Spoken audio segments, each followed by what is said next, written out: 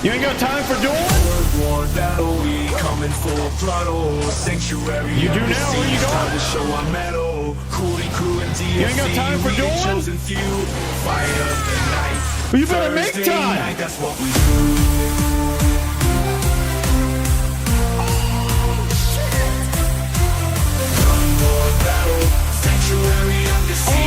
caution thrown to the wind from this guy.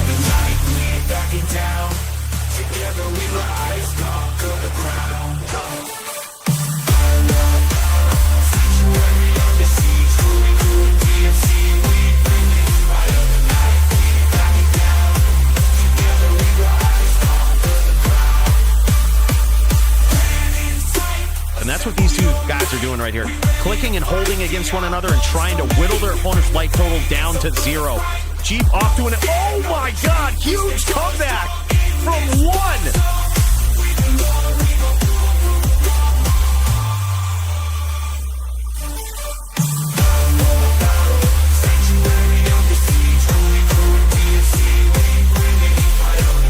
Beautiful chain from Toshank. Just keeping the pressure up and constant damage. Look at this.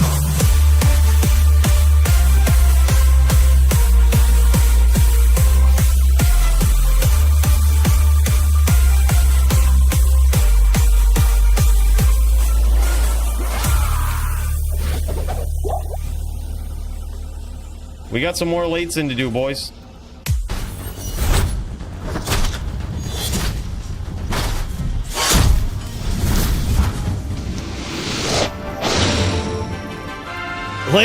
Ladies, keep your goddamn pants on. This is a family-friendly fucking show. Jesus Christ. Come on in here and what do I see? Holy shit!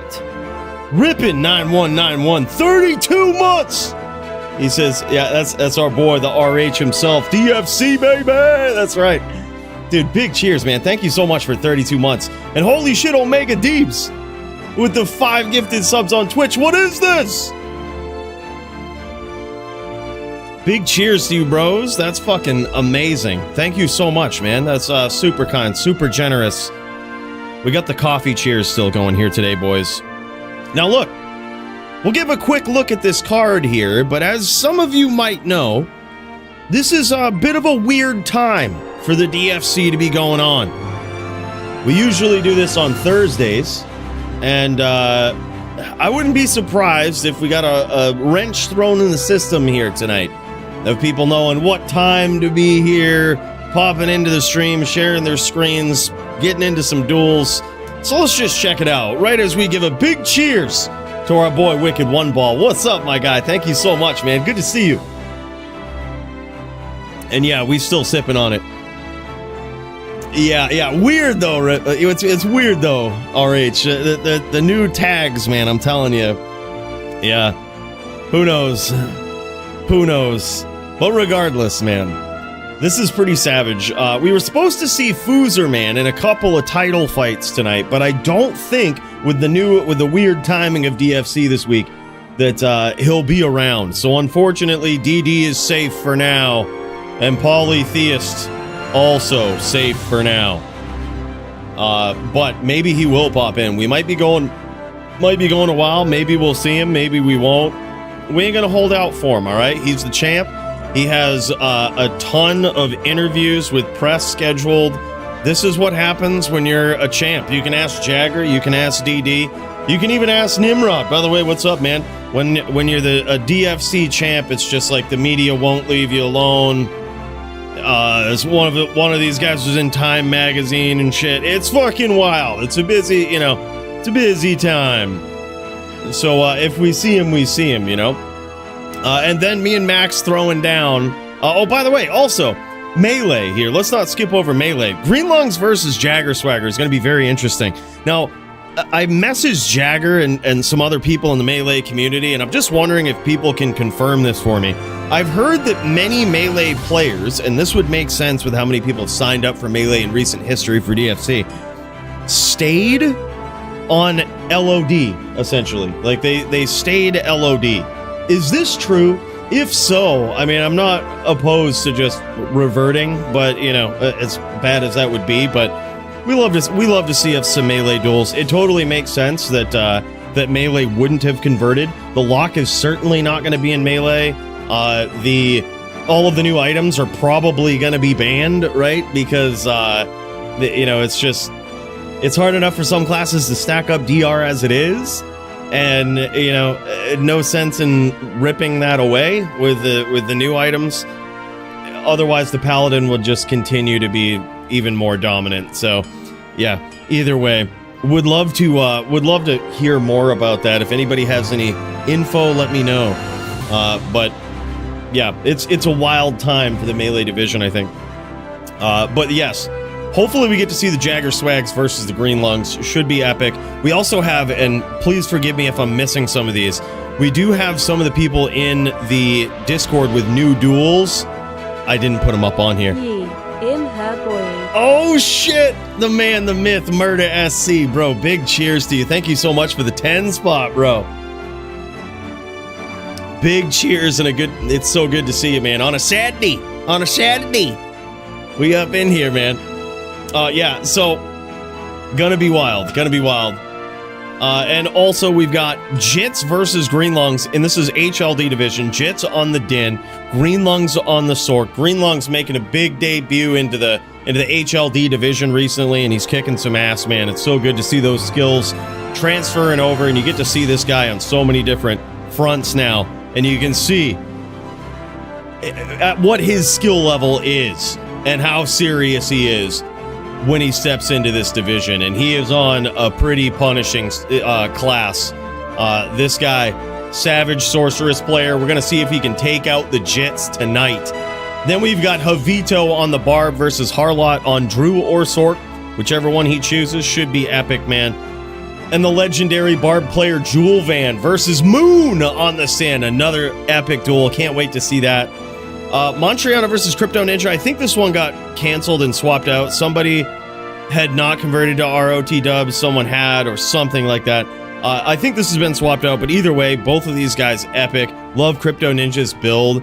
Can't wait to see him jam it. Hopefully we get to see him throw down tonight. And also, same with Montriana. Guy's a savage, man. Creative, and he's got a whole new expansion to be creative in. It's going to be wild. And then, of course, the legendary Din player Nimrod versus the most savage Din player of all time, Sogi. This guy, man. Nim's going to have to get super creative. He's going to have to be quick. I think this is going to be the ultimate test in Din v Din for Nimrod of all time, but certainly deserved. Certainly a lot on the line. If he wins this, that's a huge statement. But Sogi is a savage, known to bust out that bow, which only the best Dins do, right? This guy, known to do that in the Bloodmore. Can't wait to see how it goes, man. And then we've got Squigs versus Go-Gators in some NVN. Holy shit, I hope we get to see that at this weird DFC time. We've got the Superdude on the Necro versus BRP on the Druid. Damn, son. Gonna be an epic, traditional NVD back and forth. Should be sick. The official Track Amp versus Will. This one's been a long time in the making. Can't wait to see it. I think Will's got his work cut out for him no matter what he chooses here, whether it's a Sin or a Barb. Certainly doable, though, but it's definitely tough against a savage Fire Druid player like Track Amp. Can't wait to see it. In the LLD division, boys, we've got a few people here. We've got AF50 versus Green Lungs. AF50 on the Warlock, Green Lungs on the Sork.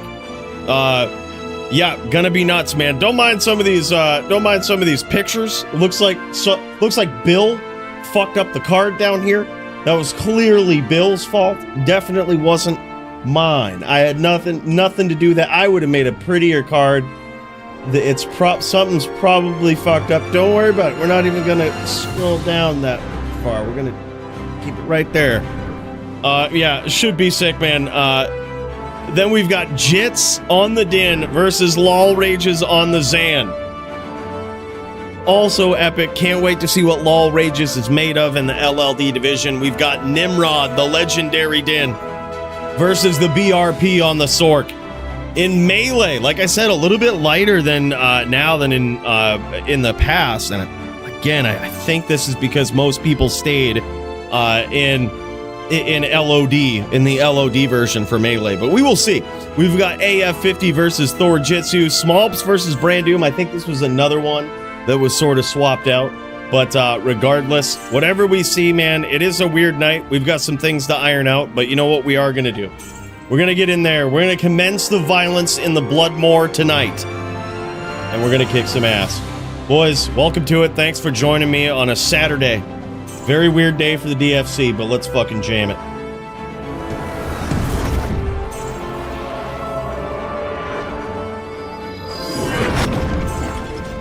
Oh, shit. Yeah, here it is, baby. You see what's going on. You hear that gold in the background. I just put a game up for the DFC Duelers. Check the DFC Dueler chat channel, and you should see this game, which is listed for team duels. If anybody wants to throw down, we're hoping to get some team duels going on. Now, it depends on the makeup of people that show up. Obviously, only the dirtiest of dirty players are going to show up on a Warlock. Fucking noobs. But other than that, depending on what shows up, we can allocate teams appropriately while we wait for people to pop into the Discord, share their screens, let us know what's going on. Now, if this is your first time in the DFC and you're wondering, what the hell do I do? What's going on here? Well, let me show you. If you join up into the Discord, you should see this little channel right here, DFC chat. That's where you check the the game for teams. But then you'll also see, look at this loser in the join the stream channel. I'm just kidding. He looks like a handsome individual, whoever that is in there. But once you get set up with your teammate and in a game, just pop into this channel, share your screen, and you do that by clicking this button right here. If you can see my mouse, yeah, I'm hiding it, but that button right there, share your screen, pick your Diablo window, and that lets us know that you're ready to throw down, ready to jam.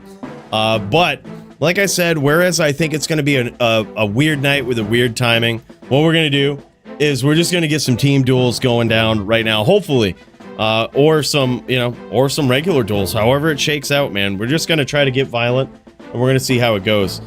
If you're up for some team duels, check the DFC chat, pop in there. We would make it public, but there's a lot of trolls out there. I am the most hated Diablo 2 player of all time, and we have a ton of trolls that they hate me, so they want to ruin your day, is what it is, so we can't make it public anymore. It's unfortunate, but yeah, just check that channel, though. You should see it. Yeah. This is true. It is indeed true. Now, look. Ideally, if we get like 7 people up in here, what we could do, or 7 more people up in here, we could just do everybody versus the Warlock, and then we'll just pump out some good old Abyss and see how we do, right? See how we make it. Yeah. Or actually, how about this? We'll try it out this way. If we get a bunch of trolls, we'll just switch games. We'll just go back to the DFC chat. But we're in this game right here. It's a game called DFC. Password Fear. Right? F-E-A-R. This is on North America. So feel free, pop into this game. If we get trolls, no problem. We'll just go back to the Discord. We'll make a private game. We'll give him a shot. 1v7 with Blood Boil Lock? That would be insane, man. I would love to see it.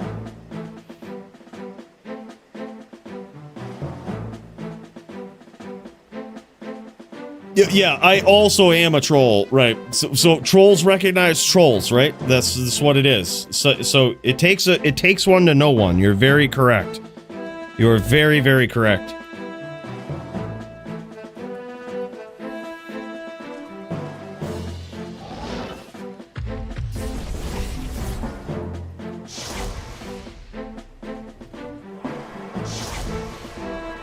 Well, let me just do this till I run out of scrolls here. I don't know why I got scrolls in my belt. Jeez, that's strange. Oh, shit, it's the sling ring. A perfect sling ring? What do you know? The magic find doesn't matter. Don't you worry about that, all right? Don't you worry about it. How many pets can I have here? Do I have this? Oh, yeah, wow. I can have 2. Wow, look at how savage this guy is. Alright, well, let's just see here. I'm gonna... Me and Moon can throw down while we wait. I'm gonna go back to official DFC rules here. No Abyss. Don't even need to be keying that Abyss. Go, bro. Let's do it.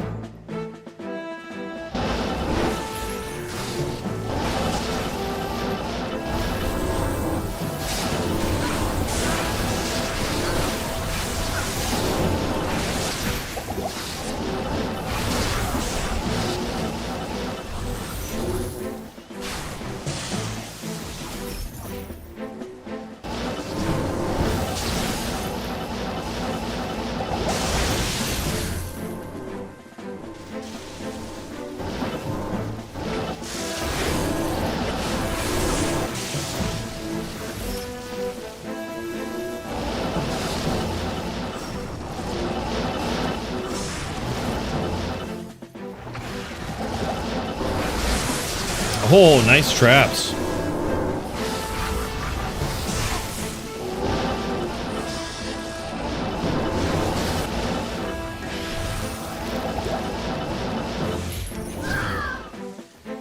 Oh, shit.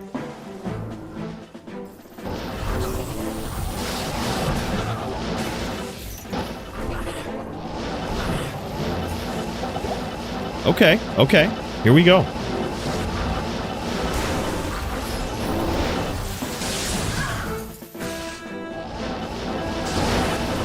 Okay.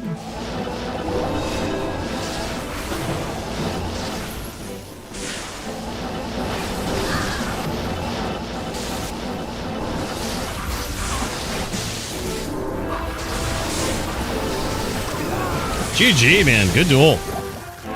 Good duel. Epic. Man, it feels so good to be on softcore and not have to worry about dying. Man. Man, oh man. Yeah, I think if we get like a lot of people up in here, we could just do everybody versus Lock, and then I'll just use Abyss. Or if we get any other Locks up in here, you know, I'm probably not the best dueler, but it will probably still, it'll be fair. It'll technically be fair that way, you know?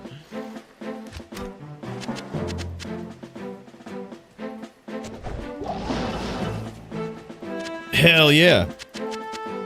Welcome back to Society and Softcore. Thank you so much, Dreamology. Appreciate it. And by the way, also just want to say, Hell Inc., man. Sorry I missed this. Big cheers for the 1,000 bits. So sorry for missing that, man. What a terrible streamer over here, you know? Big cheers, brother. Always so generous. We've got the coffee going on today, man. We're not fucking around, I don't think. Yeah, I was locked right in here. Obviously, with the violence, we had to lock in.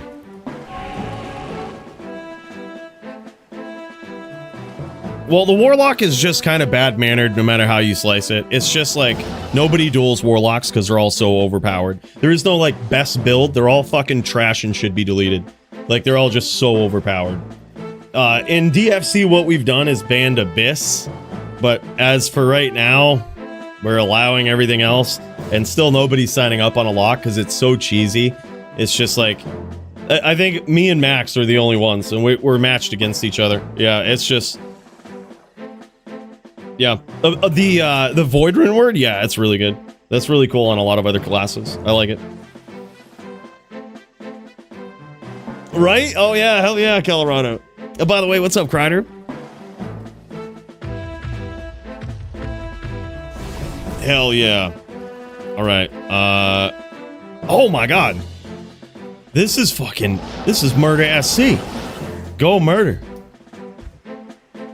Holy shit.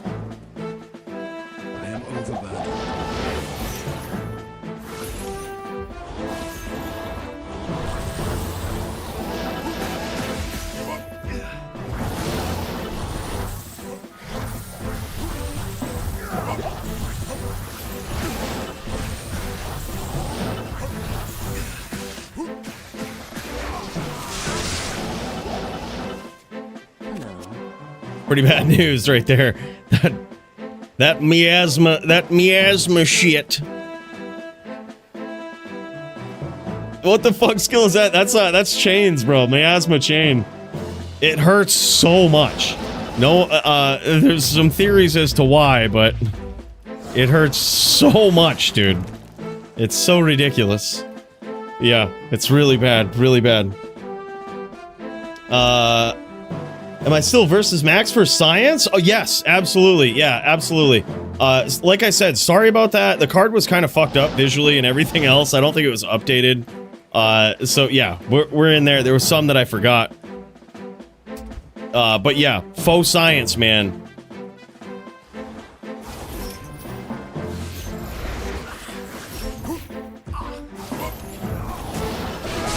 Oh, bro, what the fuck? So broken. It's so broken. It's crazy. We've only seen one duel from the Echo Lock. Like I said, I don't have a lot of data on locks. There doesn't seem to be a lot of interest in PvP on the lock. And it's not because it's an underpowered class. I think a lot of people are staying away from it because it's just so broken. So I wish I had more data for you. With that, I don't really know. I don't know. Nobody signs up on the lock. Nobody plays it. I don't know. I don't know. We've said this for a while that like it takes a long time to like figure out how good things are at the most competitive level. It'll take months. And if nobody signs up, we'll never know. But I will say it's probably broken, right? Yeah. Yeah, it's probably like the echoing strike probably broken good, right? They're all insane. Yeah, I mean, we basically do. Like, at this point, I think smart matchups will kind of take care of that. Like, smart matchups will be like, if anybody signs up on a lock, they'll get something that we either don't know is a bad matchup or another lock at this point. And if it gets to the point where there's no real good matchups, based on the data, it will just end up being lock v lock.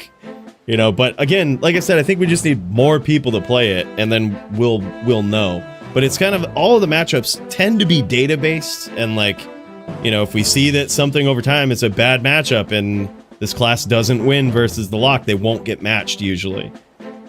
But as it stands right now, there hasn't been a lot of lock duels.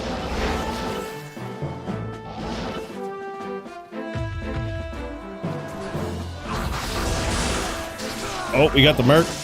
Y'all want a 3v1? 3v1? I can use Abyss. Y'all want a 3v1? You don't want this. I sure do.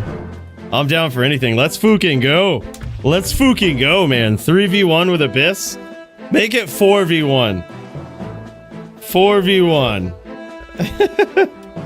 I'll use Abyss. Let's do this.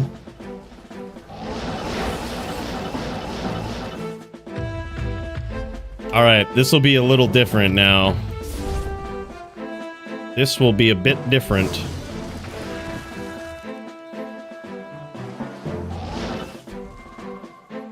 Alright.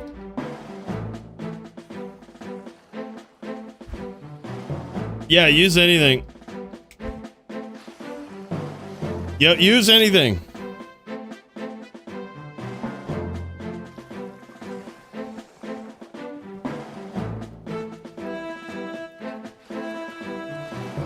Game name is DFC, password Fear.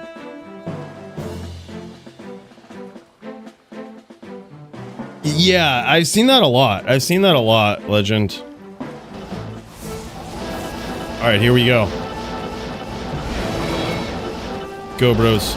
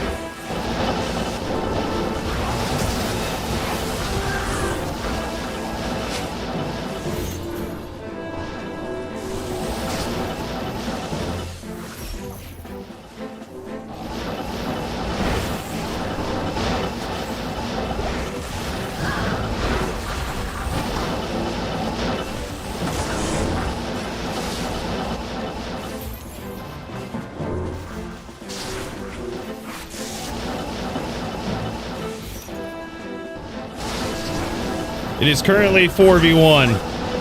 All right, down goes one.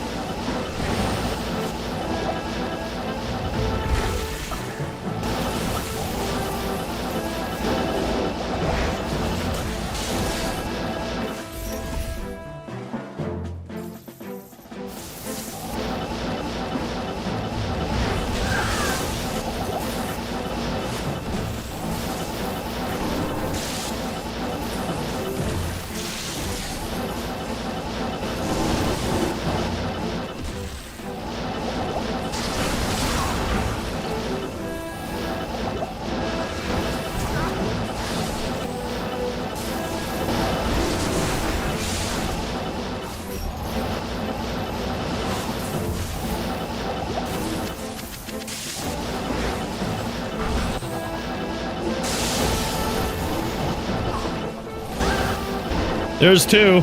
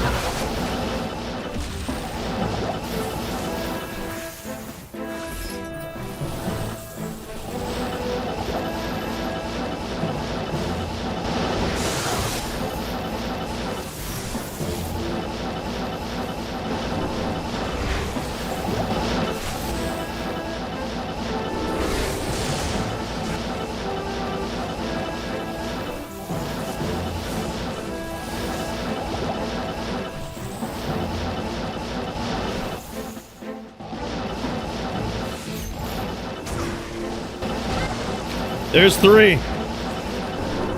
There's four. We got them all.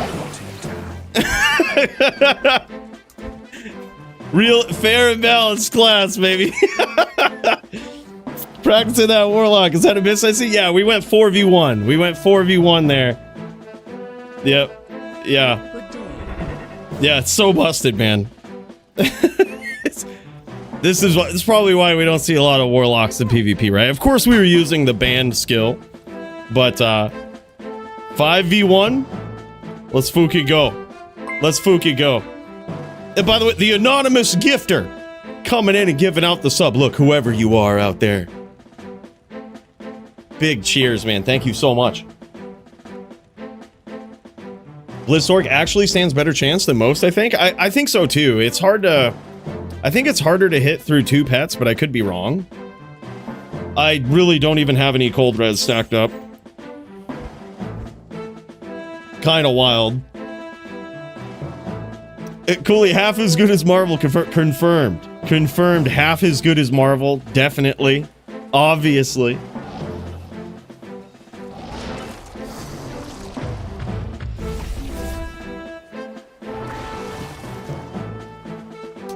All right, here we go. Go, bros.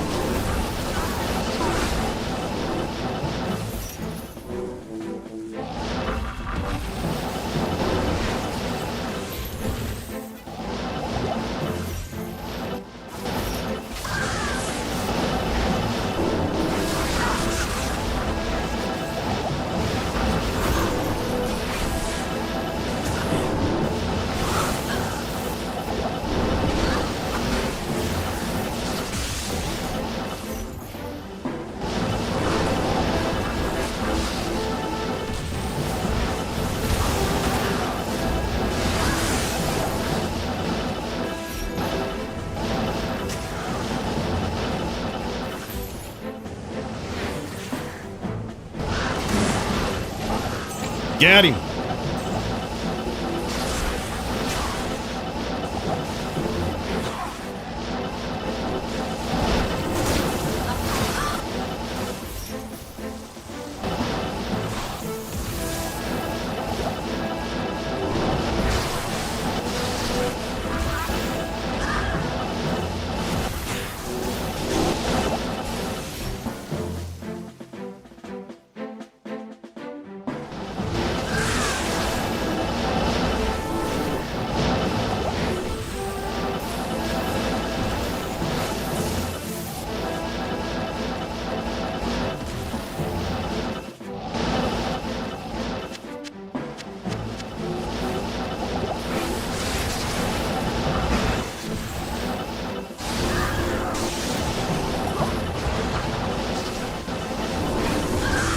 There's 2.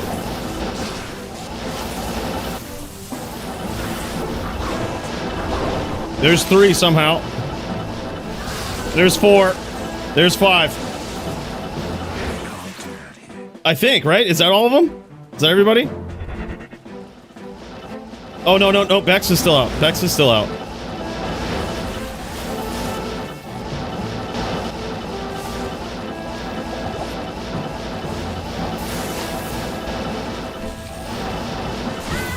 All right, there's 5. Fair and balanced, boys. Fair and balanced. Dude, I actually do want to try with a Warlock. I need more gear, though. I need more charms like this. Yeah. Good to see you. Yeah, the Abyss is so busted in PvP, but also the Defiler is really insane. So, like, he starts cursing people, essentially, or whatever it is, debuffing them, and whenever one takes damage, they all take damage. Oh, nice, Omega. That's pretty sick. Yeah, it is really insane, man. Yeah. And don't let me miss it. If somebody pops in, we've got Murder SC streaming. We've got Nimrod. Let me know if y'all are ready to duel and we're missing something. Just keep me posted, bros. Yeah, yeah. Are you ready to throw down Nim? Yeah, just cast that on his line of bullshit. That's exactly what it is. Let me join in, Madhouse. All right, let's fucking go, man. Let's fucking go. Might need a pool. Here, I'm gonna consume these guys. Get a pool going here.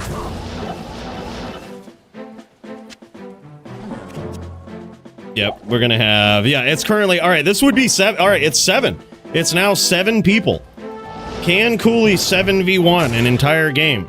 As I mean, this would put me on par. I'm obviously as good as Marvel, if that happens. Obviously, it's not even close. That point, there, I think the debate is over. Izuto, that one's for you, brother. Welcome in, welcome in.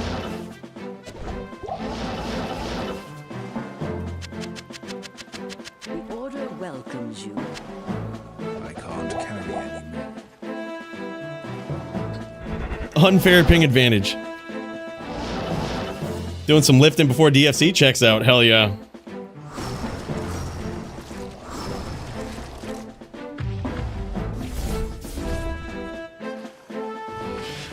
All right, go bros. All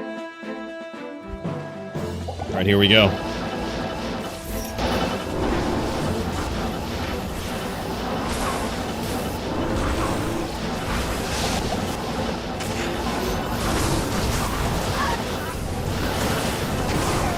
Oh, wow. All right. All right. Real duel. That's how to do it. All right, here we go. I guess we have to get... I wasn't in it. I wasn't ready. I wasn't ready that time, guys. I wasn't ready. All right. I am overburdened. Now you've unleashed the lock. Now you've unleashed the real lock here. All right, go bros.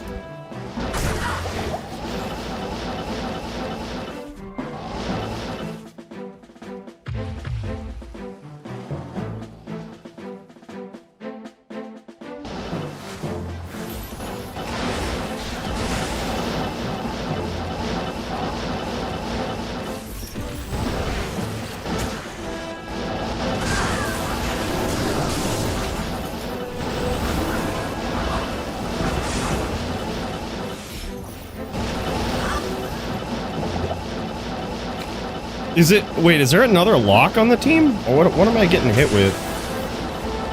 I don't even know what I'm getting hit with.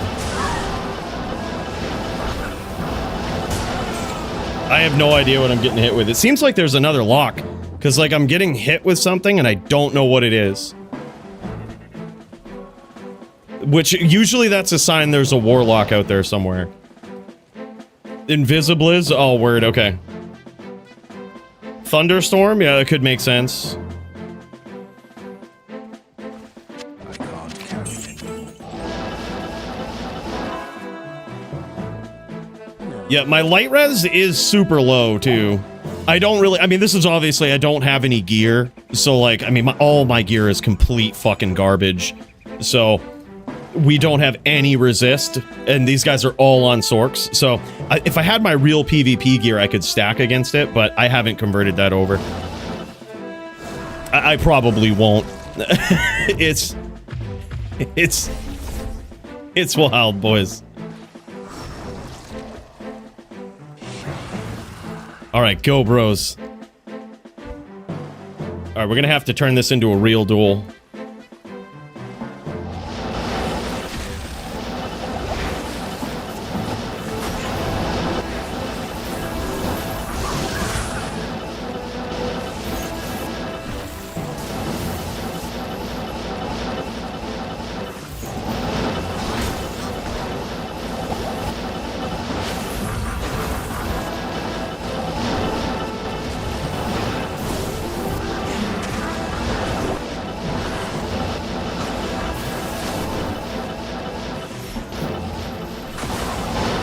Oh wow, we took a big blizz there.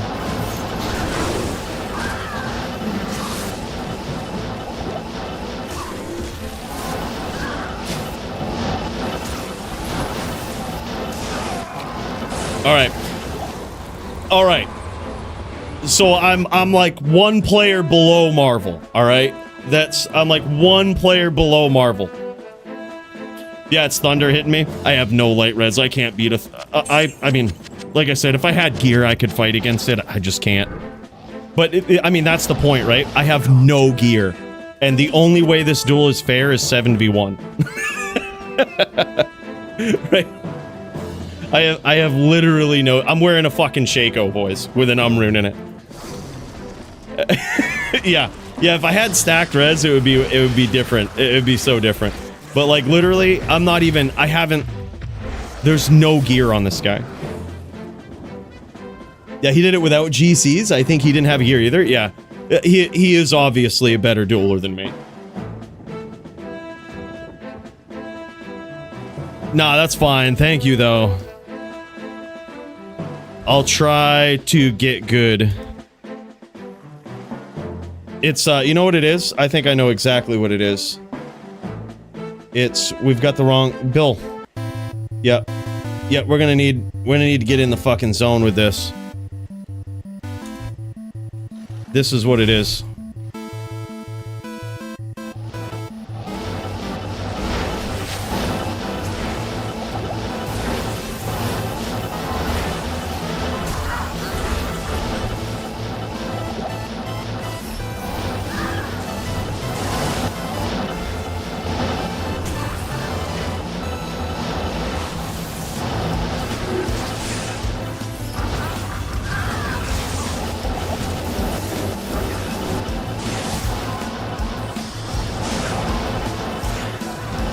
Alright, so note to self, if I have to recast anything, we're going all the way out here.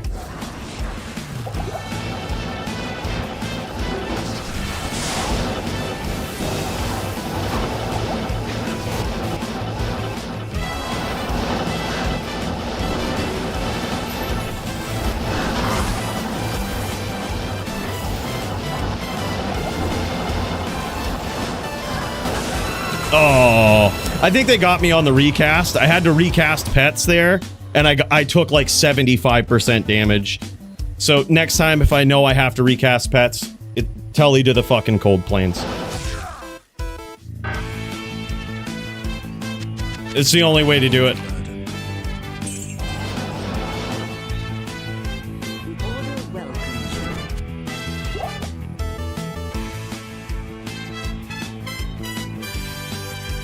Yeah, and I'm getting convicted too. That's the other thing.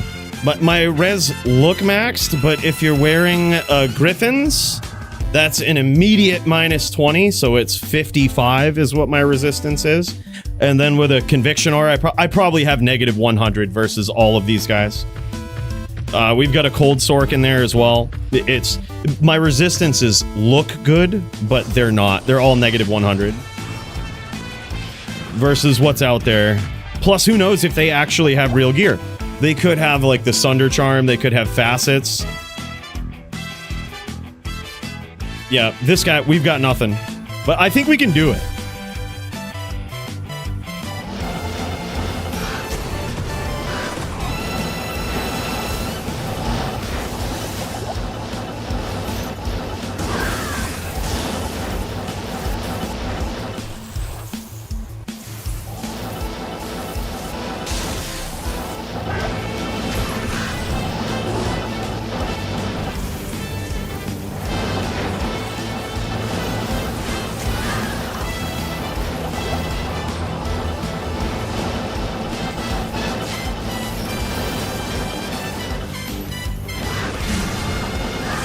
All right, we got one.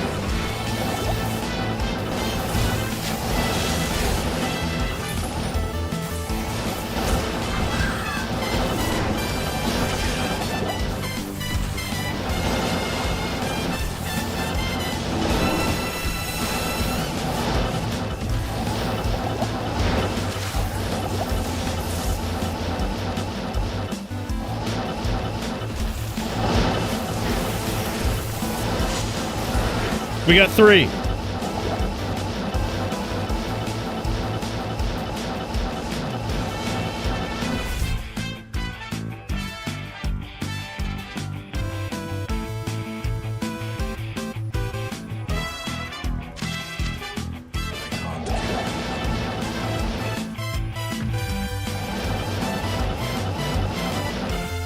Where are we here?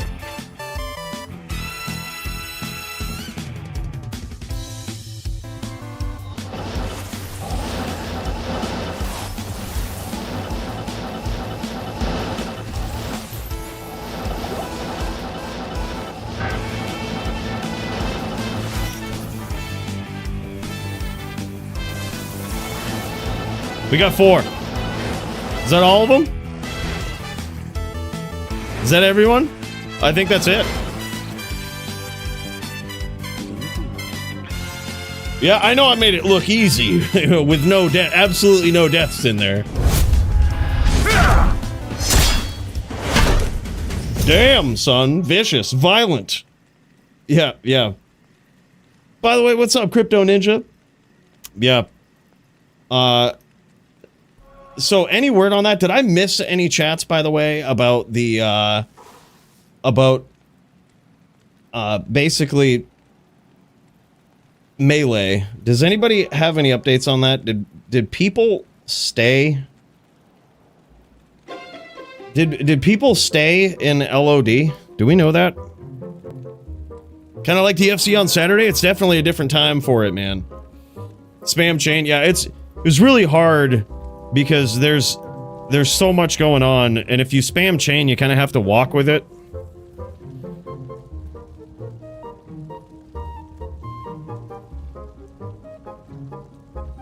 Yeah, I was thinking about the same thing, honestly, dude. Like, making a new character on, a new melee character on Reign of the Warlock. Because, I mean, I don't think a lot of melee is converted. It would make sense.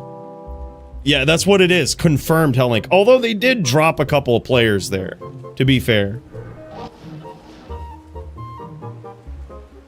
But yeah, once I get some more chaos skillers and shit, I think I am gonna put together a Firelock, because I think that's probably the most fair and balanced one in PvP. I think it could be a fun one to play. Go all again.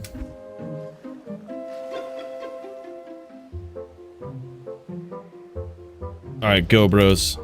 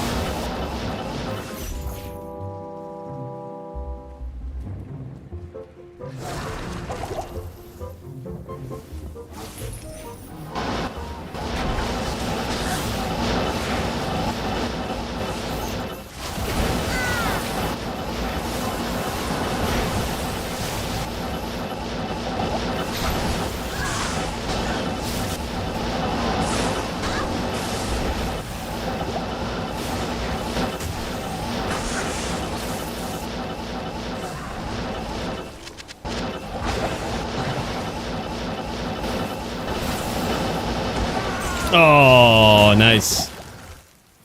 GG. GG. That one was close. I feel like we could have got there. Bill, keep it going. That's right.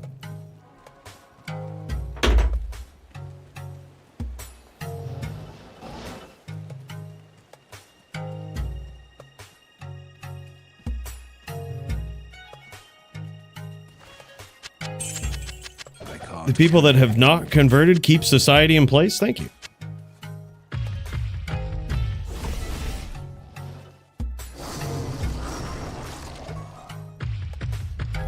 Yeah, we're doing our best, man. Someone's got to, you know? The Order welcomes you. Yeah, I converted a handful, like 2 or 3, but I am overburdened. yeah, I mean, we get, yeah, I totally understand. Y'all don't need to justify it to me. I totally get it. I totally get it. The people that don't understand never will. Yeah, I was thinking that Sin PK probably loves it. That new Juel is insane. Yeah, that's what I heard. I heard the duel that we watched the other day, Max, the $250 wager or whatever, was like they all converted. I think so too. Like the magic damage on top of like the consume reducing like they have so much minus enemy magic res that it's just so vicious. Yeah, look at this, minus enemy physical res. That's insane. Insane. Nice.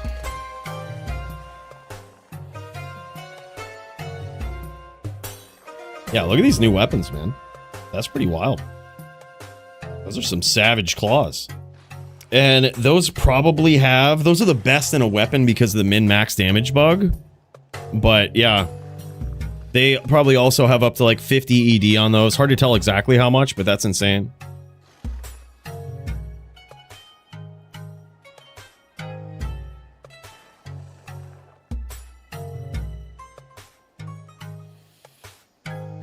And by the way, Ban Wolf, bro, thank you so much for parking the Prime over here. Also, Fat O, bro, Just seeing this too. So sorry. I was locked right into that lock duel. Bros. Banwolf 3000. My man, Fad Double Lock. Appreciate you guys parking the Prime over here. Means a lot, man. Also missed a puff fate from the Muffin Putty. We're a little slow today. Really appreciate you guys, man. That's wild. Just started watching your vids on YouTube. Got back into D2 because of you. No shit, dude. I'm happy to hear that, bro. Welcome back. Welcome back in. The Fade proc seems pretty common in melee dual practice. No shit. Yeah, that's you do get hit a lot. You do get hit a lot. Sure, man. Who are you in game? Because there's this new chat bug where only your account shows up.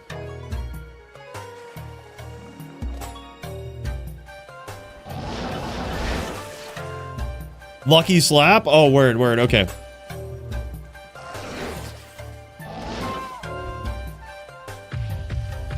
Alright, go, bro. Sec pre-buff, alright.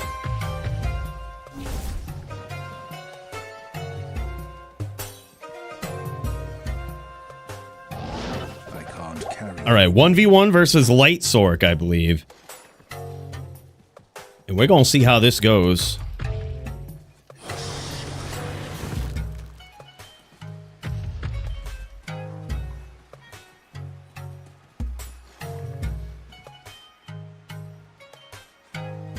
Alright, here we go.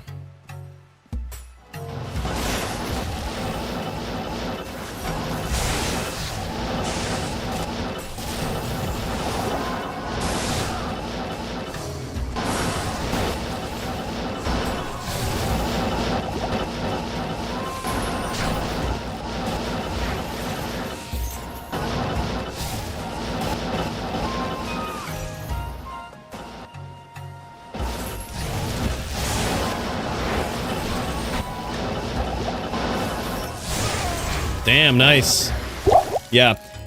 I have probably with that, with his setup, I have negative 85 light res. He's got infinity on, so that's going to rip me down to 0 exactly. And then the conviction aura, when I get hit by that, is an additional minus 80 something. Yeah, so we have negative 80 something light res. Which is the only reason we're dying in here. If we were a real like PvP gear, we'd smash that all day. I'd just chain it. But we can't, we have no ability to stack res.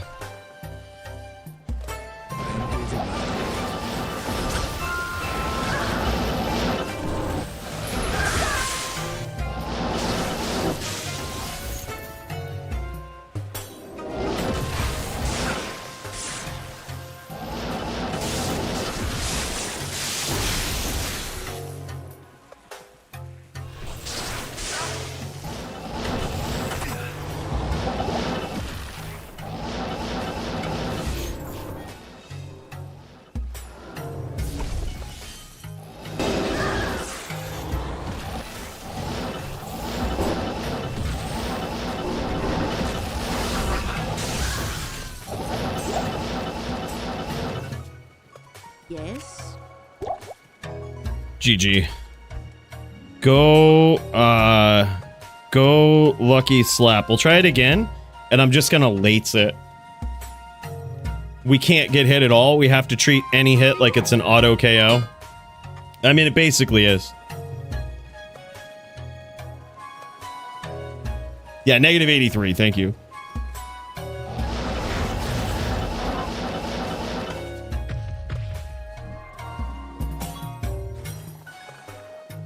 What level Convict is Bind Demon? Not sure.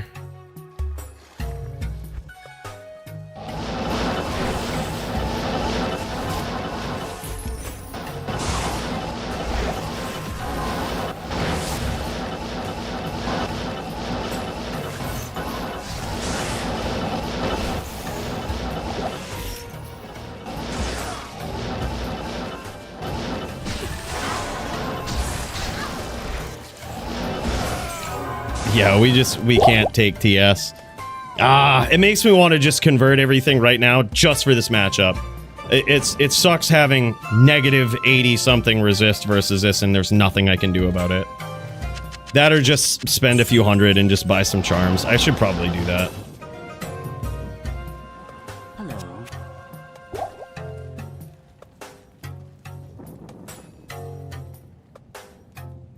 Yeah, we've got nothing.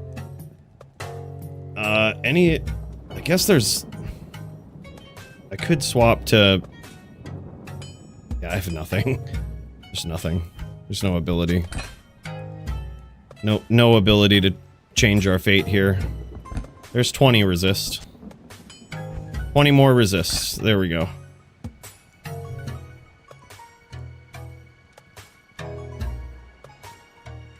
That's it. Junk res charms? I could do that too. I'm not sure how many spare light res I have.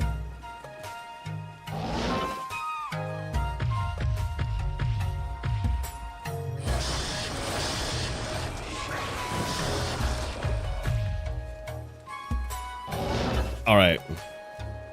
Go Lucky. All right, we'll try this. Maybe Sorka's just a good duel versus this. It could be that too. Void is nothing special.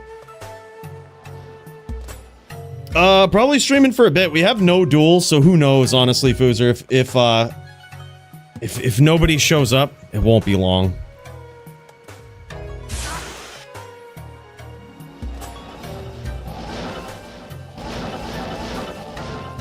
All right, here we go.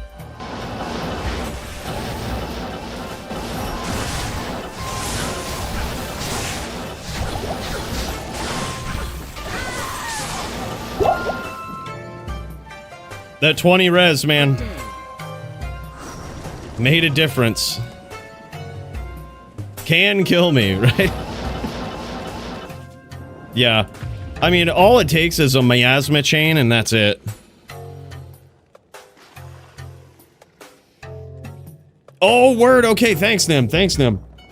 Clearing map for the fight versus murder. And this is... Let's see here. This duel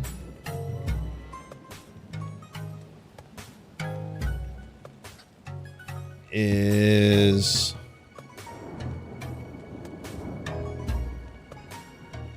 That's right. Yes, that's right. That was... We threw that one in. That's right.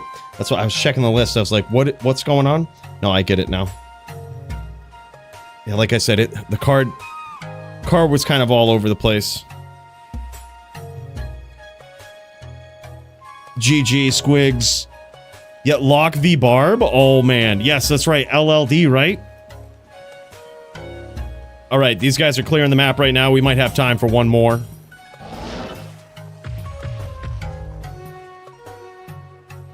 Put on T-Gods and Wisp. Yeah, it will make a slight difference because some of this damage is getting thrown to the demon. But, yeah, it'll make a slight difference. Probably more on the lock than anything else, but... Probably won't be much. Yeah, we'll make slight difference, but not much.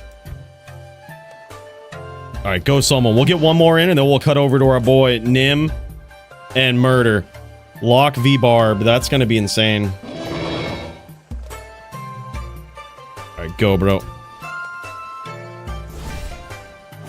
Here, I'll try to GM this too. Oh.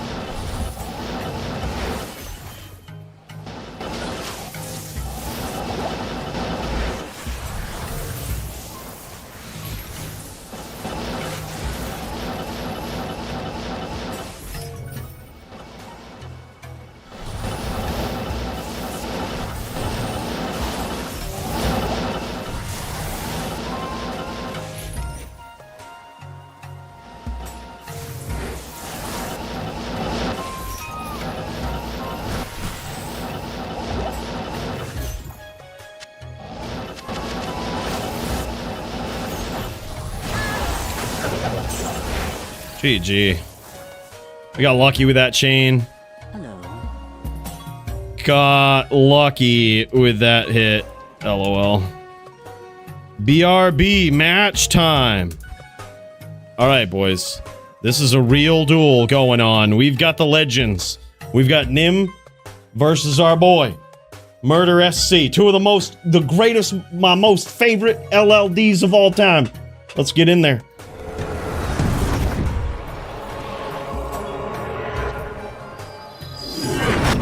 Oh, shit, boys. What's going on here now? What's going on here? All right, let's check this out. Let's get this set up properly. Here we go. Looking proper.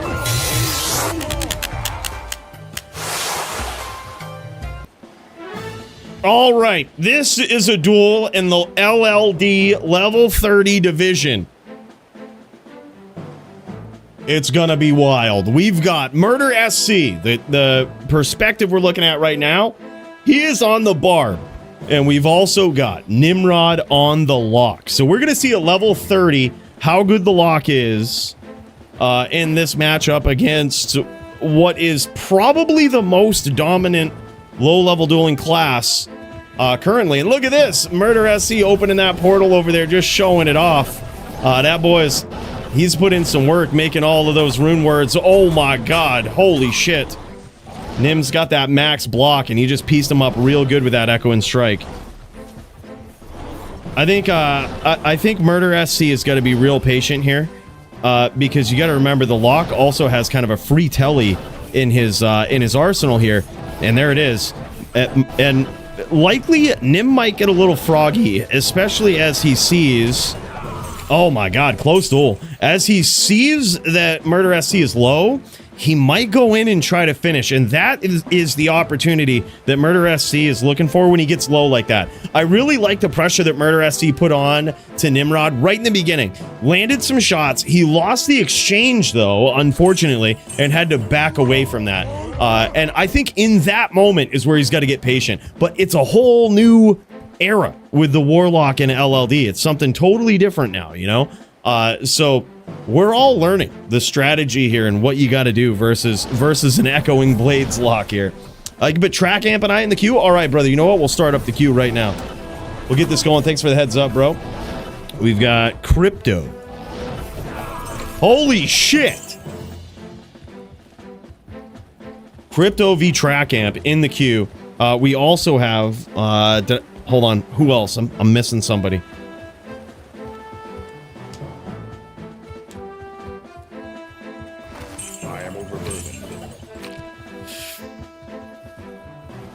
Found a Sunder? Yeah, I found a ton of them. Yeah, I found a ton, T-Bags. By the way, what's up, man? Welcome in. I think just sitting in place and waiting for him is your best strat. Yeah, like, honestly, with no res there, you can't really go out searching, right? That's what it is.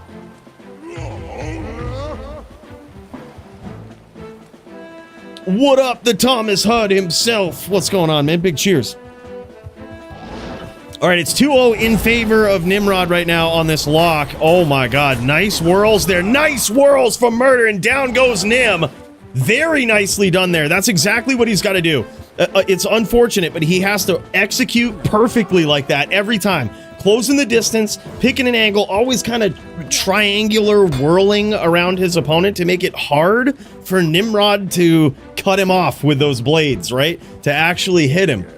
He's got to remain mobile. Don't really stay in one spot. Like, don't stay on the south end, the north end, any spot. You want to move off in that, because as soon as Nim sees you're in that one spot, he's going to throw blades at you, and that's what's going to get you hit. Oh, just like that, man. Nice shots from Nim there. Oh my god, though. Holy shit. Lucky block there at the end. 3-1. Holy shit. Murder's back is against the ropes, but can he pull it off on this barbarian? We're about to find out, man. This is gonna be wild. I can't carry anymore. This is gonna be wild. Let's get in there, boys. Let's jam it.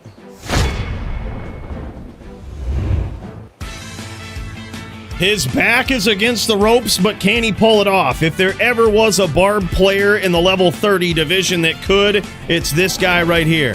What sort of strategy will he implement against Nimrod here to make things different in this round? Nice shot. Sometimes if he gets a shot in like that, he can't get too greedy. He's got to get in and out. He's got to get in and out just like that, because that's what can happen, man. One shot and then boom, look at this. It's just insane. Nim is now going to try to protect himself knowing... Oh, man. Holy shit, Nim was low. That was insane. That was insane, man. All right, all right. I'm surprised we didn't see a double or nothing offer from our boy Murder here. I'm surprised.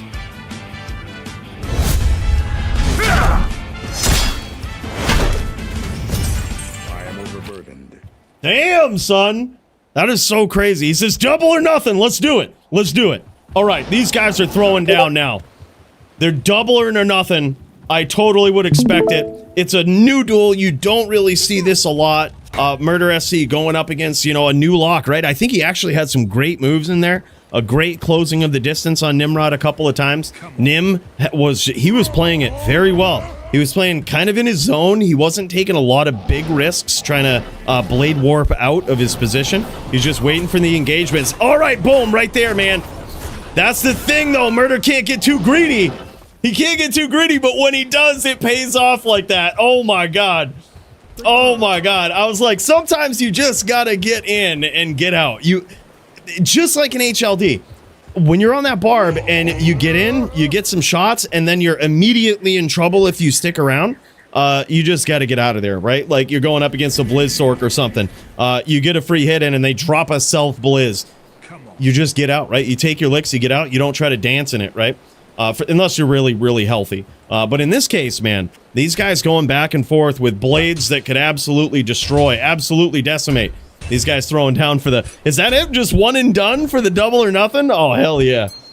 That was insane. That was actually insane. Kyle gonna have to work for it against these locks. Yeah, man. I actually love seeing the lock in PvP here. Now, technically, this is against the rules right here with that F partisan. Technically, it is. However, I think we might make an exception for the lock that because they don't use durability currently. There's nothing official on the books yet about that, but yeah, there probably should be. So in the spirit of Nim's doing things in the spirit of the class here, which makes sense. But holy shit, that is so wild. Like, look at this. He's got a nice max block set up there with the maxers in the shield. That's just wild. Yeah, I think for sure though, with the damage on Echoing Strike right now, perhaps it should be that, you know, we just don't make an exception for the rule, but like that's insane. You saw those big hits right there. If that was anything but a barb, would have been one shot. Would have been it, man. Had a power outage. Holy shit, that's surprising, Matty. Weird that happened. It happened last night too when we were dueling and you were dueling versus my lock. I almost had you and then there was a power outage. It's fucking weird. Strange, man. Yeah, welcome back though. Yeah, and these guys showing off the level 30 gear here, kind of it's wild, man. It's the only time you'll see stuff like this, you know. Most people don't even look for LLD gear like this. They don't even know it's out there. They don't even know it's valuable. So like something like this right here, Artisan's Mage Blade of the Squid. This thing is savage, man. Very desirable in LLD. Yeah, lock needs buffs for sure. Yeah, instant death round. That was sick, Nim. Great duel between these guys. Holy shit. We've also got Crypto Ninja, our boy. Crypto Ninja versus the Track Amp. I'm looking forward to it, man. Let's get up in there. Let's check this out. Let's see how it's going. And here he is with his legendary Din, man. Oh, it's so good to see. Look at him. He's got his auras here. This is Crypto Ninja. This is the HLD division, high level dueling. And this guy's build is like nothing you've ever seen before. He calls it the, help me out, Crypto. It's the Vindicator something. I don't know. Either way, it's kind of his own little build. It's very, very different, and it's crazy. You'll never see anything duel like this on a Din, and he's brought it to ROT dubs, and holy shit, man, you're seeing it here. He's dueling up against a Fire Druid, which is really not a good matchup versus a Din ever in any circumstance, any no matter how you slice it.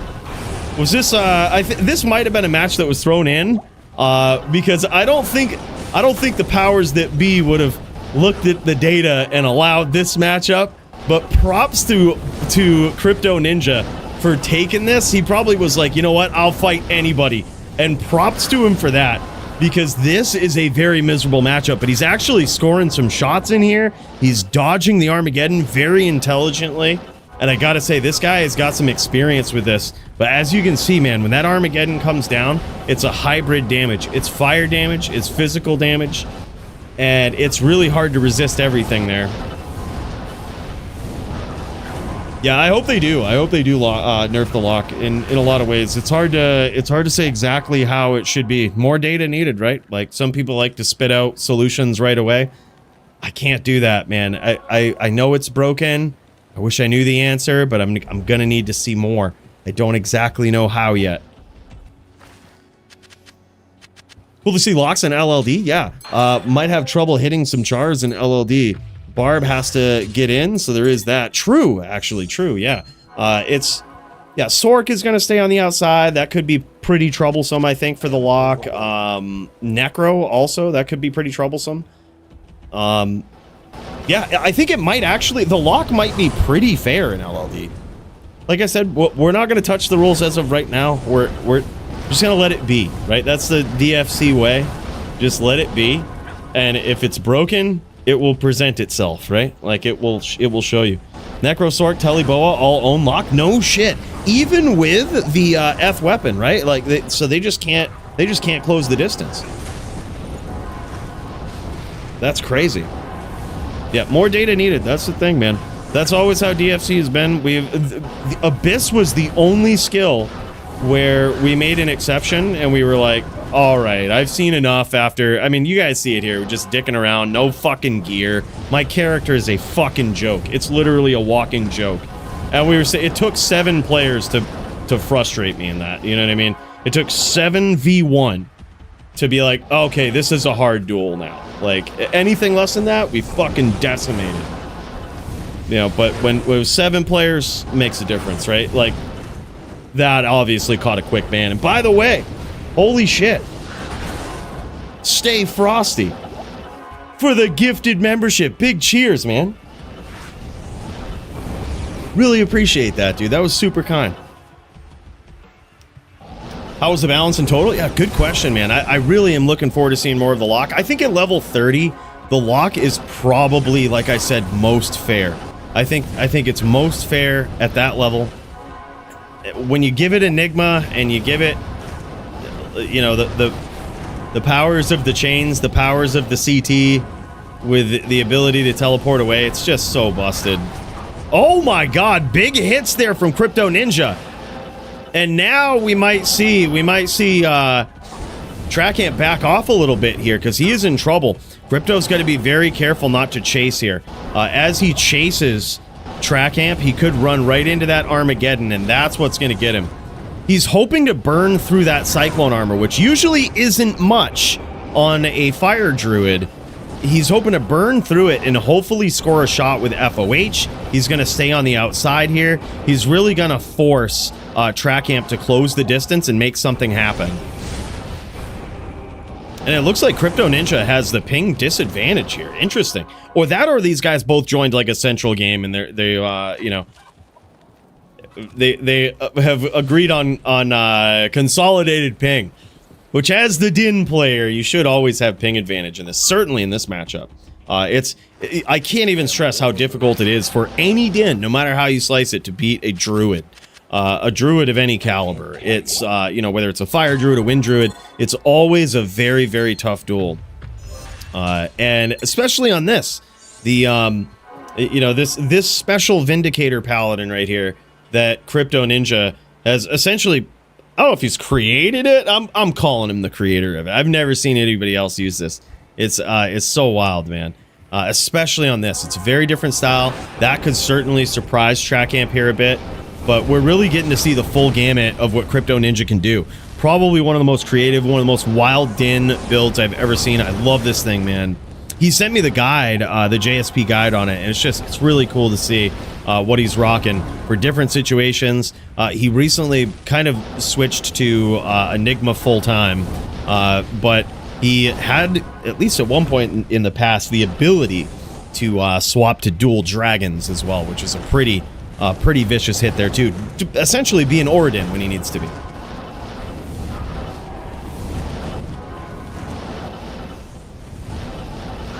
Damage is so hard to get around. People can do 8k damage. That's wild. Especially with Deadly Strike and shit like that, too. With Insight, you're going to get Deadly Strike with Echoing Blades. That's insane.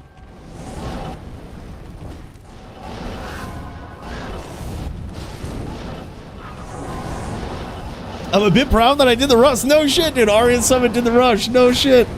Hell yeah, man. Nim getting in there. These guys did a that was such an epic match. I think Murder just had to get used to it, had to figure it out. You know what I mean? He's like, all right, let me just. It was a feel out process. Those first few rounds. You know what I mean? That's why in that double or nothing round, you could see it. You could see it. He just went for it. Got there. That was insane.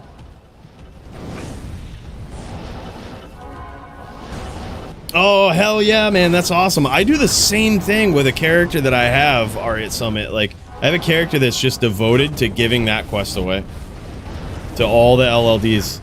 Nice shots there from Track Amp. You notice him telling in. He throws that Molten Boulder. He litters the Moor with Armageddon.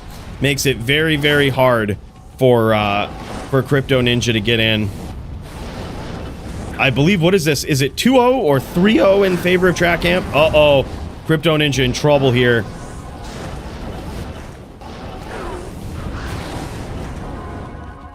Damn, son. Dancing in the face of danger like it's nothing. A little bit of dropped frames there. Was hoping he didn't crash out. Nice up smites there. Also, Track Amp has the ability to do that. To drop Kano right on people who are kind of trying to keep their distance, waiting for the Druid to come in. They have the ability, unlike the Wind Druid, to profitably drop skills down on their opponent, such as Volcano or Fissure. They can address from a distance there. So that was certainly what Track Amp noticed, went in, dropped it on Crypto Ninja. That poor Paladin, how dare Track Amp beat on these obviously holy and righteous characters, the Dins. How dare he? Me and Jagger in the queue? Hell yeah, Green Lungs. Hell yeah. Sorry, I'm just seeing that. Green v. Jagger. Hell yeah. See that slab of meat I started smoking at 3:30? No shit, I didn't see it. Oh shit, I'm gonna have to look, dude. Did you post it in the Discord? Holy shit. It sounds delicious. It's getting my mouth watering already just hearing it. Nice shots there from Crypto Ninja. I like the way he's playing here. South charging, looking for those windows, looking for that opportunity. GG, dude. Appreciate you. Uh-oh. Big dropped frames there from our boy Crypto Ninja. I think that's gonna cost him. It's unfortunate. But Track Amp up in here. We'll switch to the Fire Druid's point of view here, and you can kind of see what it looks like from his angle. As Crypto Ninja telling around. Oh my god, nice hit there. Nice little upcharge from Crypto. Max and I in the queue, you got it, bro.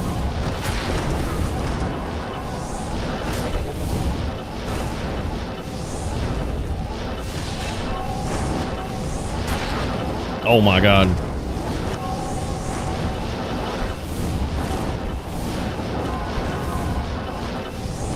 He might have a charge lock here. He might have a charge lock, and Track Amp is trying to capitalize on that by dragging him through. You notice he didn't telly away from Crypto's map. He always kept him on the map, so that way he could keep that charge lock and drag him through the Armageddon and really punish him for it. Because that is certainly what Crypto's looking for. He's looking for those locks. He's looking to get that charge in there. Track Amp just capitalizing on it. Those poor Dins. Who allowed this? Who allowed this? Holy shit. How dare Track Amp beat up on these holy Dins of absolute Diablo righteousness? We are gonna have to, don't worry, Crypto. We're gonna check the tapes and we're gonna see if there's anything sus going on from Track Amp here. And if there is, we're gonna take action. Him beating up on these Dins. Now I feel for you, man. That probably at least should have been a death match. Did I set that up? If so, I feel bad. Sorry for not making it a death match if it was. Either way, epic match. He tried. It is such a savage Din. It is very... Hopefully he'll show off the gear here. I was going to say, yeah, like, let's take a special look at Crypto Ninja's gear, because this is just... It's so wild. It's probably different than any Din gear that you'll see, any Din setup that you'll see. It's so wild. It's kind of a VT at heart, but slightly different. Look at this. He's got the new Juel up in there. What is this? It's just a regular Sacred Targe. No Jeweler's Sacred Targe. Just a regular 4-socket Sacred Targe. I couldn't even tell what the jewels were in there. Looked like a lot of enhanced damage. You know, he's got the new Juel with the minus Fizz Res up in there. I think it was Fizz Res. I didn't get a good look at it. But yeah, like I said, this shit is just all over the place wild. Like, oh yeah, look at this. 232% enhanced damage. So yeah, he's stacked it up. And some pretty savage fire druid gear here from the Track Amp. But yeah, this gear is just nuts. It's so different. Minus physical damage, minus enemy physical damage. They're the only item in the game, I think, that does that. And wow, very interesting. Very, very interesting shield there. Like I said, extremely creative Din player. And the fact that he's thrown this together, he's brought it to ROT dubs, and he's trying things out like that. That is a regular 121 65 ED Sacred Targe. He's brought it in, he's kicking ass with it. It's so wild. It's so wild, man. Yeah. That's a near 100% perfect spirit there. G fucking G, man. Well, good duel. A great attempt, Crypto. That build is so insane. Boys, we've got Green Lungs versus Jagger in the melee division for the title. Let's get up in there as these guys throw down. I need a stream for it, though. Anybody streaming for it that we can pop in and check out? Y'all are up next in the queue. Would be sick if we can see it. Then I think we've got Max v. Will after this as well. That one's gonna be nuts. Max v. Will for science. Holy shit, that one's gonna be wild. Gonna need us a stream for the melee title bout of the evening. GTA never wishes me good luck. Wow. Wow. Yeah, wow. You can see who he's gunning for. You can see. Yeah, just got your message too, Jagger, that most people stayed at LOD. We might revert the melee division to LOD, to like the old version. Because I see not a lot of people signing up for it, and it totally makes sense now. I was like, okay, I hear a lot of people staying. Smolps brought it up to me, and I'm like, I looked into it, and it seems like that's what people are doing.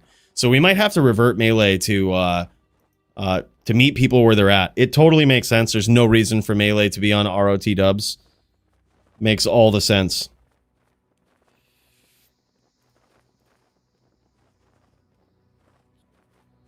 All right, we have no stream for Green Lungs v. Jagger, but what we'll do is we'll check back in a bit. I'm going to kick over to Will versus Max. And this is going to be Sin v. Lock for science. Faux science, boys. We're going to see if the Sin has what it takes to take down Max's blood boil Warlock over here. It's wild. It's a crazy build, but we're gonna see what happens.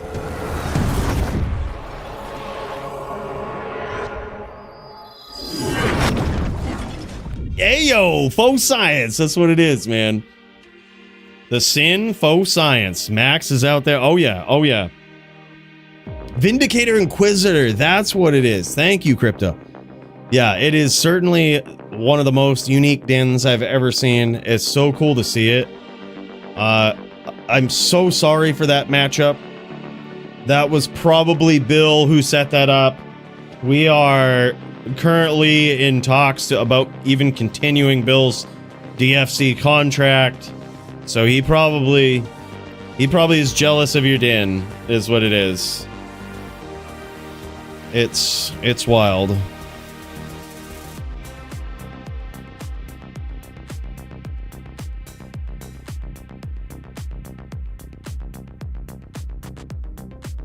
All right, and here we go. So, Max is on a Blood Boil Warlock. Now, this is a build that, I hate to point the finger, all right, but because of Max, there's a lot of attention on this build right now.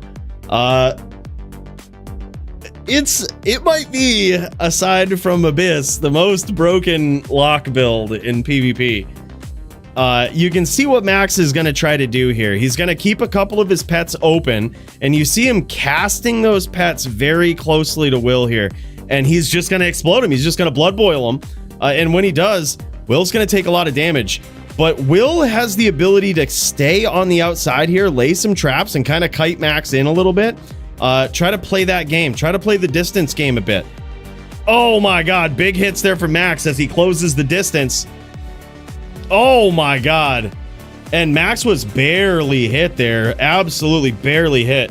One of the things that I'm noticing that may be similar to almost an Amazon, essentially, on the lock, which may have to be a rule that's added in PvP, is that all of their damage mitigation from, not Demon Mastery, but the other one, right? That skill allows your demon to take a lot of damage.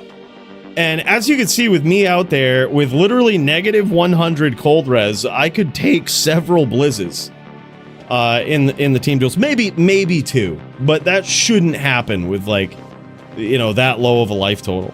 Yeah, Blood Oath, that's what it is. Thank you. Thank you. The new skills slip my mind every once in a while, but yeah, that's what it is. And it seems like it, especially when you have resistances to back that up, it really makes it difficult to actually get any damage through on the lock.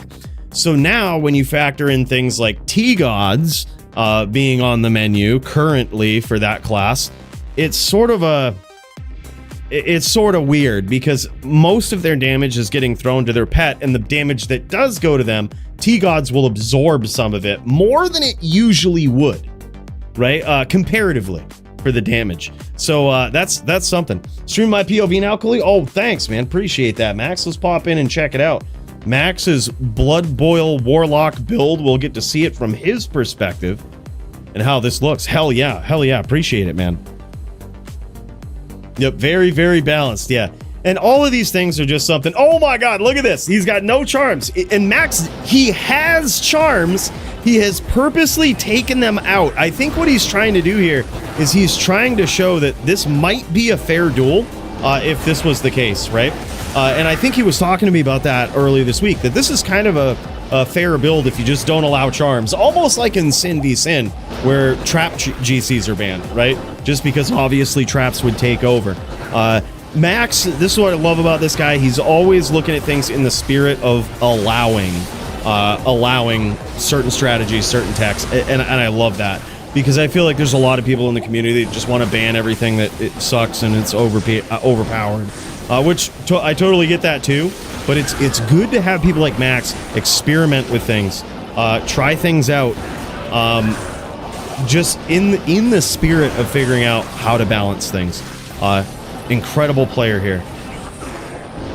Also, in case you didn't know, Max, the grandfather of the Kicksin from LOD. This is the type of guy using those 08 vaults on Kicksins, getting all the breakpoints in there in the strangest ways. Yeah, look at this. He is literally getting that name lock, casting a pet down on top of Will, and just blowing it up. And you can see from those explosions in the moor, oh my gosh, man, those things are vicious. But you can also see that when Max gets hit by those traps, it really isn't a lot of damage. It's really not a lot.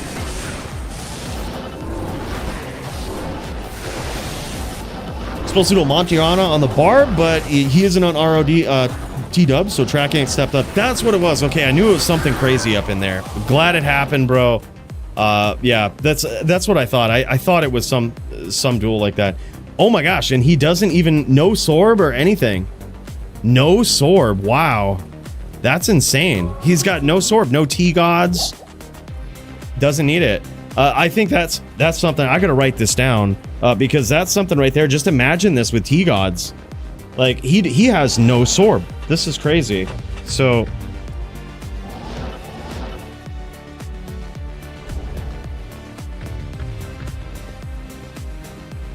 yeah, that is crazy. It's almost like the Zon with dodge, avoid, evade, and all of this. It's like they take so little damage based on all of those numbers, their life total in the first place, that having Sorb makes it even more ridiculous. Plan on making an LLD lock? Dude, of course, yeah. I think so, man. I'm surprised I haven't leveled a level 30 through yet. Yeah, who would have expected it? Exactly. In LLD, it actually looks like it's pretty fair in LLD, though. Like, level 30 duels, the lock seems good. Like, actually seems fair as of right now. We have limited duels that we've seen, but level 30, looking clean. Looking clean. So far. Me and Moon in the queue? Absolutely. Juel Van, thanks for the heads up, man. Juel Van v Moon. After this, we're going to check back with Green versus Jagger. We've got Max v Will right now.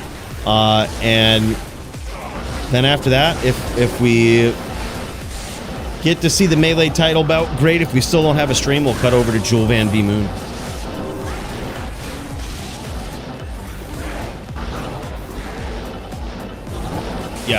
Yeah, I think they certainly did with the Warlock. They're trying to, you know, they're trying to make things consistent across their games and their franchise, and they know.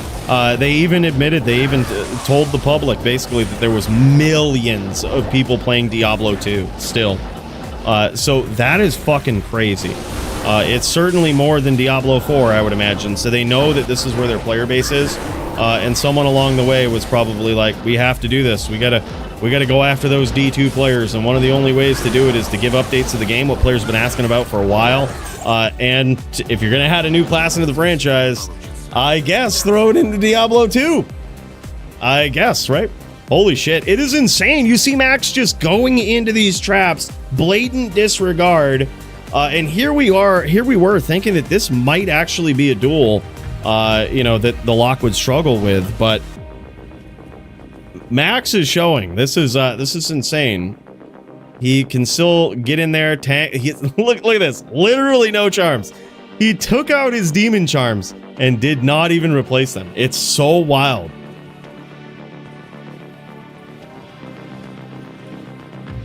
You playing the new D4 season, Qtinity? How is it, man? I thought about firing it up here recently, but I opted against it. How is it? Is it good?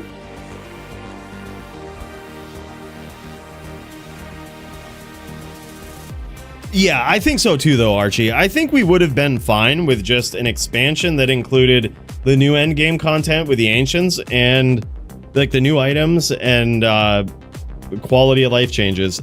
I think that would have been a big enough change as it is.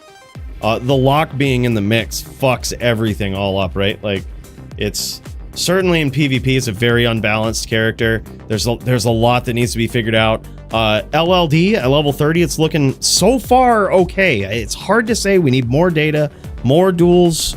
We need to see. But it looked good today, I gotta say. I think the Barb is it's a rough matchup for a Barb, but other matchups seems like they would just fucking, like Murder said, just destroy it. Because they don't so readily have teleport. You can do it. You actually can teleport better than any other character. But certainly not with the Echoing Blades build unless you have a very specific weapon. Regardless, it's going to be epic to see how this all goes down. But in HLD, it's very broken. Here's Max with literally no charms in his inventory. He's dumped his entire inventory. He's using a Blood Boil build where he is not afraid of Will's traps here. He's just getting that name lock, looking to cast these pets down on top of him. Nice hits there, though, from Will. Will is realizing the strategy of Max. Getting that name lock, casting the pets up close. This is the other thing about HLD and the Warlock. As a player base, we're still learning how to duel it, right? I wouldn't be surprised if Will, to some degree, was kind of taken by surprise by these pets and not really knowing when he's in danger, right? And not really realizing, like, oh shit, I can't let this pet next to me, right? Like, that's the thing. It's like, you know, it's like having corpses when you're near Neelathok. Like, you know you're in trouble and you've got to get out of there, right? Like, that's what it is. That sort of mentality is something that I think as high-level PvP players with this specific build, we have to kind of recognize, right? And it's something that hasn't been programmed into our brain for 20 years yet, like all of this other stuff. Season is pretty basic. Is it really? No shit. I was looking for a timeout here, actually. LOL. All right. We'll give you a short one. We'll give you a very short one, Qtinity. All right. Look, you go and take a timeout. All right. You go and take a timeout. You get your D4 shit right out of here. That friggin' guy. Qtinity. Who does he think he is? Sorry, I meant to time you out for shorter, but it's a 10-minute timeout. Noob streamer here. Noob streamer. I usually don't time people out. I just ban them. So, ain't nobody got time for that shit. All right, we just... If I see dumb shit, I usually just ban. Still learning the timeout, all right? Still learning. So that one's 10 minutes. I meant for it to be 60 seconds, but indeed it is 600 seconds. All right, so sorry about that, Qtinity. Please let us know if you're okay. Wicked says, let me know if you need the ban hammer. Just say Wicked, do it. Yes, indeed. I gotta remember that. Gotta remember that. Yeah, but that's what I was thinking, Fat. I heard that it was like, you know, nothing too special. Certainly not what the previous one was. And it looks like Max has finished 4-0 here. Sorry, we're kind of kicking around, but Max was showing off the build here, showing off different things. It's so strange. He uses an obsession. He's got so many different things. But among the most important, literally no GCs. And when you've got a character like this that's just absolutely decimating and they don't need GCs, it's so scary, man. It's so scary. But more data needed. Things... I wish I knew the answers to everything, boys. But I don't. More data needed, you know? More data needed. Send LOL Warlock, yep. Alright, well, let's check out the Jags versus the Green Lungs. It looks like Jagger Swags has his stream up. So let's pop in here. It looks like these guys might be ready to throw down for the Melee HLD title bout of the evening. Let's get after it, boys.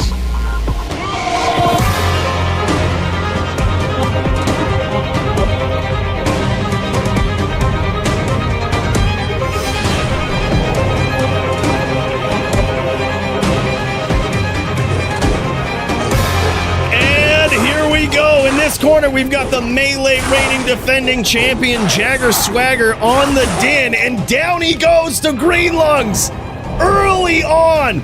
Green Lungs has been saying for a long time, he's like, let me at Jagger, man. I think I can take this guy down. I think I can take the crown. And he is off to a good start here tonight. And here it is, man. Round 2, big hits from Jagger right out the gate, though. These guys are dueling in the iconic River of Flame where all of the melee throwdowns take place. Look at the viciousness of Green Lungs. He's still throwing, even after the morph. Even after morphing back to human form, he's still swinging. He's still using the normal attack. This is a guy, he ain't going down easy, man. He's got everything in it tonight. He's throwing down. He came here for blood. He came here for violence. Still swinging. As a rule, in case you're not familiar in Melee, when you're Din v Wolf and you get knocked to human form, you can't morph back. Oh my god, he was still swinging. Very, very dangerous there because Jagger was actually at 1. That was a different feel to that swing in human form because Jagger was at 1. So any connection there would have actually done it. And that would have been probably the most epic title bout round in Melee history. Currently, I believe it's 2-1 in favor of Jagger for this. Oh my god, huge, dude, huge. This is a back and forth, and there it is, now 3-1 in favor of Jagger. Archie says, I call it now, heard it here first. Max geared Boazon will beat Locke. Doubt it. Right now, a miasma chain is greater than a Zon. They just miasma chain and the Zon. Yeah, good luck. That's it. They'll just, and then they'll just telelock you.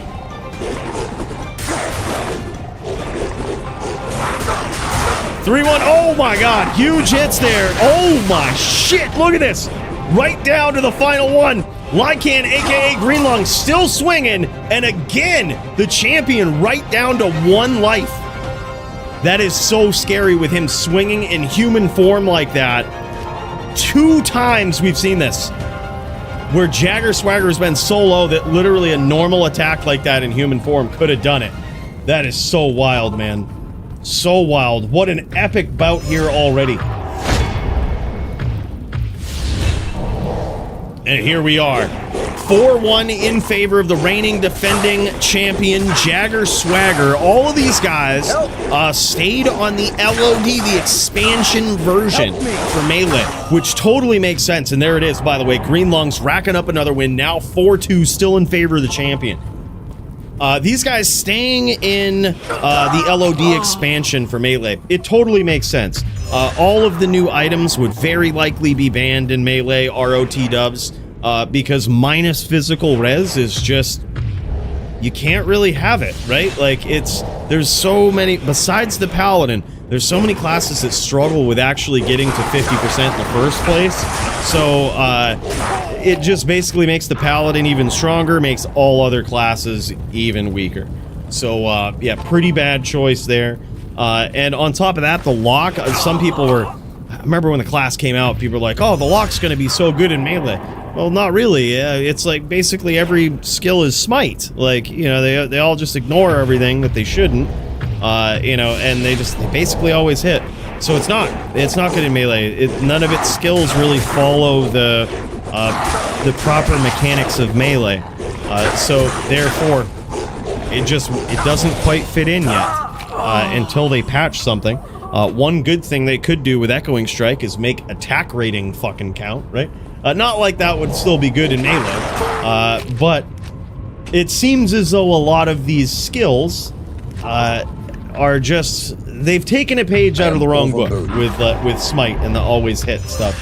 Just makes them, you know, so powerful. Or not necessarily the always hit with Echoing Strike, but the not taking attack rating into account on the first hit, right? Alright, GG Wicked.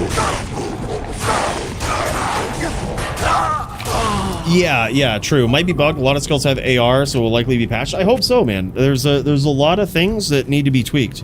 And by the way, I'm sorry that I'm missing this. It's Archie. Little poor at the moment, but appreciate the content. Bro, thank you so much. I really appreciate that. Big cheers to you, brother. So sorry it took me so long to see it. Noob streamer here. It's my first time streaming. I'll get better one day. Really appreciate you, bro. Glad you're enjoying the content. I've got a cool one I'm working on. Hopefully have it out either tonight or tomorrow. Should be a cool one, man. It's a little short, but pretty cool one. There it is, man. The champion pulls even further ahead. That normal attack not looking so threatening as Jagger Swagger at about 75% life.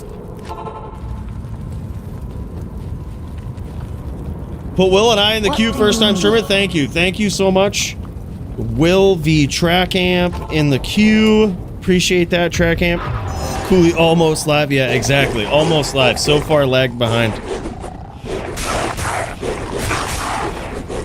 Jagger Swagger showing the prowess as the champion, but as we know in these melee duels, it ain't over till it's over. 8-3. Right now, we've got Green Lungs with his back against the ropes. Can he pull it off? Can he dig himself out of this hole? We're gonna see. He says, okay, I believe in you.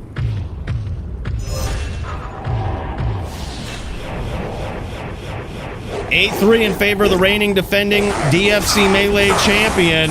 Big hits, though, from the challenger. And there it is. If there ever was a comeback, this one could be it.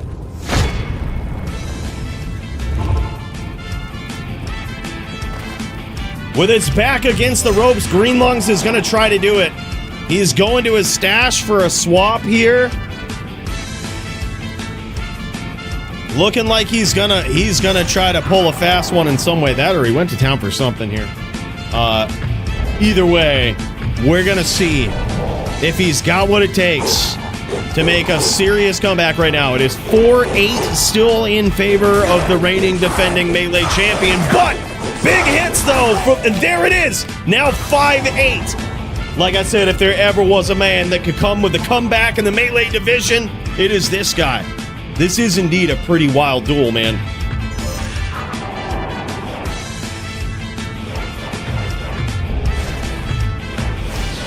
I might come back to this game just to prove my theory, but it's going to take some heavy grinding. Hell yeah, Archie. I think Azan might beat the pet build, but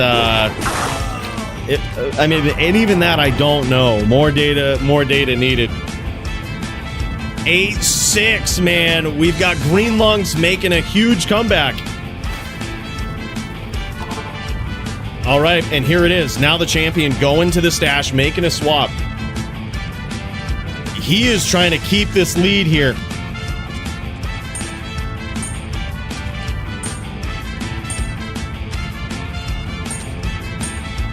On his literal breath of the dying, essentially. On his dying breath, Green Lungs trying to make a savage comeback. The eye of the Green Lung, right?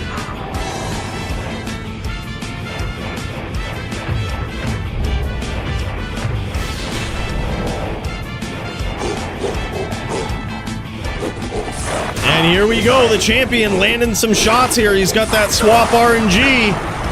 But Green Lungs landing some too, and there it is! 7-8. Green Lungs still trailing, but this time not nearly as much. Now he is catching up, man, and this is looking clean. This is a scary bout right here. He just got essentially 4 wins back to back, showing that it's possible in this matchup, which is pretty scary for the champion right now. As the champion lands some big crushing blow hits right off the rip. Huge ones. He's got to keep it going though.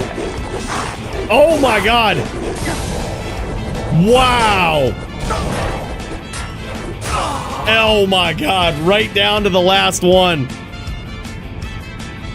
Yeah, that was a mistake from Green Lungs. He can't morph back. He wasn't trying to morph back. I think he was just trying to normal attack swing. But that's all right. He didn't swing in wolf form there, so completely, that's legit. I'll allow it. I'll allow it. Now it is 9-7, literally back against the ropes here for the challenger. He's going to need to do it again. He's going to need to get 3 wins in a row. Or at least 2 wins, actually. This is a title bout, so it's FT10, win by 2. So he's got to get 2 wins here and at least tie it up. And he's off to a great start in this round, but Jagger Swagger throws some big hands back at him. This one could go either way. Oh my god, and there it is. And still, the reigning defending DFC Melee champion at 1 life, the Jagger Swags. That is violent, boys.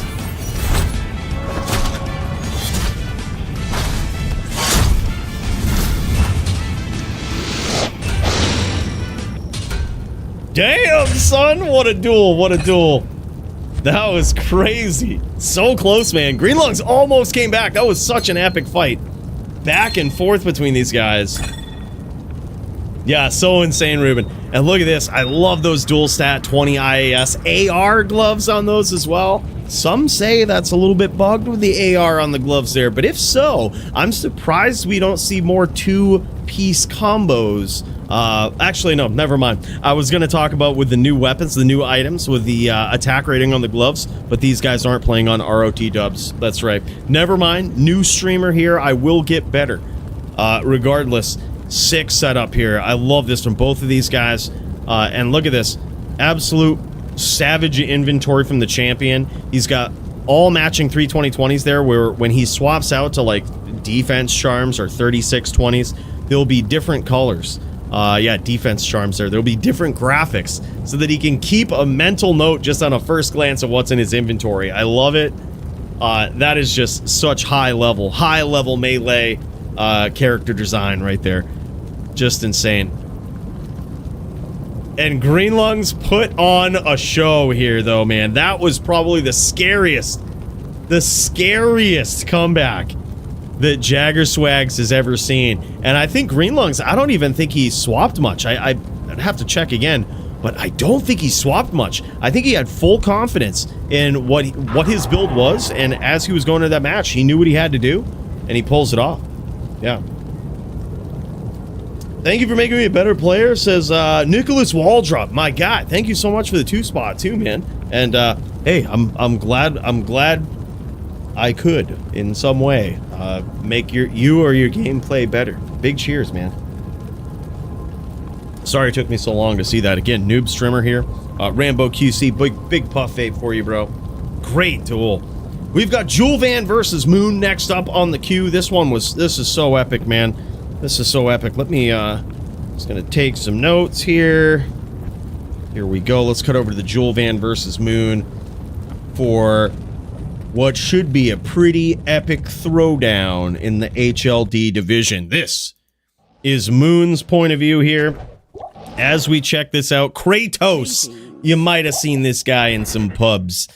This guy, absolute savage barb player, can attest. Hello. The type of barb player that he's tiltingly good. You might just pop into a pub and say, damn, oh yeah, easy barb, right? But then you duel him and it's like, well, holy shit, this guy's got the locks, he's got the timing, he's got the CTs. Good day. Crazy.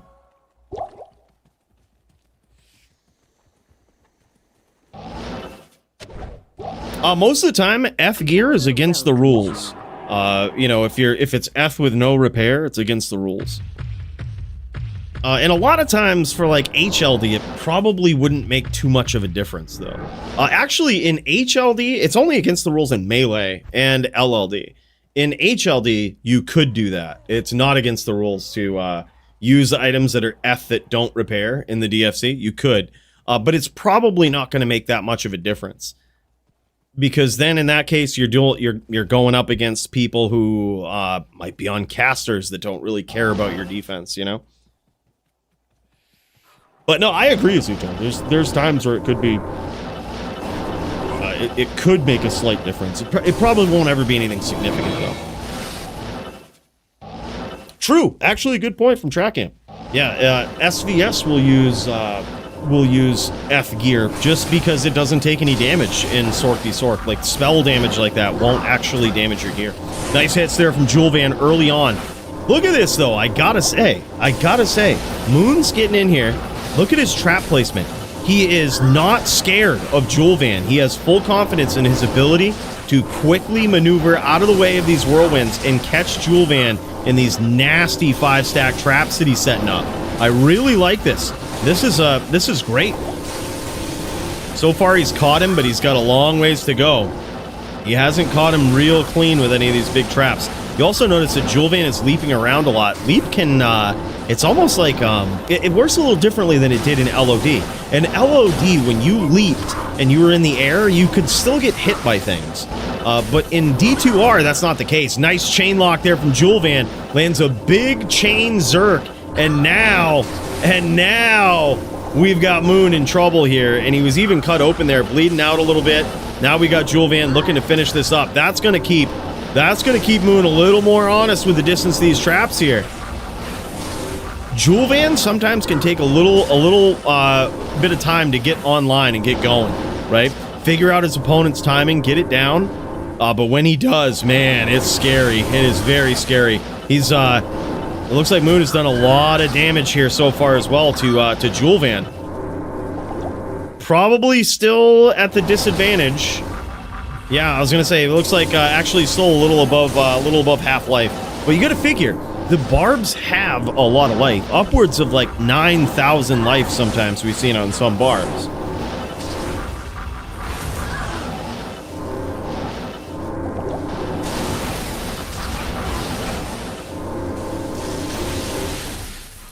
Uh-oh. That bow is running out. And now Moon is going to be looking for an opportunity to recast it here, but Juelvan might be putting a lot of pressure on and going to make it really hard for him.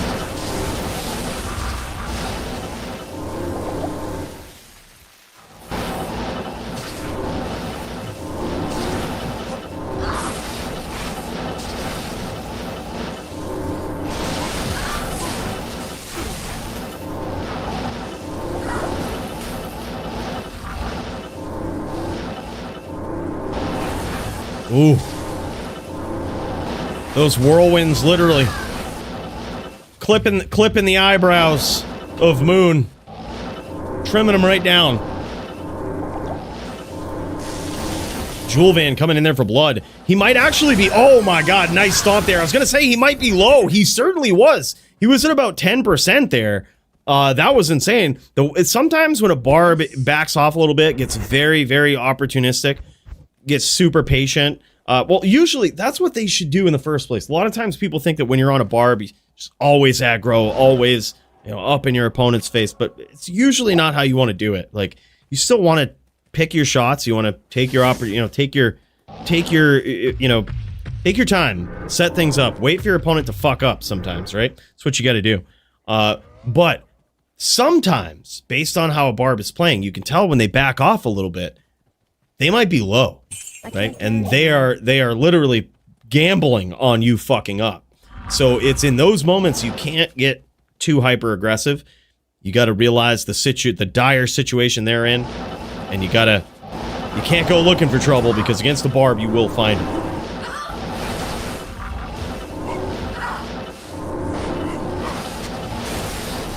Nice job, Steve. That's awesome, man. Lock is definitely the fastest. I would say aside from that, probably a Mosaic Sin on non-ladder, but also a Sorceress would be pretty good, like a Lightning Sorceress. There's Echo Lock. Probably the next one is the Miasma Lock, if you have one decked out, would also be pretty good. On P7, P8, depending on how you're hunting them, I think a decked out Zerk Barb could be an interesting way to do it. I'm not sure if it would be the fastest, but could be an interesting way to do it, especially whereas you'll have item find. Could be a good way to do it. So, based on how many times you actually get a stab at a Herald, essentially, I would say it might contend with some of the fastest builds, but you never know.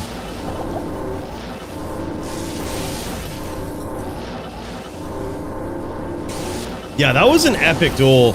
Boys, thanks for throwing down with that. I know it's a really rough one too, Crypto. I wouldn't wish the Druid v Din matchup on anybody. As a Druid main for the last several years, I have noticed there's no Druid builds that you can beat on a Din. They're all miserable. They're all miserable. So props to you, man. And there it is. Moon got there, evening up the score with great trap placement. He was very careful not to get caught by that Zerk early on, and it made a big difference that time. He was not playing with his back against the ropes for the entire round. That was nicely done. Very nicely done. Holy shit, boys. Moon making some big waves on this sin here. This guy's looking clean, man. Din v Drew is fun, but definitely a rough one. Yeah, I think the way that you've got to do Din v Drew is you have to have some character that procs life tap. Is really what you've got to do. There's... Unless you're fucking Marvel on a Din... And by that, I mean one of the most savage Din players, or really D2 PvP players of all time, in my opinion. Unless you're that guy, it's going to be an uphill battle that you're probably going to lose. So you gotta have life tap. You basically, that allows you to reset the duel multiple times, which is what you're going to need. You know, you're going to need to do it. Is Spider-Sin with Chaos, Suicide versus Barb? Not necessarily. It depends on how the Barb's set up. If the Barb has a shield, probably. But if they're just dual wielding, a Ghost Sin can beat a Barb. Just ask Maddie, right? Sorry, no, but Maddie's a good guy, but I did make him do the no-proof poof on his Barb once with my Ghost Sin. He did the no-proof poof. That means mid-whirl, he saves and exits so that I don't get the ear, and there's no proof that I ever killed him. We call that the Maddie's no-proof poof.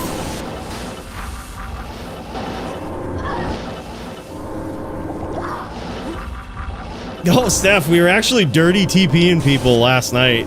It was fucking hilarious. It was so fun. We killed so many people with dirty TPs. I don't know if I'll ever PvP with it and go around like PKing people. But we'll see. Who knows? There's not really PvP in hardcore, you know. It's just like you're just PKing people. As you know.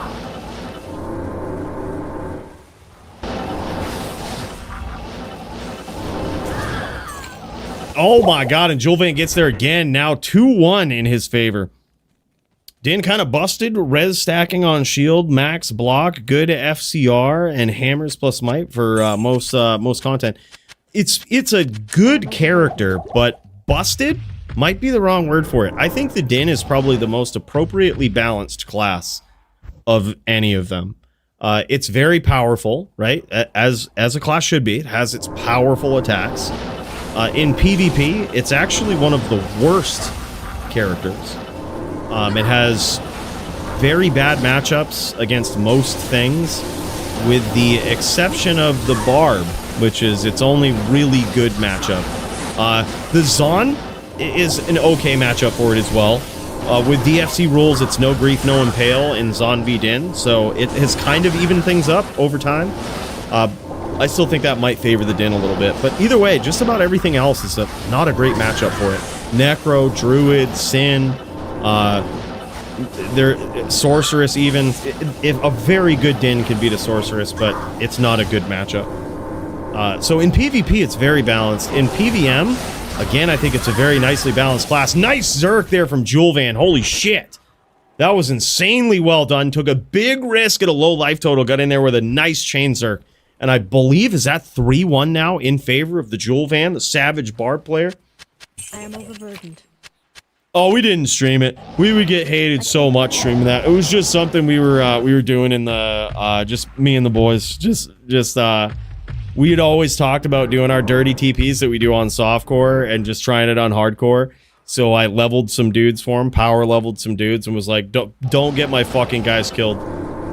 Right, don't get my fucking guys killed. I might have a clip for you. I'll show you Maddie stepping into one of the dirty TPs. I tried to build the guys. I tried to build my dudes so that they could step into the dirty TPs and probably survive. But some of them were close.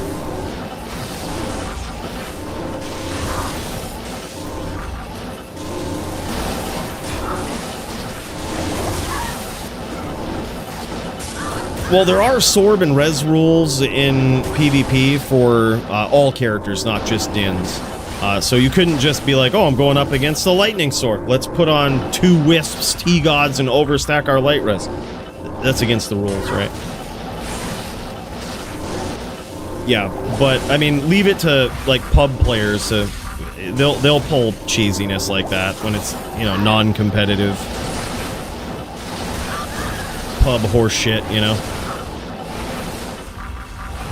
But theoretically, any class could do that, right? It's not just the Din. Any class could do that. Yeah. Like you could have a Sin do that, and there would be nothing a Sword could do. You could have a Barb do that, and the Barb would heal. Like that's not necessarily, even if that was allowed, right? It's not Din specific.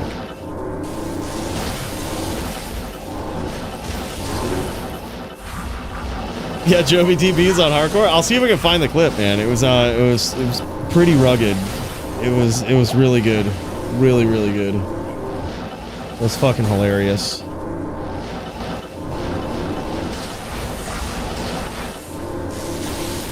Here we go. It's fucking wild. Oh my god!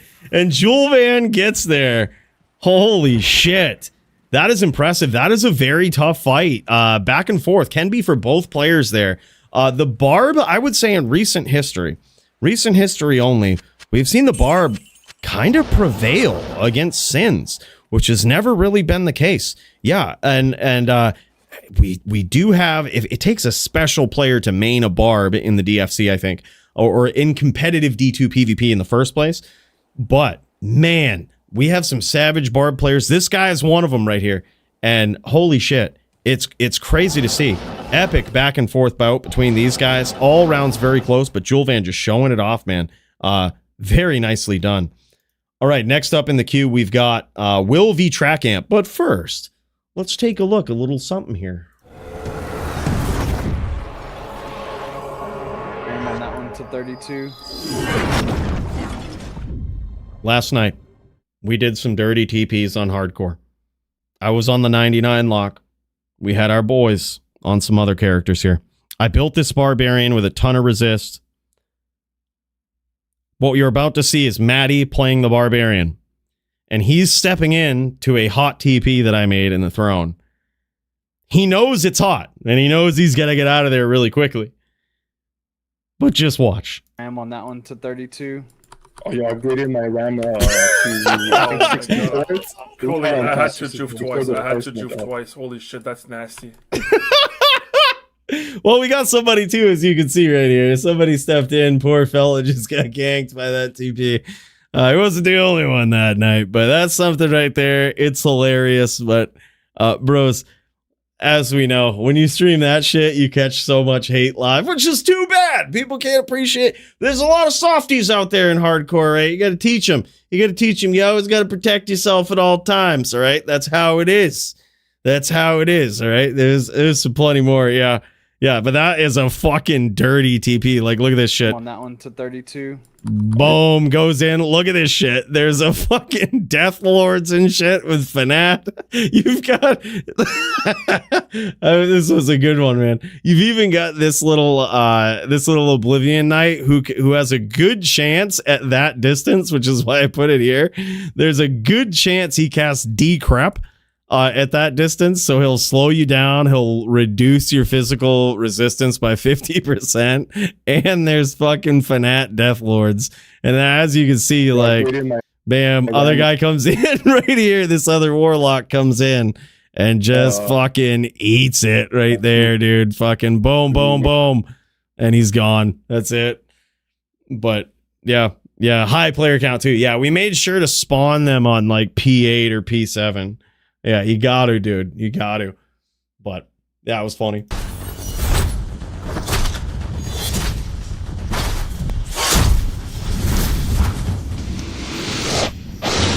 All right, boys. Now we've got the Will versus the Track Amp ready to throw down. Yeah, it was crazy. It was crazy. Yep, the hottest of TPs. It was wild, dude. Yeah. Save bales. Yeah, you notice it. Yeah, we had to switch it up. We actually started up with Dirty Bales, which is the game name we use in softcore when we're dirty TVing people. But eventually you had a bunch of trolls, so we had to switch it up. And we went to Safe Bales. Right? Yeah, that's what I say. Like, I mean, if you play hardcore, you know what it is. We're living in a different era where, I mean, I grew up in the era of TPPK in hardcore. And if you don't know what that is and you think dirty TPs are TPPK, you are sorely mistaken. All right, that was the real era of danger. I think if you just enter a random TP, that's the risk of hardcore, right? Like, that's what it is. So yeah. And that's the lawlessness of it, right? Like, that's, some people find joy in that. I'm one of those people. So you got to watch out for it. Yeah, not sus at all. Not sus at all that we were in there with a level 99, right? Fucking. Yeah. Gotta let them know. They gotta keep their guard up at all times. Yep, it's part of D2. It's what it is. Yep, don't hate the player, hate the game. Perfect example right there, you know.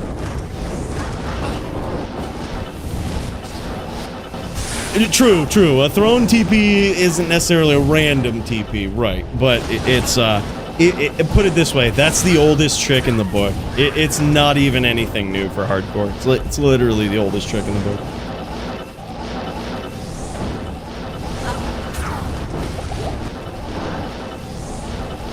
It used to be the case, I remember on LOD, it used to be the case in hardcore that people would actually build their characters kind of like I built that Barb and Joby Sork that he was on, where you can survive those TPs. Like, that one was very dirty and Maddie survived it. Like, it was a close one, but he survived it. Truthfully, I think he was playing it incorrectly too. Like, he should have had his Telly amulet on instead of using Naja's there, because his shield would have given him like 35% block or something like that as well on shield side. Then he could have tellied out on shield side with faster cast frames as well, 105 instead of 80. So, like, technically he was playing it wrong, you know, but he still survived it. Like, he was still set up pretty good for those dirty TPs.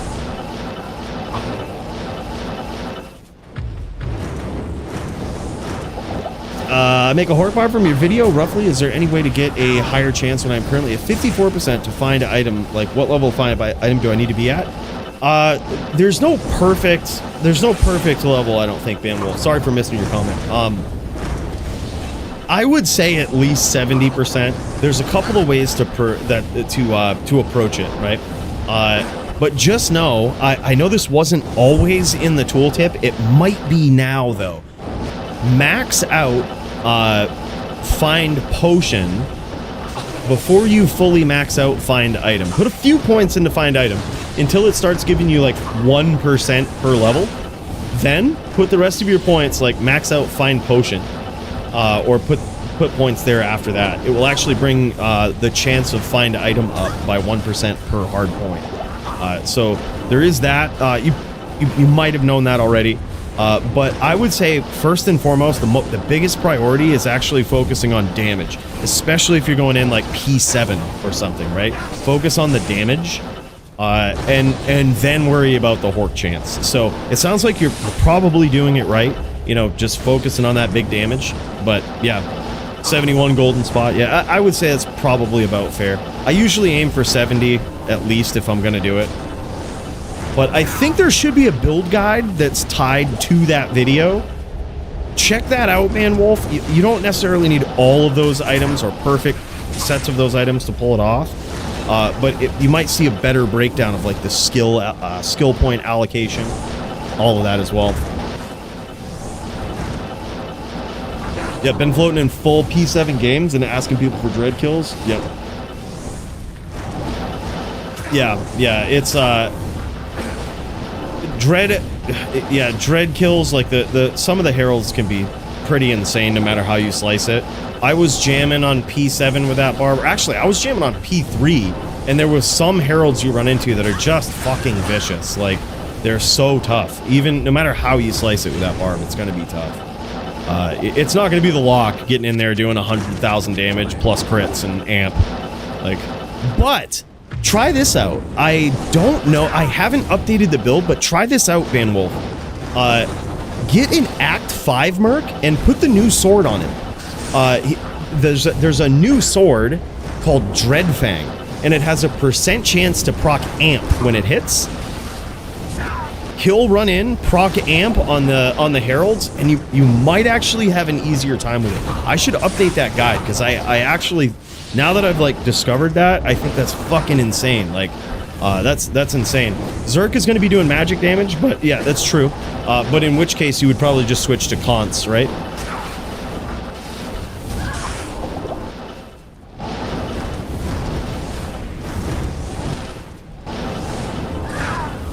Yep, and you would just pull that off against the ones that your Zerk isn't doing shit, right? Or you could just go full Conts Barb. I might actually swap it up and go full Conts. I might try that out, see how it works. I gotta get a new sword first. I'm gonna put it on a...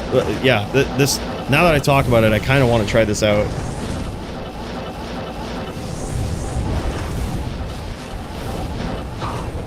Yeah, I think that's cool too. What I do currently, Van Wolf, is I actually have my Hork Barb on my other computer, and I'll go through on P8 and slay it with a Warlock. I'll slay all the Heralds, and then when the Herald's dead, I'll TP the Barb, come in with like 75+% Hork, and just Hork the corpse. I got a Sunder Charm earlier today doing that. Like, and that seems to be a pretty quick way of plowing through the game on P8. But I only do it that way because currently the lock is so broken that nothing is as fast at clearing as him. So it's like, might as well. But you could also do it like that. You know, you join the games, get TP'd, Hork the body. I think that's a fine way to do it too. Like ask for Herald kills, Hork the body after. That works. Honestly, I think that's how it should be. The Heralds and how they're set up currently with Sunder Charms encourages team play, and I think that's a great thing. I don't think we should be able to blast through the new Heralds on, you know, P8 with any one class easily, but the Warlock is busted, right? And people often say like, well, the other classes need to get more powerful just to be on par. No, they don't. The Warlock is overpowered. The other classes are struggling appropriately with the new content. The Warlock isn't, right? Like, it should be a challenge. The game shouldn't be easy. This isn't like, you know, PoE. It's not D4. It shouldn't be easy, right? I'm not sure, though, Arseer Jordan. I'm not sure. Who knows? I think they're being patient and deliberately patient with it because I think they kind of operate like we do in the DFC. It's like more data needed. And I hope they don't just ever listen to content creators who just throw ideas out there. That's how games get fucked up, if you ask me. Like, you know, people who might be informed, they might be good players and well respected, but they haven't collected a lot of data besides their own personal experience, right? And I've been careful over several years now not to do that, right? Like, always do shit after collecting a lot of data and looking at a lot of different angles. Yeah, agree. Nerf the Warlock. I completely agree. Yeah, the other characters are struggling appropriately with what should be team content. You know, that's how it's meant to be. And you'll always have those people, well, I can only play for 2 hours a day, and I have kids and a family and all of this stuff, and I want to be able to do everything on P8 and single player. And it's like, well, it's not that kind of game. You know, like, I'm not trying to be insensitive, but it is not that kind of game, and I hope it doesn't become that kind of game. You know, where we can just play for 2 hours a week or something and do everything. That's, you know, that's... You gotta have one ARPG that's slowed down and is actually challenging, and you know, with the new endgame content added to D2, it can be that. I could see that too. I think that's a fair one. I think that's a fair... Yeah, Barb losing MF power to gain some combat power. Or, hey, I say the Barb is so weak, just give them both, right? Like... But I could see a trade-off there. way heralds are set up encourages loaders. Probably. Yeah, it probably does, especially if you have a build like the Warlock currently that can blast through the entirety of the content, right? But, you know, theoretically, it should encourage team play.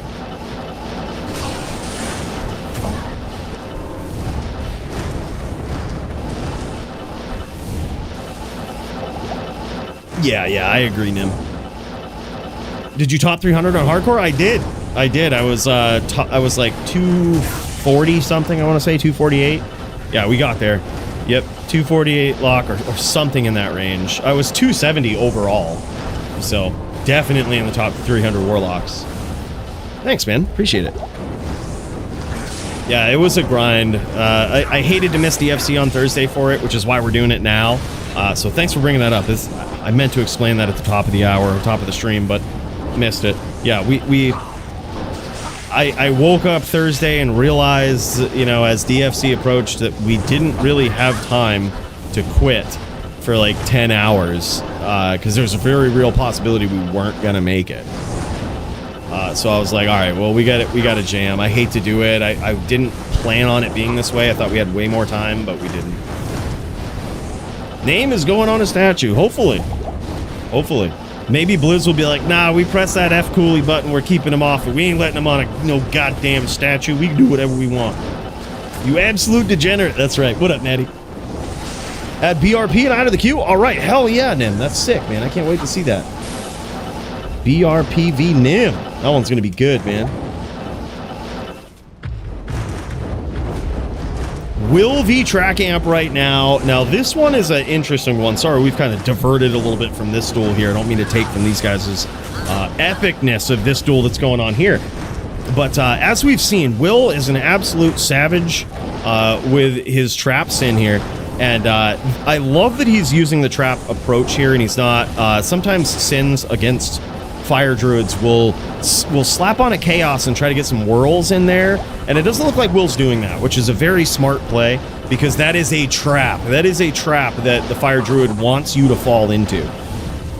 He wants you to close the distance, and especially if he knows that you're going to whirl, he's going to put on max block. He's going to make it so hard for you to hit that when you close the distance, you're almost certainly going to lose the exchange.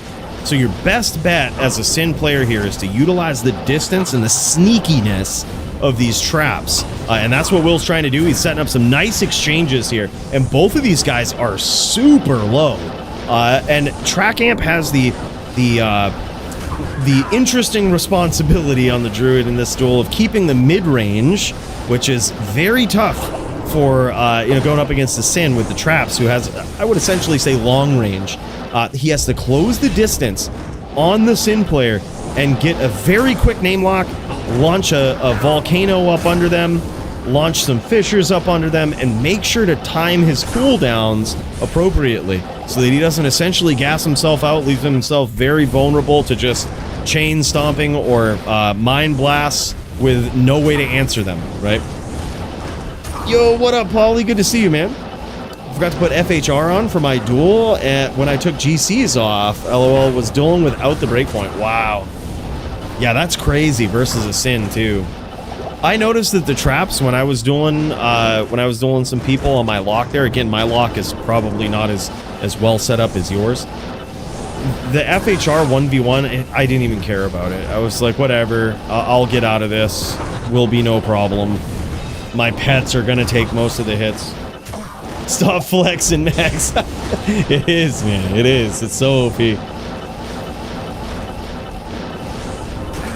Yep, it took 7 players. I couldn't quite marvel it. It took 7 players to frustrate me on the Warlock. And I don't know why I let it frustrate me, because it's like I had no gear, and it's like 7 pretty savage players who were bringing in elemental attacks against my poorly geared Warlock.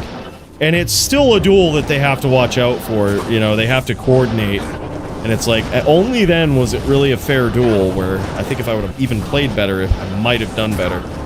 You know, but that's the thing. It's like, that's how busted it was. Of course, I was using Abyss for that, but there it is. Very nicely done there. Yeah, I'll put us in the queue, honestly, Max. We'll do some lock v lock. Max v Coooley. He probably will, because the friggin' DFC, whoever makes the rules, they say I can't use Abyss, even versus Max. So, yeah, he probably will. But, I mean, there is a strategy to beating Max, I think. It's just, I have to be very patient. And, that's about it. Like, we're gonna have to turn it into a very real duel, you know?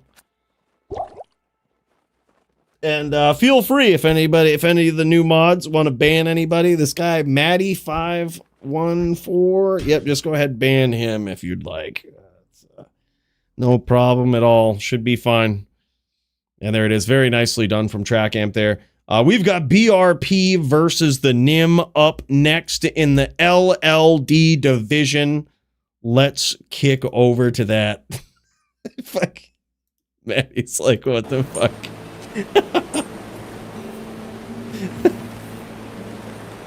Oh, we aren't done yet? Oh, okay. I was like, what? That seemed short. All right, hold up.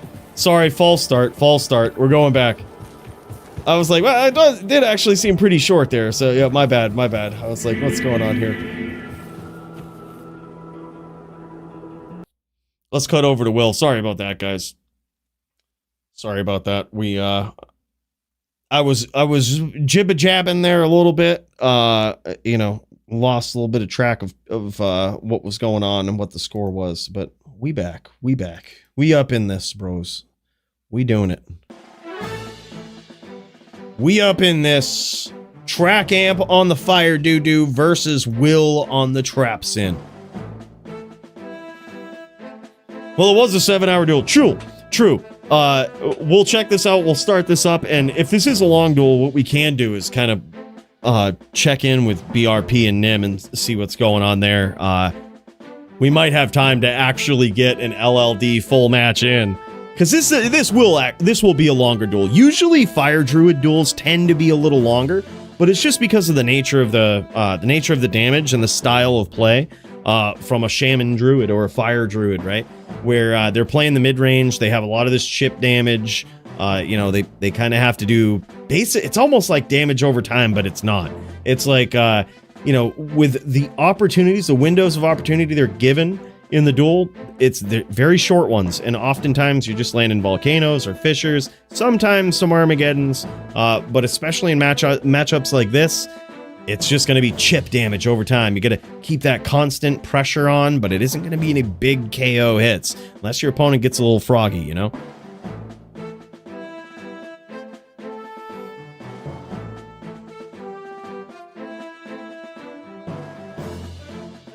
Yes, it is indeed. Twilight Princess. Yeah, for sure. By the way, what's up, Alan? Yeah, I did hear about that, Paulie. He says he wasn't sure if he was going to be able to make it. He checked in earlier and asked how long we were jamming. So, yeah, I told him it might be a while. Yeah, it all depends. I was like, dude, with this setup and how everything's going, I was like, I wasn't sure how many people would be around. It's definitely an odd day to do DFC, certainly some odd timing.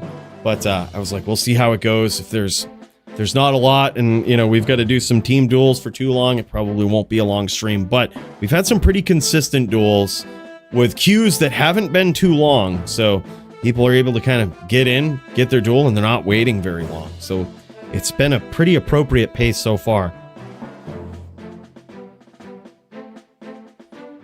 I think there's probably some people that do play LOD still, but most people are playing D2R.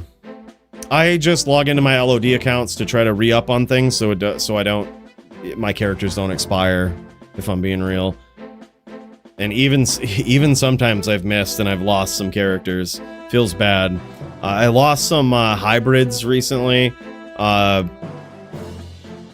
I've lost some big stuff. None of the historically savage stuff though so far. No you, Nim. No you.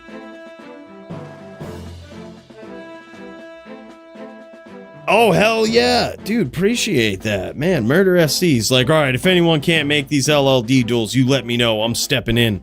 Bros, yo, Murder, have you built an LLD Warlock yet? Have you built one? If not, dude, we might have to build one together. I'll let you know when I do my rushes if you're around. We'll friggin' jam it. We'll get one in. I might have to build multiple. I want to try out Abyss. I want to try out, of course, the Echoing Strike one. It's gonna be crazy. I know, dude. It sucks, Odin. I think I lost a Grief of Honor, but it wasn't a perfect one. It wasn't one of my good ones. It was just on a random account, like, and I'd forgotten about it. And I was like, I think it was just a Grief of Honor military pick. Not perfect. I probably have 5 more, but yeah, it was really cool. We got to see a duel between Murder SC and Nimrod earlier, where Nimrod was on the LLD lock, and I gotta say, sir, what's his name? LLD lock actually looks more fair and balanced than any of them. It's certainly a better duel, better looking duel than HLD. That's for sure.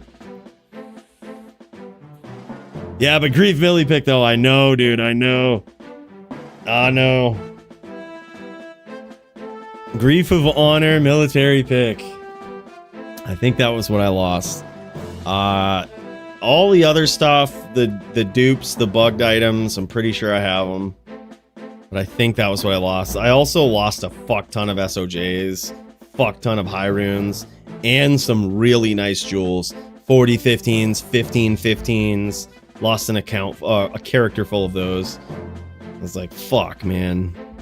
But those are replaceable technically, right? So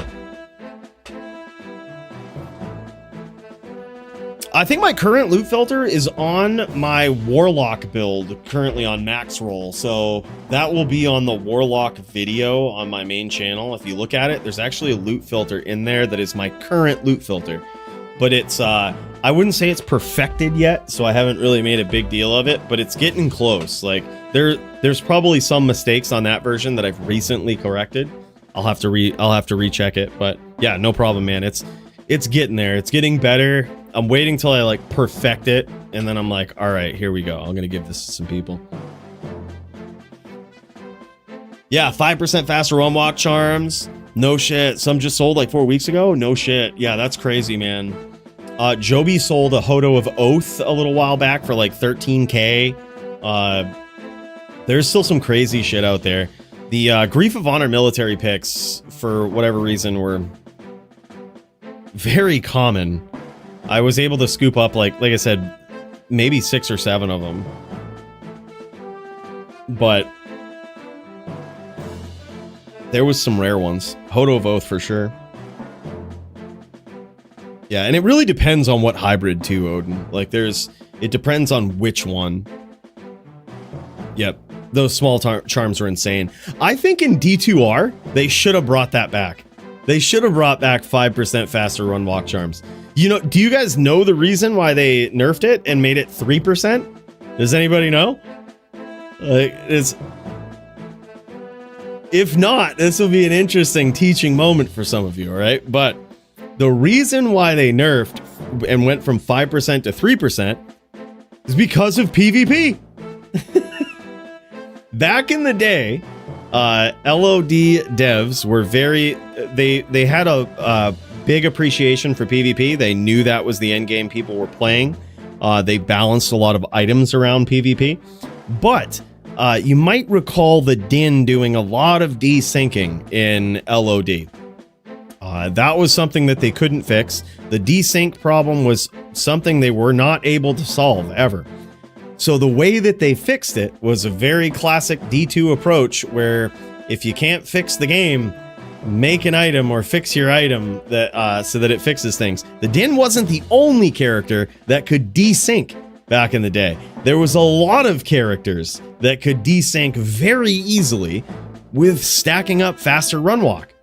So you could stack up a ton of faster run walk and it would desync your character in PvP, and PvP felt so awkward because you never knew where anybody was. It was all fucking desync.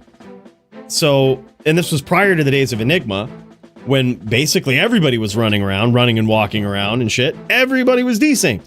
So they said, well, we can't fix the desync problem. We're going to fix the charms and make it so that they don't have as much faster run walk on them. So That's why they dialed it back.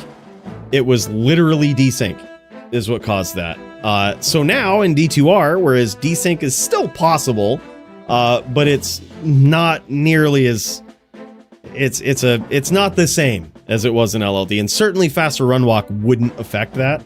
I think they should have brought it back. I think they should have, but you know,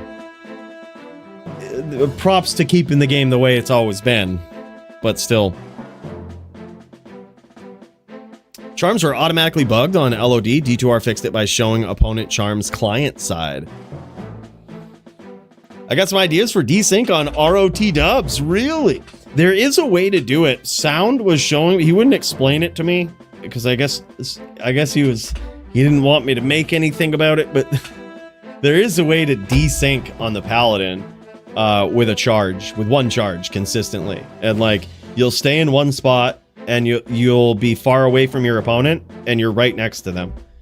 But as soon as you do anything else, you resync. So like, you're right next to them, they can't see it. And it is a server side, you're right next to them. But on their screen, you're not close. Yep, desync barb incoming. We'll let you know later. Hell yeah. Whirlwind is so busted, I wouldn't be surprised if that was the case. Leap is also pretty fucked, I think. It's a really fucky skill. The Zon had a crazy broken desync. Yep, see, Sir What's-His-Name knew what it was. Yep, the more you know, Hellink says. Yeah, that was what it was. It was back in those days. The devs really did. They knew and understood PvP. Well, they might not have understood it on the level that some of the competitive players did, but they certainly knew that it was the end game and that people were playing that in the end game, and they really tried to balance things around it. If you ask me, that was really the golden age of Diablo 2, when I think devs truly understood how to balance a game. You balance it on what people are doing in the end game, right? Like, that's where the balance comes from. It's not like I'm struggling playing through and my character needs to be better because there's another character that's faster than me at beating the game. Who cares, right? Like, the true balance is the end game. What are people doing in the end game? Balance the game around that.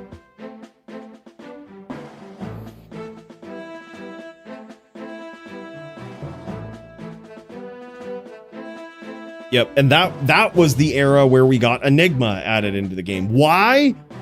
It was a PvP choice, and that's why the item is so good, because they knew that if they're going to give every class teleport, which is what needed to happen, then you have to make that item end game viable, right? It not only needs teleport, but you can't be sacrificing shit on it. Like, we're gonna do it, we're gonna give it to these classes, they're gonna have teleport and have fun. Now you can keep up with the Sorks. There you go. Like, it was, I think that era is what brought about Enigma and those very important, very good changes to D2.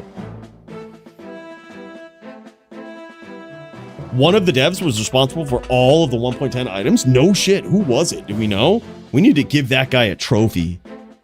We need to make him a trophy. Because that was legendary patch. All right, after this round right here, what we're going to do to give you guys the heads up, we'll cut over to BRP versus Nim in the LLD division. I think we're going to have time in this fight. But yeah, we'll see how this one progresses. Right now, we're watching this from Will's standpoint. I think we lost Track Amp's standpoint there. He's back online though now. Look at this. Oh, here it is. Here it is. He's back. Hell yeah. Yeah, they like their own game that they made and played, unlike today where they have to make enough money for the CFO that quarter or be fired. Right. It's a different era, dude. It was like, those were man, it was such a different time though, too, when you think about it. I actually had a friend message me recently, and we were talking about Magic the Gathering back in the day. We were fucking teenagers, and I remember our moms, like, dropping us off. I don't even think we were like young teens. And like, our moms would drop us off at like some random dude's house to play Magic. And it was like, that wasn't actually too strange for the time, right? There was no shops to go to. There wasn't so much information so readily available out there. Like, it was a different world back then. And I think that carries over to, like, video games. where it was this industry that wasn't seen as like, or it was recognized by some as this profitable industry, of course, but like not in a traditional way. We're like, okay, we have to meet quotas and we got to do things by the book and all of this. It was like sort of this fringe, like rogue style of a job almost. Like, you know, it was like you kind of had your pals and you might have been good at coding. You're on the forefront of technology at that point. And, you know, it was different. You took pride in you were an artist more than anything. Yes. You know, you had a piece of art that you wanted to make and share with the world, and you had a vested interest in how much they loved it and continued to love it. It wasn't necessarily about we have to perpetually monetize this. It's like we want to make something that's really good and timeless. A timeless piece of art is kind of what video games were back in those days. Yeah. Good evening. I forgot how hard it is to find a high rune in normal D2. Yeah, it's different, man. Yeah, LLD does start to fit that category. Yeah. Yep. Yeah, 100% Nissan. It was an art form. That was what it was. My parents used to leave me and my siblings at Six Flags theme parks by ourselves. Yeah. Different world. Like with Magic, we didn't have shops, right? Like it was, you literally just had random people putting on tournaments and shit. You were lucky to find a group of people to play with. I don't even know how I started playing Magic, really. Like, I got a card in the mail or something like that in a Nintendo Power magazine, or I don't know, something. And I was like, this is a cool game. And, you know, it was like, it was just a different world, you know? And, like, it was different. But, like I said, I think it carried over to video games, too. Everything was art. Even the Magic cards themselves were art. They took so much pride in the actual artwork of the card. That was what it was all about, you know? Those were the times where games were an art and they weren't necessarily a business. And that is, you know, an artist's pride in their work cannot be matched in anything else. Like, as soon as you try to corporatize that, or you try to put all these quotas and shit behind it, like put all of these expectations behind something that is essentially artistic, it really morphs it into something it shouldn't be, if you ask me, or it strays from where it should be. Yeah, true. I mean, we don't see many iconic soundtracks anymore, do we? Like, really. I mean, there's a few out there, not to say that they're non-existent. Music isn't necessarily the biggest. They ain't bangers out there like there used to be. At MTG back in high school, the kid sitting next to me was opening up some packs and gave me a starter full of shit he didn't care for. No shit. That's awesome, Max. And Max built a deck and fucked everybody up with it. That's what I guarantee. That's what he did. Yeah. Yeah, and you can't beat it now. The fresh pack of MTG cards, you can't beat it. Oh, by the way, all right, it is time. I said after that round we were going to kick over. Let's kick over. We've got BRP versus Nim. Let's punch over to this LLD duel as these guys throw down. Yeah, my bad. We started talking about Magic the Gathering, and before you know it, here we are just losing track of time. All right. Most iconic music in D4 is the Tristram theme remix. There's a D4 Tristram theme remix? I didn't even notice this. And now I've got to check it out. We didn't move DFC to Saturday. We just for this week we did because I was doing the 99 Warlock grind challenge, and we got it. We got in the top 300, but unfortunately and unexpectedly, it cut into DFC time, and it felt bad. But so we just rescheduled. But yeah, Warlock is pretty busted in HLD. LLD, it actually seems pretty fair. Look at this nice lock here from BRP. He's got a very nice lock on Nim. Nim is trying to break map distance there. BRP with a nice chain as that is some high level shit. You notice he brings his cursor right to the center there. That is some HLD tricks that he's implementing on this LLD, and a nice shot there from Nim. Nim showing what's up here and showing his Din prowess at all levels here. Yeah, all the new music is forgettable, 100%. There's been very few soundtracks out there in recent game history that have struck me like old video game music did.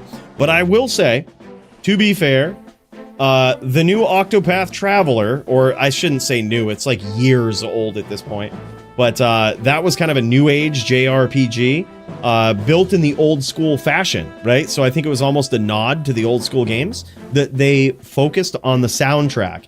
And it was by far, and still, even comparing all the old games and everything, Octopath Traveler, by far, best musical soundtrack in any video game I've ever seen in my entire life. It beats out everything. Like, there's nothing better, and it's not even close. If you ask, I know there's other games with good music. Nothing comes close at all to the musical soundtrack of Octopath Traveler.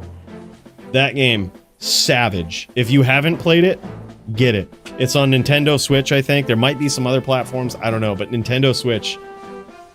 Not sure if it's still for sale. It's gotta be, right? Like, it's gotta be. Either way, try it out. Octopath Traveler 2 as well.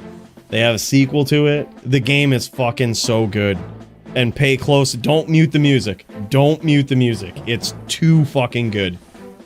The dynamic musical score, so savage. Yeah, the GTA games are good. Yeah, like I said, yeah.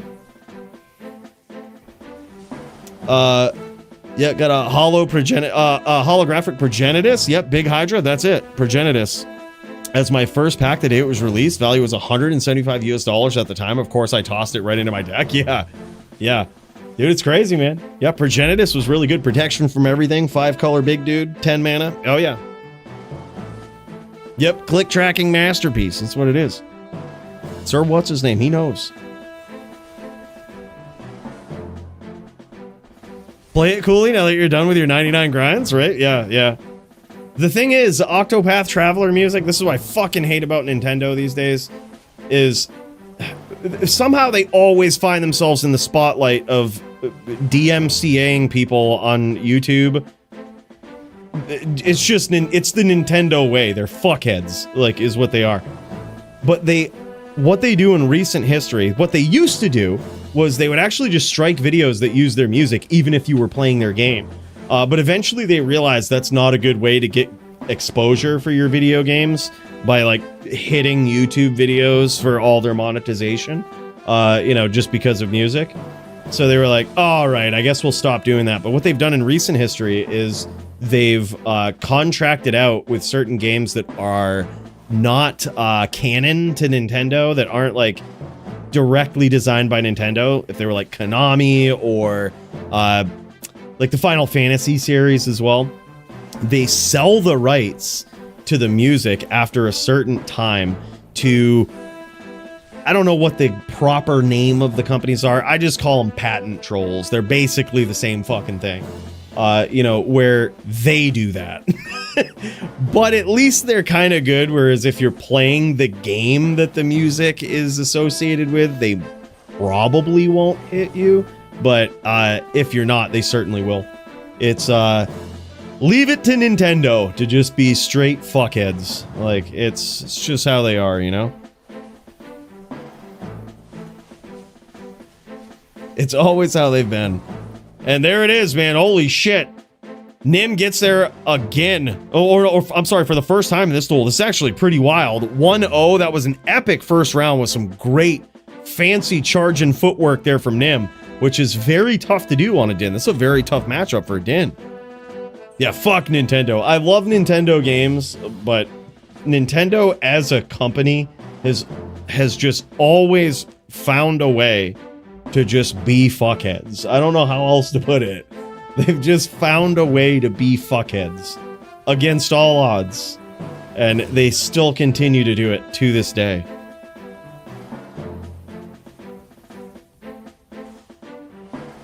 Paulie might have tallied. I didn't see there. He might have desynced, might have tallied. It doesn't look like he has a telly staff, so I doubt he tallied. But could have been some desync going on. That happens with a name lock. So there is a way for a paladin to desync in D2R, but it's rare. What you do is, if you're on the paladin and you catch a name lock of your opponent and you charge, It's a name lock charge, specifically with a name lock. And what that will do is if your opponent runs away, especially when they're teleporting away, the charge can't update its position on the server or on your opponent's screen as fast as it does on yours. So that's where these little ping differences make a big difference. So updating a charge position like that all the time directly on a name lock that's constantly changing, that ping differential causes desync, because now you're not just asking the ping to update on the paladin side, it has to update with the position on the other player's side. So that's what causes the desync. But like I said, very rare, but it can happen. Nice shots here from Nim. And a great north walking strategy there from BRP, which is usually not a great direction to walk away from a HDN in. You have to do it very carefully, but he had a lot of puddles in his way there, and he navigated them very well for being in a rather regrettable situation against the HDN. Very well set up there from Nim. Other than the poke games? Oh, no shit, dude. No shit. Like the Pokemon? What do you mean? The poke games? Like poker or Pokemon? I can't tell where you're going with that one.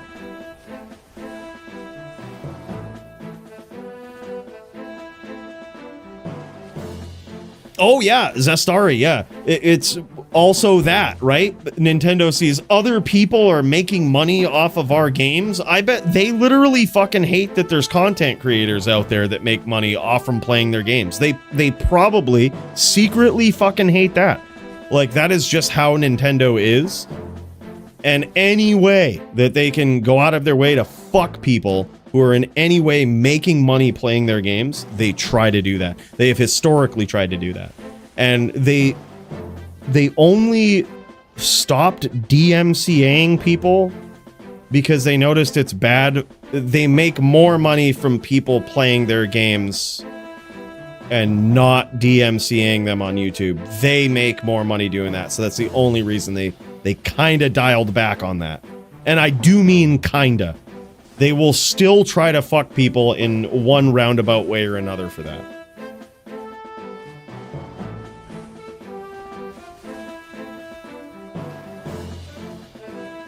They tried to ban players making Smash tournaments. Need a tournament license now? That's so fucked up. Yeah, fuck those guys, man. They just need to worry about their own shit is what they need. Just make fucking games. Make good games. Be original. Nice shots here from Nim. That was a very nice charge in. It looks like he's using Spirit here on this side, which isn't necessarily going to be a big hit. It's not gonna hurt a lot. However, it is nice to get that in there. Look at this. Nice name locks here from BRP and a big shot from Nim. Right as BRP goes in for that stomp, he eats some big hammers. Great timing there from Nim.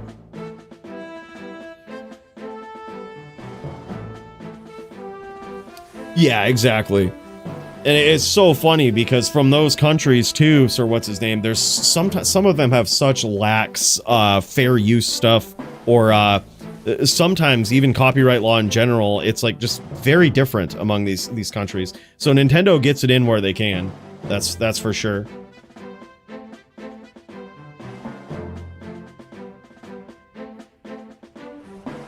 Oh, do you really? I didn't know that.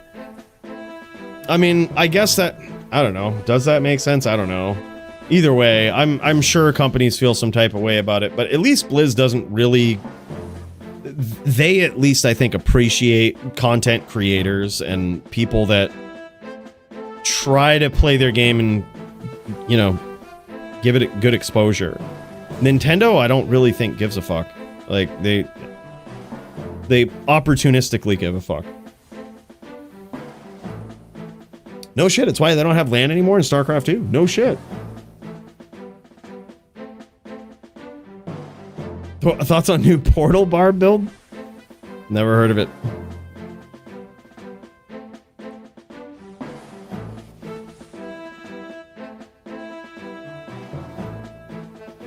Yeah, exactly, Odin. Exactly. Yep, that's what it is.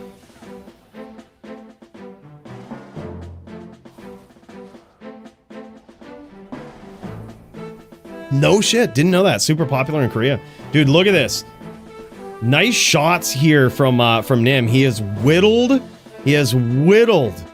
BRP down, and he might be trying to get in with some FOH PK, but if you notice here, BRP is on an ES Cold Sorceress, which does give him a little bit of protection from that FOH. You notice he's only taking about 3 to 4 damage every time that goes off, but his mana will get hit, right? His mana will get hit for that. Oh man, an Invisaham there. That one will connect. Damn, son. Yeah, so that FOH, even when BRP is low, I wouldn't say he's completely safe from the FOH, but he's way more safe than most other builds would be. Because at the 60 life that he was at there, that might be 4 or 5, maybe 6 FOHs from a distance. But it's a lot more than that if you've got ES to protect you. Yeah. Yeah, the StarCraft 1 versus StarCraft 2 is sort of like the Diablo 2 conundrum with literally any other Diablo title that's come after it, right? D2, the superior game.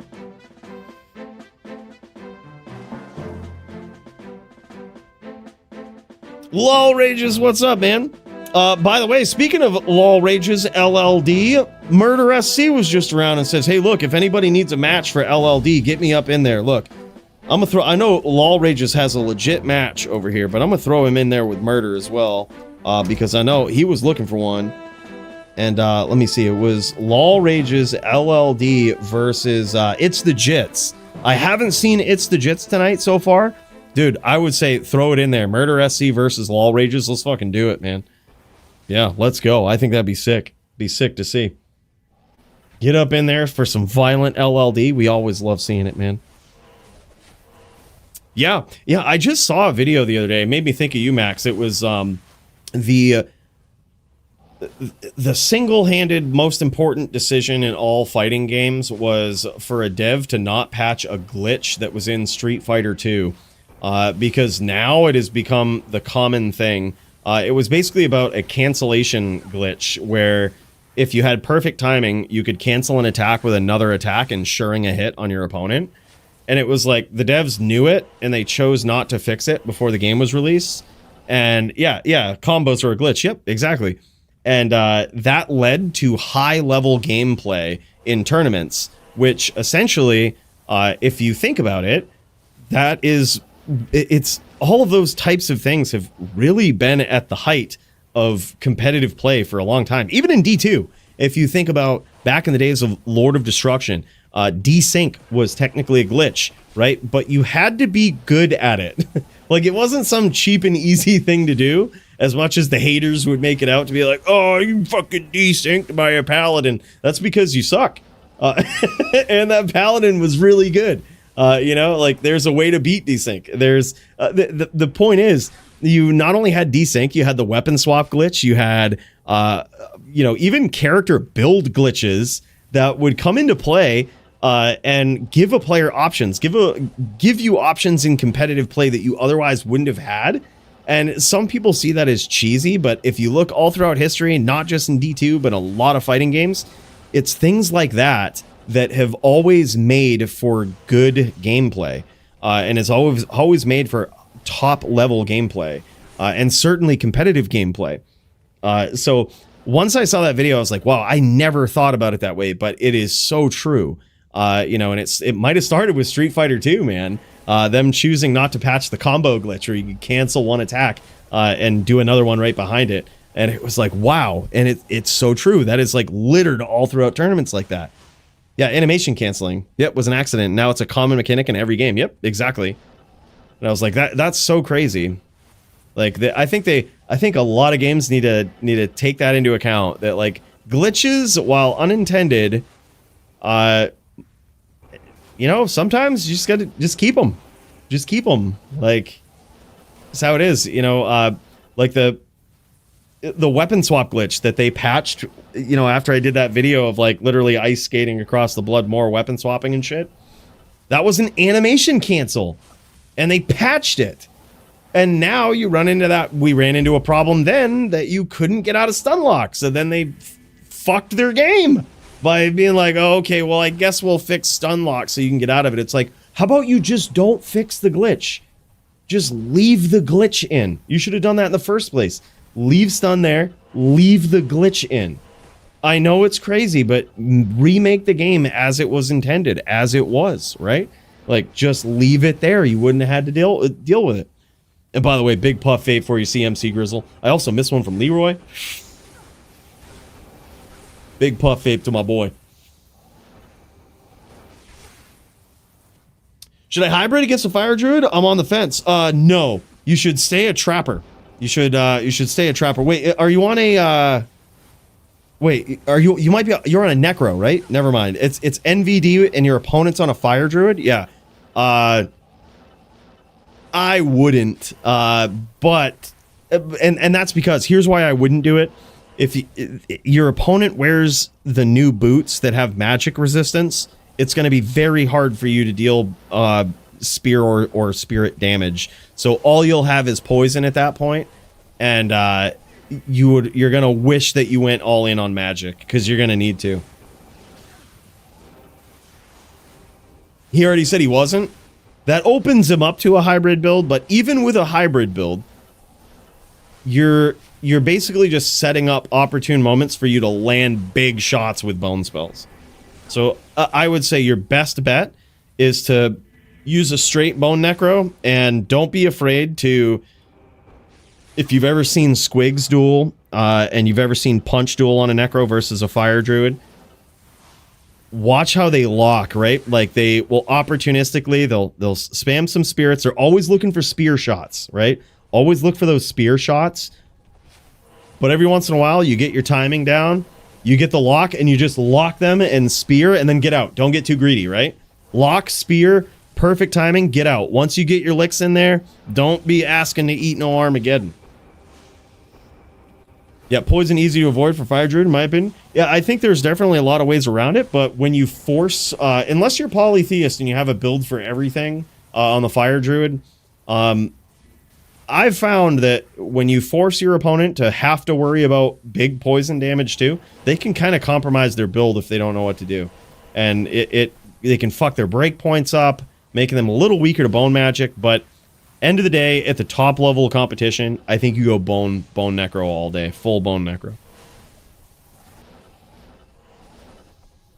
Yep, there is no reason, but they will. And that's the thing. They won't stomp into it, but they'll approach you. And when they approach you, if you can figure out their timing, Max. So like with Polytheist and how I would clock him with it, is he would know that I had Poison Nova. But what I would do is I would just start using Spear all the time. I'd just start spearing and running from him. Spear and run. And I'd connect with a spear or something. It wouldn't hurt devastatingly. But he'd be like, okay, I'm going to kind of stay. I'm going to chase him at this medium distance.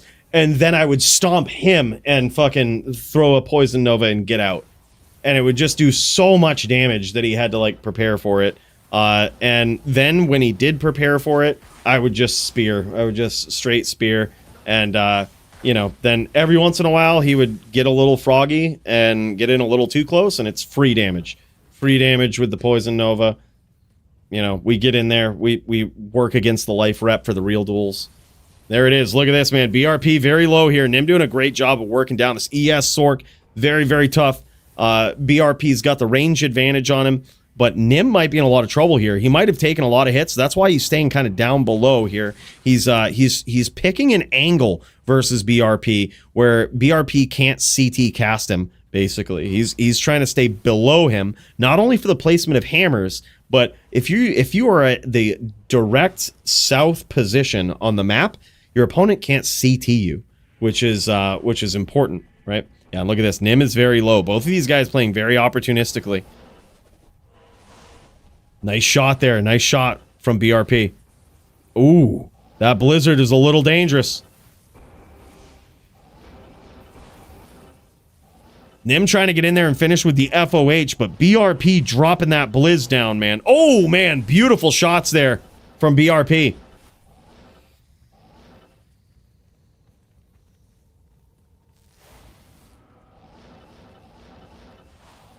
Yeah, since I got to use Dwarf and Inferno, there goes 18 rep, yeah.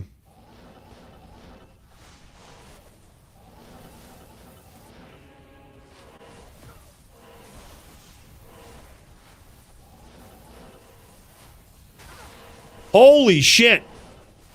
How did BRP survive that? That looked like an incredibly well-placed ham there. He just stepped out on the outside of that. Great timing. And it needed to be. That was almost certain death right there. And Nim is also very low. Nice blizzard there from BRP. That one might have connected. Hard to tell. Nim trying to stay on the outside, land some of these FOHs. He's 8 FOHs away. He needs to land 8 FOHs here if he wants to get it. But BRP likely won't let him have it. Nice shots there from BRP. Nim trying to rep back some of that life. I think BRP, as he lets Nim stay on the outside, is going to be fighting that life rep. Yeah, he's got to go kind of looking for it. And if he keeps pressure on Nim, it's going to be there it is. Very nicely done. I was going to say, if he keeps pressure on Nim, Nim won't be able to rep, and he'll be forced to FOH. And he won't, at that point, win the Blizz versus FOH battle. And he certainly didn't there. Nice name lock from BRP. Now 2-1, it looks like, in Nim's favor. Let's see about track amp if these guys are still jamming. Let's cut over back to these guys. See how it's looking. Both of these, this is an epic LLD match. Holy shit. Oh, no, it looks like these guys just finished up. Sorry, we missed everything there, bro. But, yeah. No, Warlock is not easy to beat with an Immortal Sork. Bring your Immortal Sork. I'll trash it on my lock. I will trash it. And my lock is not geared. I will indeed trash it. Lock is very, very broken. And I'm not a great player. I'm not a great PvP player. but I'll show you. I'll show you. Bring the Immortal Sork in. All right, back over to BRP versus Nim. After this, we've got me and Max going to town, lock v lock. I want to see that. Bring the Immortal Sork for science. Yeah, I think it's probably possible to beat my Warlock with an Immortal Sork. My Warlock has no gear. It's very, very bad. But I think a fully geared lock that can actually resist a cold Sork, nope. No shot. No shot.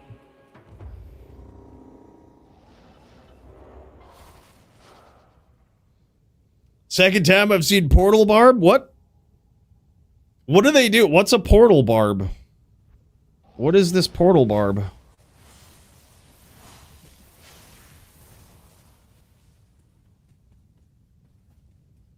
B Portal glitch is probably going to get hotfixed this weekend.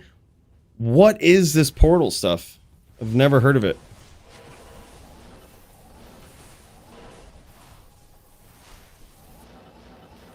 Yeah, Abyss is blizzard damage with twice the hitbox and CC. Yeah, and then Miasma Chains is just bugged damage.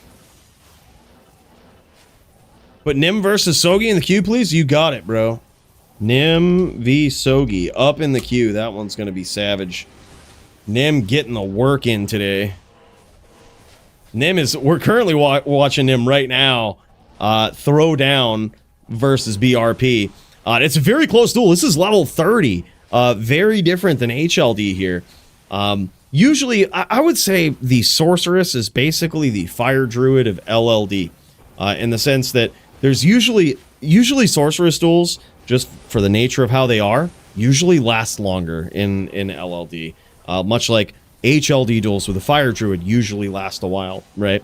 It's not the player or anything. It's the nature of the style of play. A lot of builds versus at level 30, a class that has natural teleport have to keep their distance, and they have to be very patient. As you notice, Nim here kind of trying to lead BRP around, trying to reassess his position. He doesn't want to just get a Blizz drop down on him. He can't charge in just knowing that BRP can teleport away. It's a very, very different thing, right? It's a cat and mouse game here. Yeah, what is this TP barb we speak of, right? Yeah, and that's what I say. Not all glitches need to be fixed. What, like a barb with a cool glitch? If it's good, let's keep it, right? Like, what's wrong with that? It's like Portal Barb uses dark matter to do glitch damage. Fastest clear speed in ROTD, it said. What? Well, link me, bro. Send me something.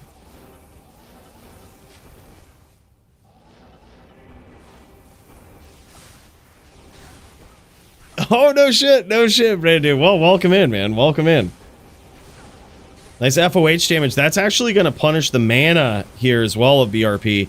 And you notice he's got quite a healthy mana pool. But damn, son. That is big. That mana pool is getting ripped away by that FOH. He's also took a couple of hammers there as the FOH forced the BRP to look for that lock or that stomp. And Nim was just ready for it, dropping the hams.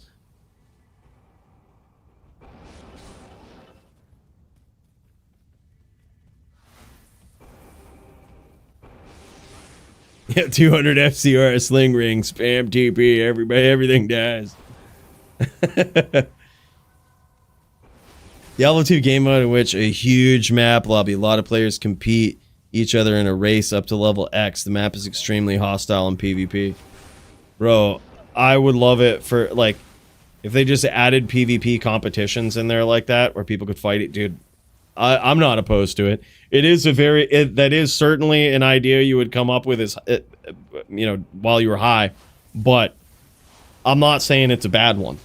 All right.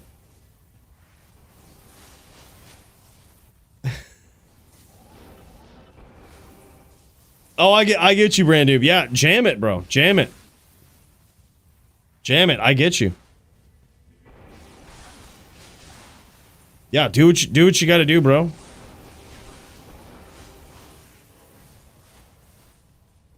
Yeah, it was, I think you could do something similar in D2GA. There was a different mod where you could do like 22 versus 22, like 40 players or some shit. But even D2GA allowed for more than 8 players in the game, so you could theoretically do like, I think, what was it, 10v10s or something? Like, I think that's what it was. Wasn't quite that high in D2GA, but yeah, PvP maps needed for sure. Like, I think just PvP content in general is needed in D2. Adding that into the end game is a great way to encourage the devs as well to think about PvP balance, which is something that's been missing, I think, in recent history from the game.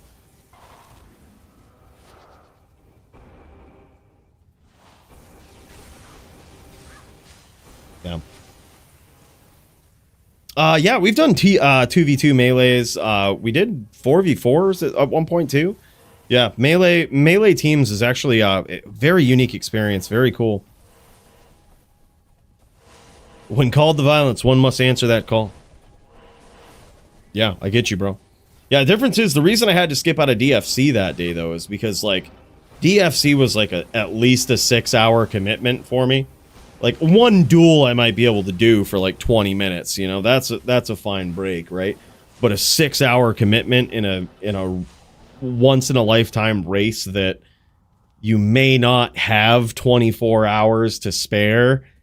I was like, I don't know if I can do this, you know? But come to find out, we actually finished that day before DFC would have started. So while it did feel bad to cancel at that point, I actually passed out around like 8 p.m. that day, which was probably 2.5 hours after I finished the race. So, and I don't even remember passing out. I just like got fucking knocked out by life.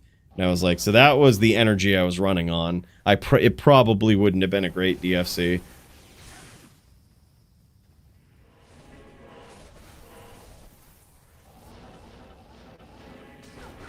Oh my god, and Nim gets in there with a nice setup with the ham. I love that he's forcing things here with that FOH. That really does force a different kind of gameplay from the Sork. Yeah, those Invisihams, man, those it can happen. That's why I think, especially with this Sork, it's what BRP has to do here is I think he's got to keep some sort of, he has to almost treat it like he's a fire druid and keep that medium range pressure on Nim's Din to make it so that Nim feels as though he has to FOH a lot, and that's where BRP is going to catch him, right? If Nim keeps committing to this FOH strategy, BRP can undercut him. He can blind spot him, stay in that blind spot, drop a Blizz, Ice Blast, so much harassment that FOH feels like a waste of time, right? And like, it's just, you know, you're not really ever giving them that map distance to set up these Invisihams.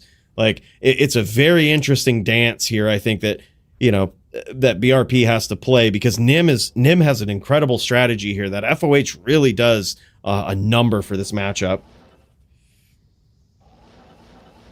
1v7 is a new thing. Yeah, exactly. All the top barbs are watching me right now? No shit, dude. That's crazy.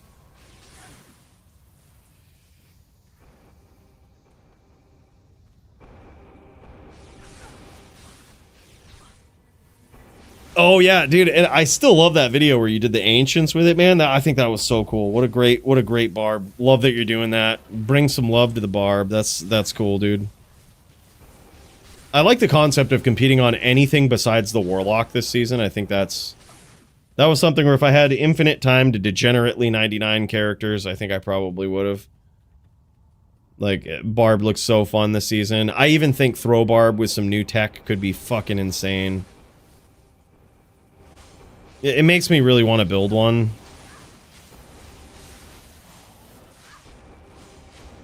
Here we go. This is nice harassment. I like that harassment from BRP. You notice how he's forcing Nim to charge up there? Nim, when he's charging, isn't doing any damage.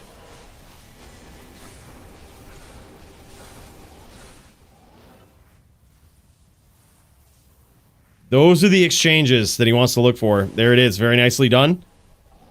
As bad as it feels right now... Oh, shit. Nice ham there from Nim. As bad as it feels sometimes, that's kind of the dangerous range that I think BRP wants to keep Nim in.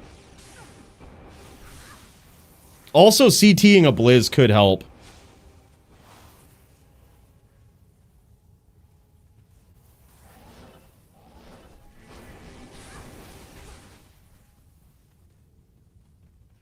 Yeah, that is pretty insane. That is pretty insane. Yep, Warcry PvP. Let's fucking go, man. Let's fucking go. That'd be sick. See, that's where they shouldn't have patched the FHR stun. The Warcry barb is really not a thing anymore because of stuff like that. That's going back to what we were talking about with the Street Fighter glitch there, like, you know, and how that just became a thing in the industry after. Diablo 2 had a big advantage there, like, you know, a big window of opportunity when they remade this game to remake some of the old glitches and, like, not patch them, because essentially it only mattered in PvP. Those devs didn't understand PvP, and they figured they were doing the community a favor by patching the weapon swap glitch, and it's like, you actually fucked a lot about the game there. You actually, the PVMers weren't the ones doing that, right?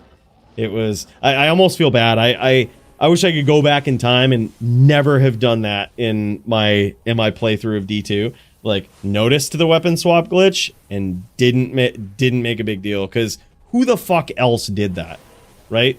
Like, literally who? They seriously just watched my video and was like, oh yeah, we gotta fix this. I feel personally responsible for them, like, fixing weapon swap glitch. And like, I apologize to the community for it. I shouldn't have done it. It was fun at the time to put it on scroll wheel and fucking jam it. But I was so happy that it was still in. You know what I mean? I was like, fucking yes, they did it. Oh, whoops, we gotta fix that. And it's like, I think I was the only one that did content about it. At least Warcry is unblockable now. Damn FHR patch. Is it unblockable? Can you not block Warcry?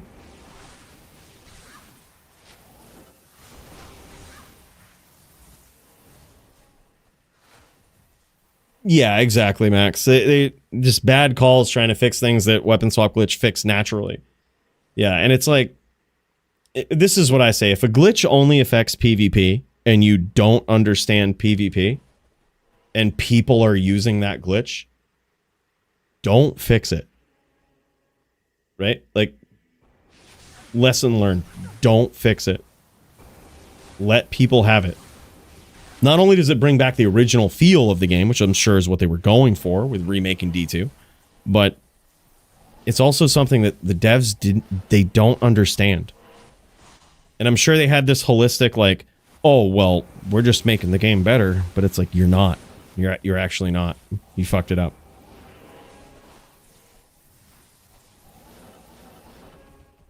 Yeah, DR definitely hurts it. I'm pretty sure it can be blocked still.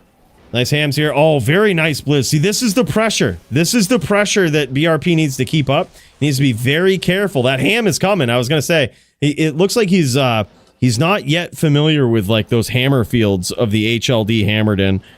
But yeah, he's got to watch out for that. It's mid-range pressure here. And just when you see the hams, you got to get up out of there, right? But Nim is so low. He's literally one Blizz. BRP just needs to keep this mid-range pressure, and he has this. What he doesn't want to do is have Nim way on the outside, because now Nim's going to drop. Nim's dropping hams. Nim is dropping hams right now, and they're probably invisible on this map. So he's going to be BRP's going to be very careful, because he's allowing Nim to get off of his map and throw hams. And that right there will make it so that the hams are invisible when he goes and finds Nim. Now he's waiting. He's waiting, but if he plays this game, Nim's going to rep life back. Not true, XLXD. But just very not. It's just not true at all. We were talking. If you watch back the VOD on YouTube, we were talking about that's just so far from the truth. They did give quite a bit of fucks about it. And wow, holy shit, man! There it is. 4-1 GD. Absolutely epic, man. BRP gets... that was a great duel. He almost had it. But Nim is a strategist, man. This guy is a strategist. I gotta say, though, BRP looked good. Like, he actually looked really good on this Cold Stork, which is a very, very... I don't know if you call it off-meta class to play in LLD, but it's certainly not one that you see from everybody. So that was wild, man. Very nicely done. All right, boys, I think it's time. Me and Max throwing down lock v lock. Let's get up in there.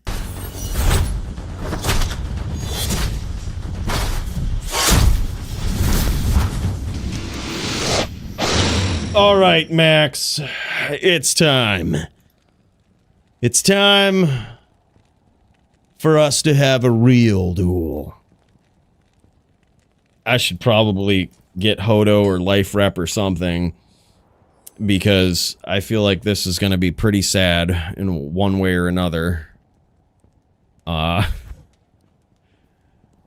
a good idea. Let me see. Do I have a Hodo spare here?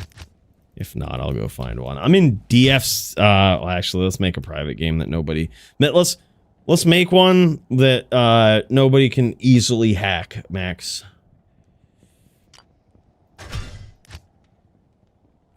Yeah, sneaky hams, man. That's what it was. That's what it was. Yeah, just make a game, Max. I'll join it. Just send me the password. I'm gonna mule over some shit here.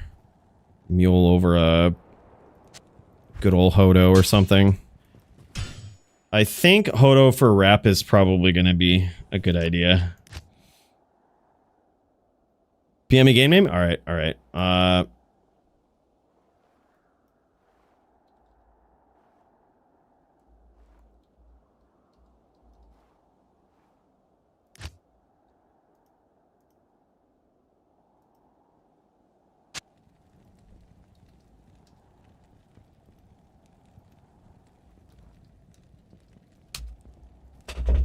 All right. Jam Slam Alabama. All right, let's try this out. Hodo Scourge. We're gonna put this in the stash. We're gonna see what we can do here. While we get Max up in here, I'm gonna switch to DFC legal skills here. No Abyss. We're gonna take a little bit of a hit to our damage here, but I think this should be. We're gonna have some life rep, which is probably gonna make a difference. We've got a little bit of DR here. Do we have a Shaco with a bear rune? Do we? Where would that be? Where would my bear rune?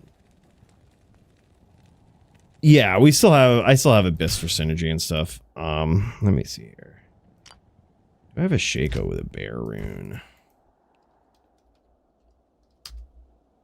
Probably gonna want it. Probably gonna want it. Did you go full physical on this?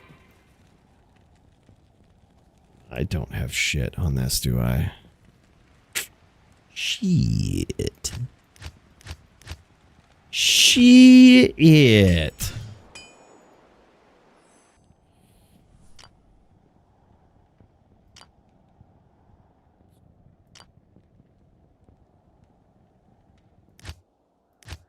Could have sworn I had a Bear Rune Shaco somewhere on this expansion, but I don't fucking know. You know what? I'm gonna try this. Will that work?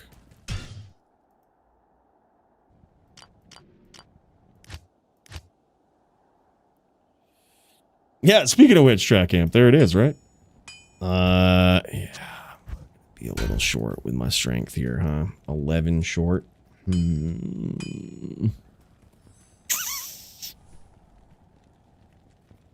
probably need that cast as well. Yikes. Or do I? Let's see here. Yup. Fuck. Fuck.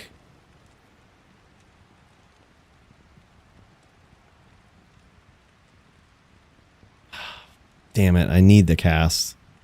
Yeah, well, I'm just gonna run it. I'm just gonna run it. Who cares? We'll just jam it.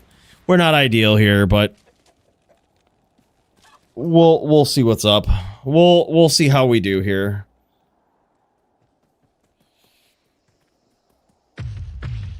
You can bind a button in settings to switch dash tabs. That's sick, dude. Didn't know that.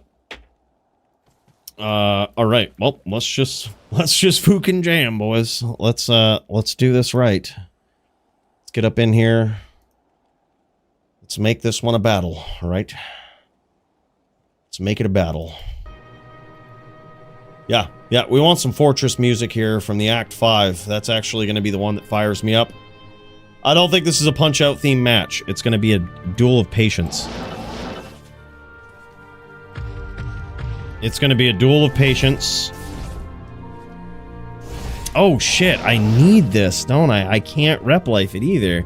Because I need my... I need this so that I have my skill. Fuck. Yeah, we're too tight on our... We're too tight here. We're too tight. We might need a pool, though.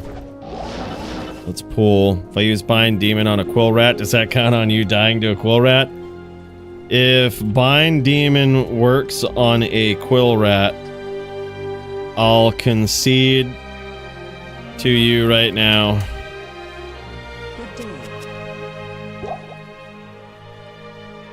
Will concede to you right now if you can get it to work on a Quill Rat. Gotta find that demon Quill Rat, exactly.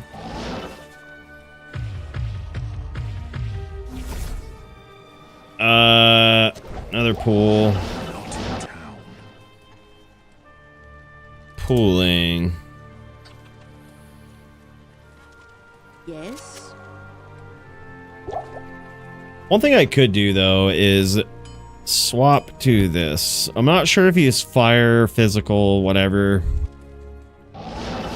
Are you fire and fizz? Or just fizz? Yeah, both. Okay. And my res... yep. Res should be good.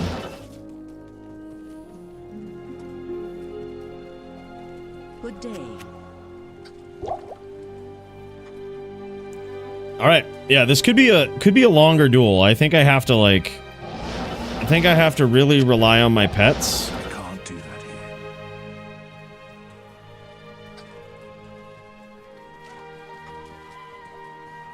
Yeah, that definitely happens, Larry. Yeah, he'll raise things. They won't follow you around games, but they will count as, like, minions of yours, and they'll tell you around with you and all of that. It's kind of cool. Not in town. Yep. Interesting demon bind right there. Really cool. Yes.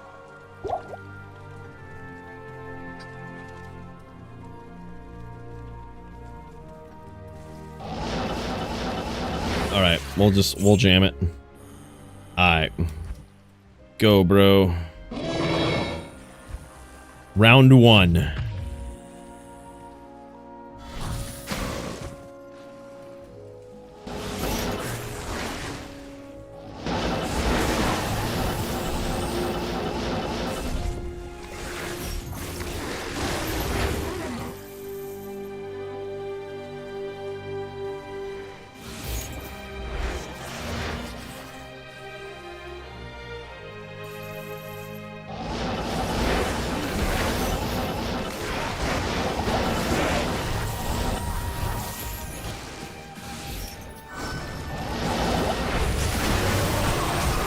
Well, that ain't gonna do it. All right. Okay.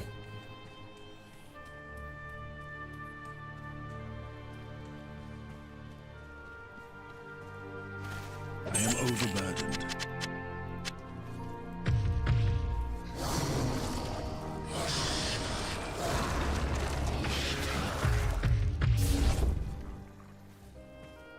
I can't carry anymore. All right, 1-0.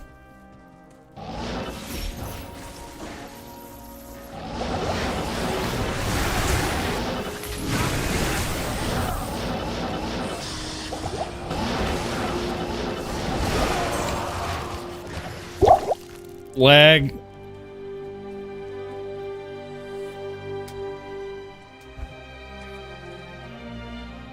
New rule, you can use Abyss. All right, all right. Deal. Deal. Deal. I wasn't gonna say anything, but if this went 3-0, I was gonna Abyss anyway.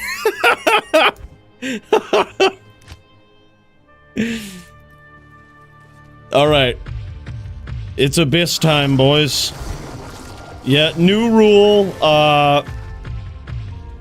Blood Boil is very, very busted, so we're gonna have to go busted v busted. All right, let's do this.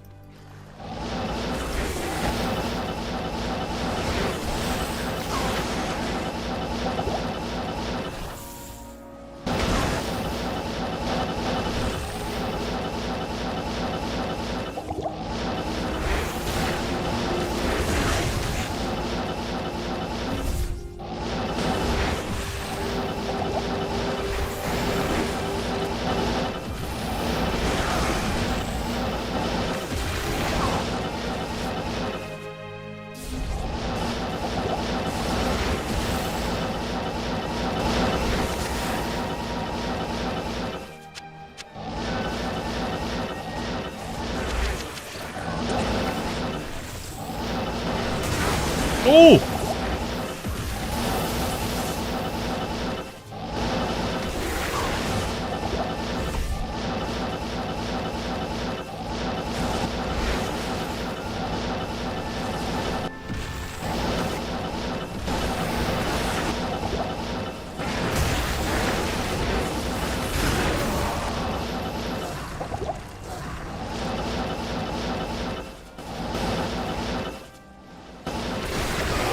What? All right, that was actually a better duel. GG. That actually felt good.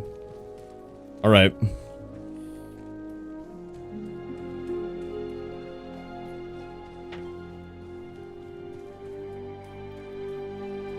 All right. But now you know what it is. Our back is against the ropes. We're in Little Mac down mode here. We ain't giving up that easy. That's right. It's 3-0. And it's time to whoop that ass. We went back to the corner here and the coach said, "Look, I need you to get up in there." And when Max starts doing his flagrant shit, you got to whoop that ass. I can hear the theme too, pumping me up. Fuck. All right, here we go. All right, let's do this.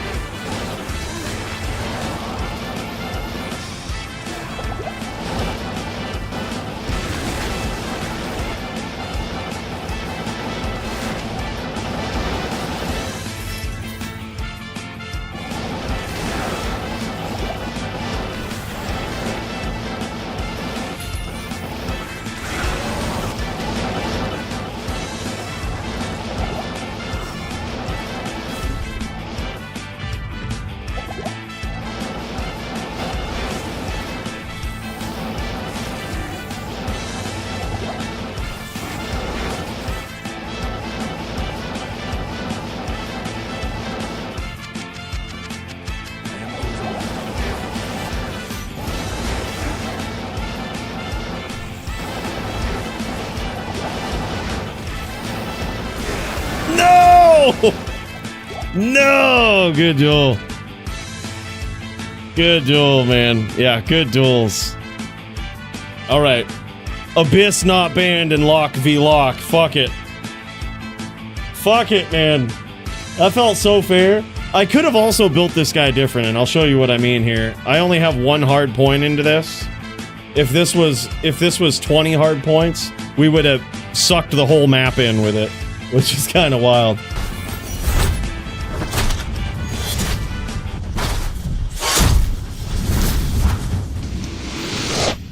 Yeah, true. It's also still probably pretty imbalanced with full GCs. Again, this is a character with playthrough gear. A fucking noob could get this gear in a day. Like it's really, really bad. But yeah, that actually felt like a pretty fun duel. If I was really going all in on Abyss, I would, like I said, I'd max this here. What did we put? We maxed Blood Oath and Consume here. I'd probably just take points out of Consume and put them into Enhanced Entropy, which that would have made it so that instead of having like a little dainty Abyss that I kind of have to get a direct hit with, you have this vicious Abyss that just sucks the whole map in, which is insane. That would have been a way better duel for me, but it also would have been pretty imbalanced for Max. So yeah, it would have been so bad for Max. I would just CT cast all day, and it's like if he approaches half the screen somewhere, he just takes 2 hammers at once. Like it's stupid. Yep. So off to Sogi versus Nim. Let's fucking jam. Good duels, Max. That build is fucking toxic. All right, it's a toxic build. Friggin' thing is it's cancerous in this format. God damn. Leave it to Max. Yeah, I should have just abyssed from the I should have abyssed from the start. Yeah, he says toxic build. Absolutely toxic. Yeah, good duels though, man. Good duels. All right, boys. Is it Sogi versus... It's actually Law Rages versus Murder SC, but you know what? These guys are ready to jam. Let's get it. I don't think this will take too long. This is Sogi versus Nim. We'll cut over to Law Rages versus Murder after this if these guys are still jamming. And let's friggin' go, boys. Holy shit, this is some din v din violence going on right here. Some absolute violence. This is Sogi, one of the best Din players I have ever seen in my entire life. And he has got himself a savage Din opponent tonight in Nimrod. You guys have seen Nimrod tackle the Din on many different levels, many different divisions, from Melee to LLD and HLD. This guy's prowess on the Din is pretty savage. And what he's trying to do here is he's trying to keep Sogi honest. He's trying to keep him honest by constantly telling him, not really giving him a lot of time to think about using that bow. And I really like that strategy here. Nim, as a hammer Din in this matchup, nice stomp there. He has to remain mobile, right? He can't really stay flat-footed for too long. He's got to stay mobile. Hammer, telly, right? You don't want to give Sogi too much time to set up a nice stomp to blind spot you. Nice stomp, good exchange from both players here. Nim landing some damage, Sogi landing some damage. This first round is insane. Now Sogi trying to capitalize on this, land some FOH, harass from the outside. That was an incredible stomp there from Nim. Usually the stomps on the Hammerdin don't go that clean for the Hammerdin player, but Nim is he's on a whole different level. He doesn't always just look for the stomp, right? He tries to keep you guessing with how he stomps, and oftentimes he lands them because you don't expect it. And that is the key to landing big shots in PvP. You gotta land the shots that people don't expect to get hit with, right? That's when you know you've got your timing down, you're figuring your opponent out. But that time, even though Sogi might not have expected to get stomped in that specific scenario, he responded very well and actually landed some very quick smites there. So to put it in perspective of what types of builds these guys are playing with, you have Nim on the classic, the Hammerdin, right? He also has the ability, oh man, he was gonna try to smite Sogi there. Big mistake. You definitely can't do that. Almost no matter what life Sogi is at, you can't do it. You can't do it. He will beat you to the punch. But Nim is on a hammered in, so his whole game plan is to throw hams, throw these sometimes unexpected hams, get up in there, deal some big damage, and he's going to do it with the hammers. Sogi is a VT. He's going to use FOH and mainly Smite to deal all of his damage, right? But you also notice him on a bow over here. Very crafty Din player. Only the best of the best busting out the bow. And by the way, speaking of the best, DPS Boomer gifting the sub to XLXD2, bro. Thank you so much. Always such a generous guy. Big cheers. Thank you so much, man. Yeah, he has a little bit of open wounds from Gores. I think that's where most of his open wounds is going to come from, so it's not a lot. But the bow is a way to change the way your opponent plays. It's hard to explain, right? The bow isn't going to do a ton of damage unless you proc open wounds, but it will make your opponent play differently. In Nim's case, I think Nim has a game plan that it's very hard for Sogi to bust out the bow versus Nim's initial game plan anyway, right? And Nim's game plan is to stay at a very uncomfortable distance to Sogi, right? Where he can keep those hammers flying, he can look for opportunistic undercuts, he probably doesn't want to try to blind spot Sogi so much, but he's keeping this uncomfortable distance with Sogi, where he's always kind of on his screen, throwing hams. Nice shots there! Just like that from Nim. I am overburdened. That's what he wants to do. He wants to stay this uncomfortable distance, throwing those hams. Being off screen like this does give Sogi the opportunity to use that bow. It's probably not going to connect much from off screen, but that is the dance in this matchup between the H-Din and the Smiter. It's a dance of the Smiter waiting patiently as the Hammerdin closes the distance. He's going to be south walking. He's going to be looking for the lock, waiting for the stomp.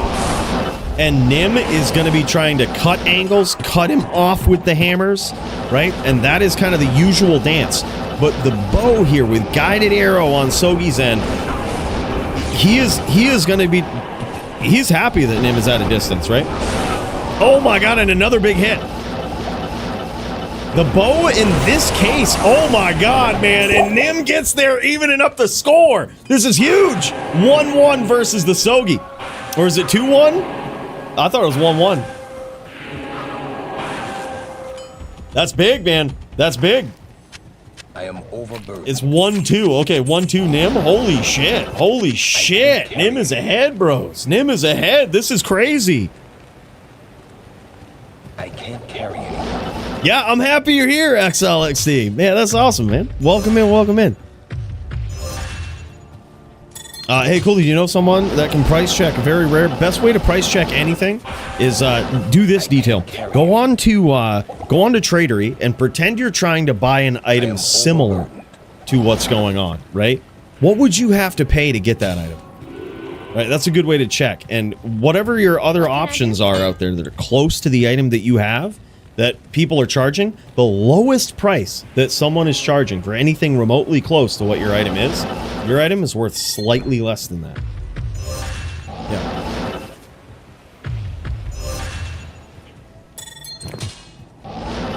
Very rare level 9 Juel. Offered 10k form gold for it, 3 2020s. Yeah, sounds pretty insane. Yeah, there's nothing similar. I was gonna say there's probably a rare Juel, level 9 Juel, probably nothing similar. Yeah, that's crazy. Yep, that's a good point. What are the stats on it? You got 20 ED, 14 max. Is that what it is? That's the rarest level 9 Juel.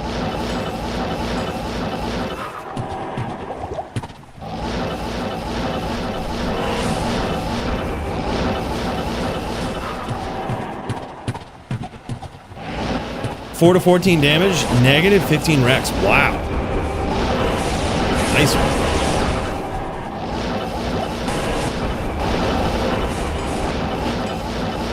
Wow. Yeah, that's really good.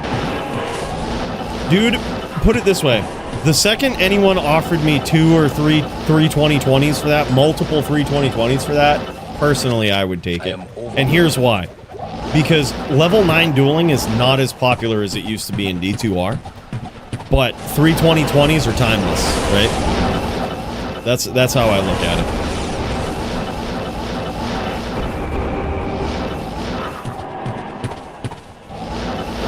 That is probably not worth anything, Muffin. But try the tradery thing, right? That can go up to 10 gold find, so it's not a perfect roll. Yeah, I would go for the 320/20s all day, man. Those are timeless. You can use those on any build. And level 9 dueling, definitely not as popular as it used to be.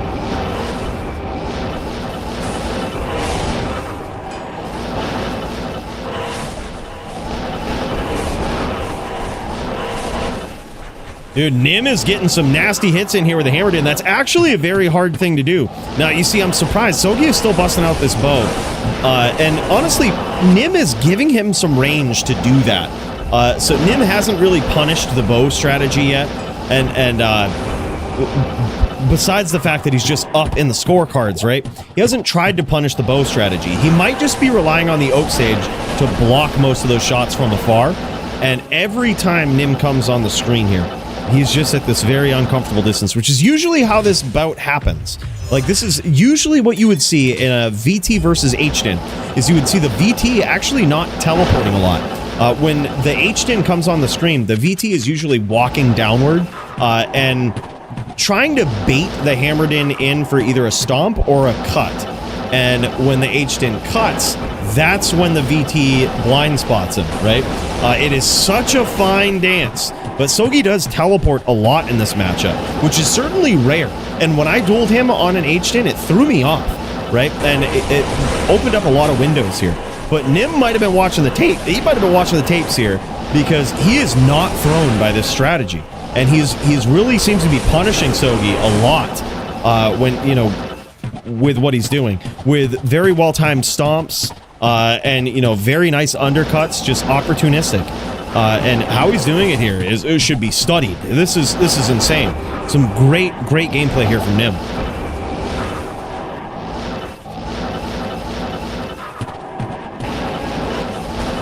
Yeah, exactly. And 320/20s are the gold standard, right?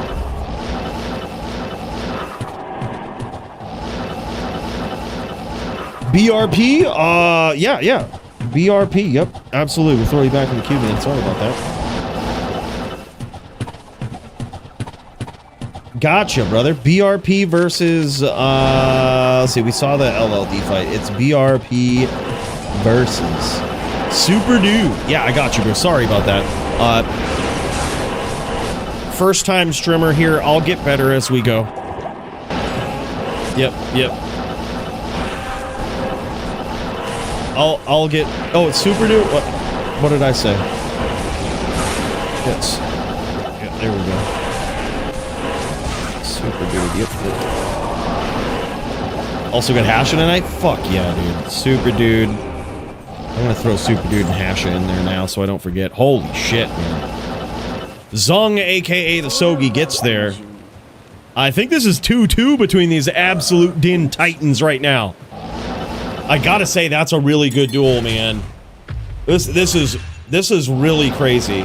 I gotta say, even though the data said this is gonna be a good duel, Yes. I don't think we'd ever seen it before.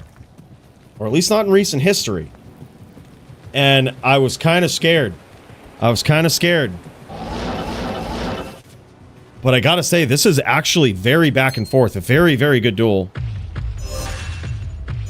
Like, all these rounds are super close. 1-3 right now in favor of Sogi, I think.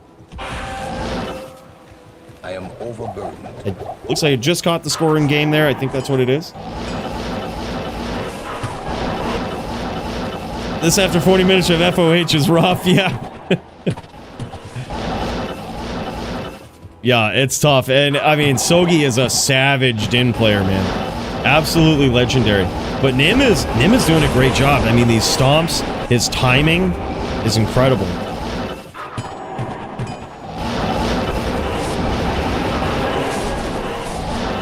I think that first round where he went in for the smite, that was so sad because I think he honestly could have had that with a ham. Oh my god, big hits there. This is huge. This is huge. He scored some shots on Sogi. Sogi procced life tap, which is, now that he's keeping the distance, this is an opportunity for Nim to cleanse that off. He definitely doesn't want life tap to be procced on top of him as he reapproaches here. He didn't cleanse it off. It's still on. Sogi might risk the hammers here to get in there. All right, now it's off. Now it's off. Oh my god, and there it is.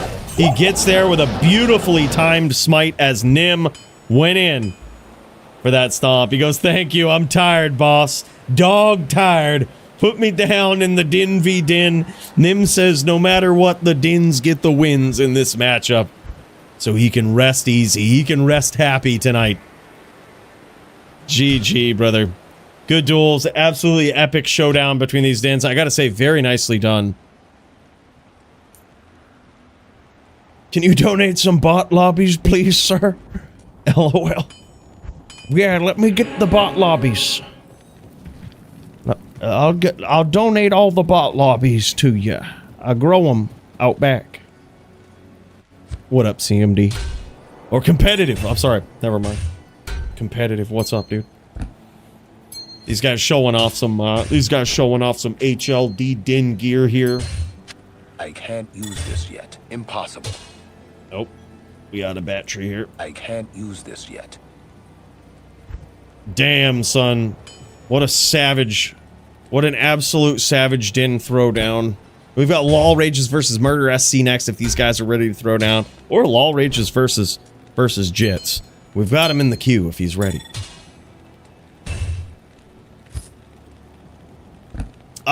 Depends. Some people did and went all in, Logan, and some people didn't.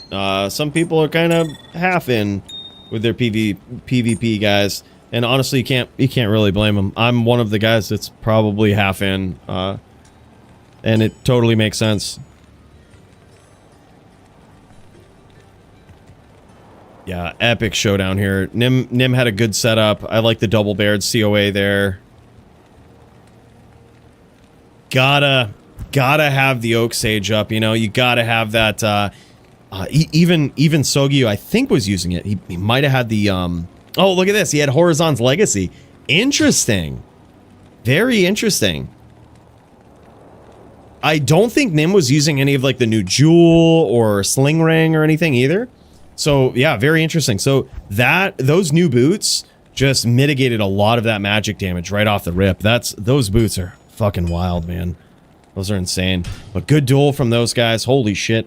Let's see what LOL Rages is up to. I don't see him in... Oh, wait. Maybe I do. Maybe I do. Is this LOL Rages right here? Oh, shit. He might be getting ready to sling himself over here. Let me see. I gotta turn off streamer mode here. Yeah, this is LOL Rages. What up? Hell yeah, man. Hell yeah. He's ready. He's ready to throw down. He's going up against Void in LLD. I think this is... Yeah, who is this? Is this Murder? Who be throwing down here? Hell yeah. Hell yeah.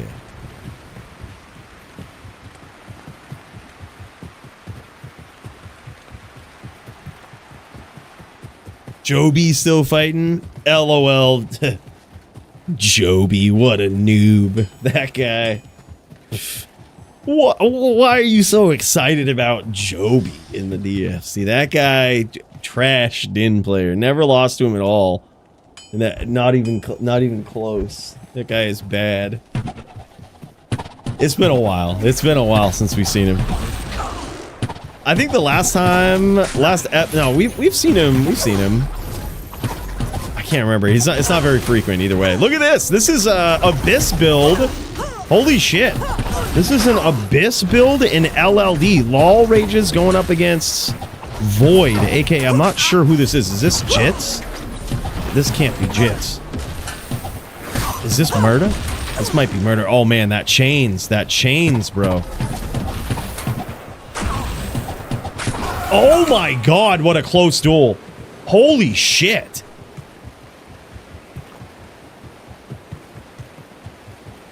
This is water? Water in LLD? What the fuck? Holy shit. Greetings. Yeah, that's crazy. That was actually pretty wild.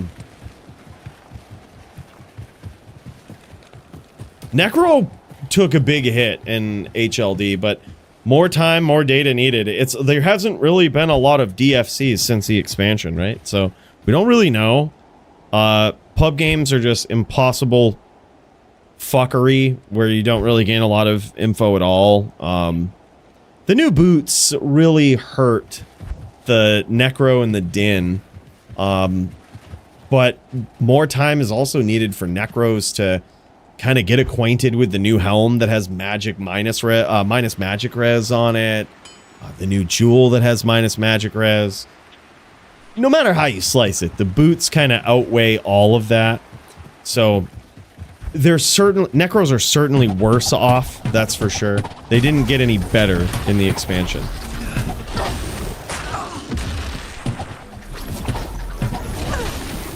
Yeah, time to stand still and use that passive dodge. Well, it doesn't always work versus the Abyss, it won't work. Oh my god, nice shots here though. The thing is, it's very hard for the Lock to get his Abyss up very high. Holy shit! God, LLD is so different, man. I fucking love it. Look at this, like, it almost feels like this is a fair build in LLD. Good day. Like, holy shit.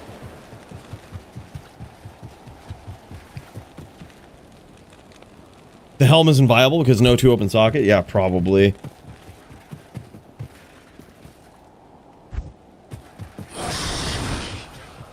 Holy shit, man. I feel like the Lock in LLD is fucking sweet.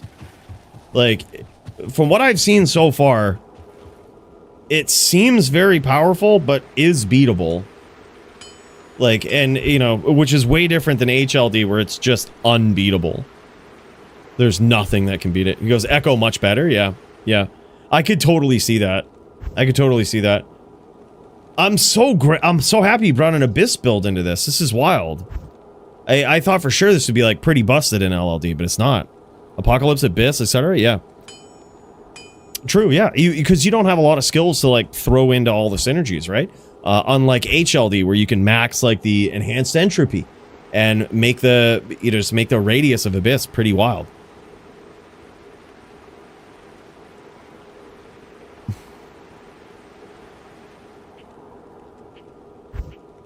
Yeah. Yeah, I think so too, man. The boots certainly give him a big nerf, but honestly, of all classes, the Necro probably deserved that nerf. For, you know, the magic resist, they probably deserved it. The Hammered In certainly didn't, though. Like, that was so bad. It was a bad build already, you know? Okay, so it looks like the Zon is dodging some of this. Certainly not Abyss. Yeah, Abyss is always hitting. Yeah, you can't avoid that Abyss. Holy shit, that's wild. He's got the name lock. The crazy thing about the Warlock here, especially versus the Zon, is that his mobility, he can always stand still. You know, he can, like, always stand still. He never has to actually move and risk it. Oh my god, nicely done there. Water getting in. GG.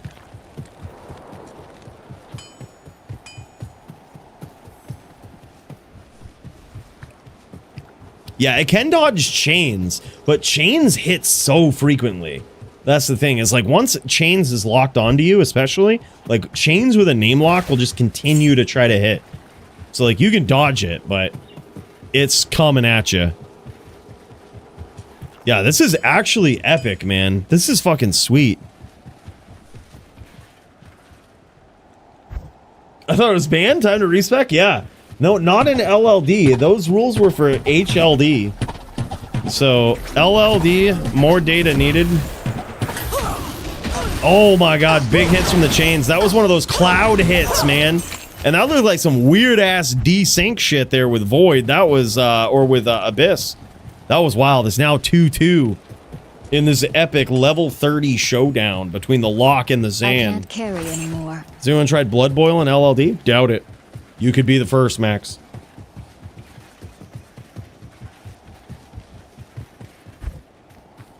You could be the first. All right, I think it's tied up. I think it's 2-2. Yeah, he's got to get those guideds in there. I'm not sure if the jabs are going to do much. He is swapping to jab side here, and I'm not sure why.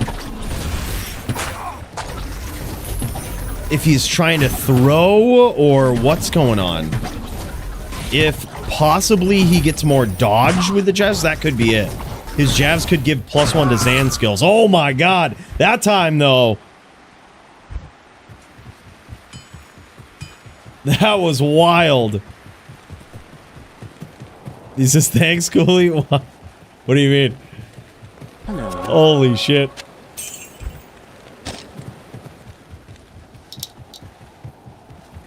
Lots of life leave? Oh, okay. Yeah, there could be some shit that procs. Usually have Titans. Oh, true. That's right. Yeah. Yeah, he's probably used to dueling in HLD. I was gonna say, like, it seems like an HLD move, you know, but not necessarily useful in LLD here. Yep. So yeah, he's like, okay, I really don't need to swap to jabs. If he's used to Titans, he has faster run walk on those. So when he moves away, he swaps to jabs. But yeah, it's like completely unnecessary in LLD. And now he's able to get more shots off. Breaks map distance with that. Oh, this is really bad. Water was keeping that lock too. Yeah, we got some mad desync there with those chains going on. Or like mad weird shit happen. Like you can see the weird jittery shit going on when he actually gets chained. Like when he gets locked by that chain. Big shots there. Now Lol rages. Uh-oh. He's looking for that final hit. He's going in with the jabs. Oh my god.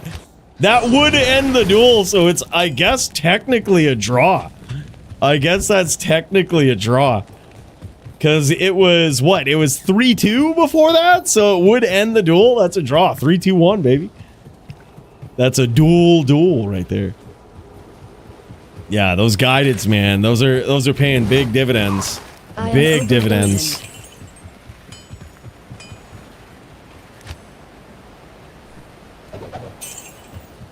Chains always does that, where it last ticks after the Warlock dies.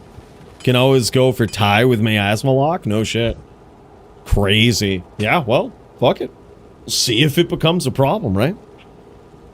Yep. The Titan swap makes way more sense. Like if you're used to HLD, makes way more sense. At first I was trying to piece it together. I'm like, he might have plus to Zon skills on his jabs and he's hoping to dodge, but even +1 to skills there is like probably not worth the swap, you know?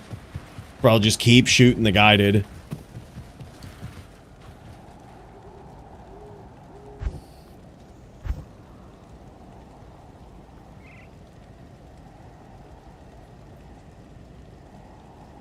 This is crazy, though. Yeah, duel is null if it would win. If a draw is a draw, during a draw, when both players kill each other, they both get a win, unless that win would end the duel for somebody. Like someone would win the duel with that, then it's a draw, and they redo. Yeah, chains can't be blocked, but it can be dodged. Nice shot there early on. Lol Rages landing some big damage with those guideds. Water looking for that lock. Ooh. And he gets it. He got it with the chains, and now Lol Rages forced to break map distance there. That's what you got to do. When you get the chains locked onto you like that, you just have to break map distance. Which I'm surprised, because honestly, the Zon could use a telly staff on the opposite side here as well. Which, when he gets chained, you could just telly away.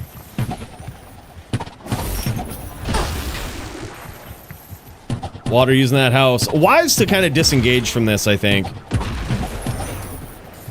Nice shots there. Yeah, I think Lawrage just needs to disengage from the house play here. Because even if he walks across those chains, he can actually get hit. He doesn't need a direct hit with the chains.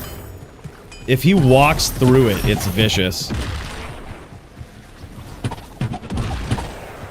Nice shots there. Oh my god, and there it is. Very nicely done. Holy shit. Lol Rages gets there. Epic gameplay from both of these guys, man. Water coming in on an LLD. Miasma Lock. I gotta say, Lock looks so good in LLD. It looks so good. So clean. So fun. HLD, it might need to get deleted, but LLD, wow. Crazy. The question really is, though, is like, what does their gear look like already? It looks like Water actually has a circlet on. So he might have like a +2 to chaos skills circlet, which is probably better than most HLDs have at this point. He goes, I know the others use Telestaff, but I like Blade Warp. Yeah, I like it too. The Telestaff, there probably is some merit to that because you can get 20 cast with Tele charges, which are, that's insane. And you could wield that in one hand. So you could have a shield and the Telestaff, which is pretty crazy, all on one side. So you could just like Tele chain essentially, which, yeah, that seems pretty insane. But yeah, let's see if Water shows off his gear here. I would love to see it, like what he was rocking for this, because it seems like I'd love to know if it was actually good, like really good gear, or if it's very like basic. You know, that might tell us something as well. Surprised he isn't using both. I wonder if it's as strong in LLD. You know, but yeah, I wonder. Crazy. Well, look at this. Look at the setup here, though, from Lol Rages. This is really nice. Love the bow. 2-socket, 40 IAS. God, that thing is almost as good as the pre-patch bow from LOD. Holy shit, that's like the best LLD bow I've ever seen. And this helm, 2 passive, 2 sockets, 30 faster run walk. God damn. Damn, dude. That is some great gear. I love that bow. Lol Rage has got himself a decked out Zan here, man. Half freeze duration on the gloves, too. Jesus. Gotta say, I love it. Those jabs ain't nothing to shake a stick at either, man. Holy fuck. Damn, son.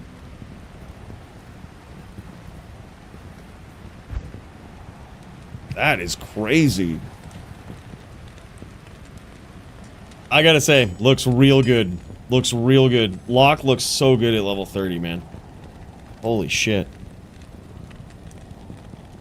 Alright, boys. BRP and Superdude are ready to throw down as well. I say we check it out if these guys are ready to jam. We've got Medium up in here as well. Is he dueling? Let's take a peek, man. Yeah. Murder SC.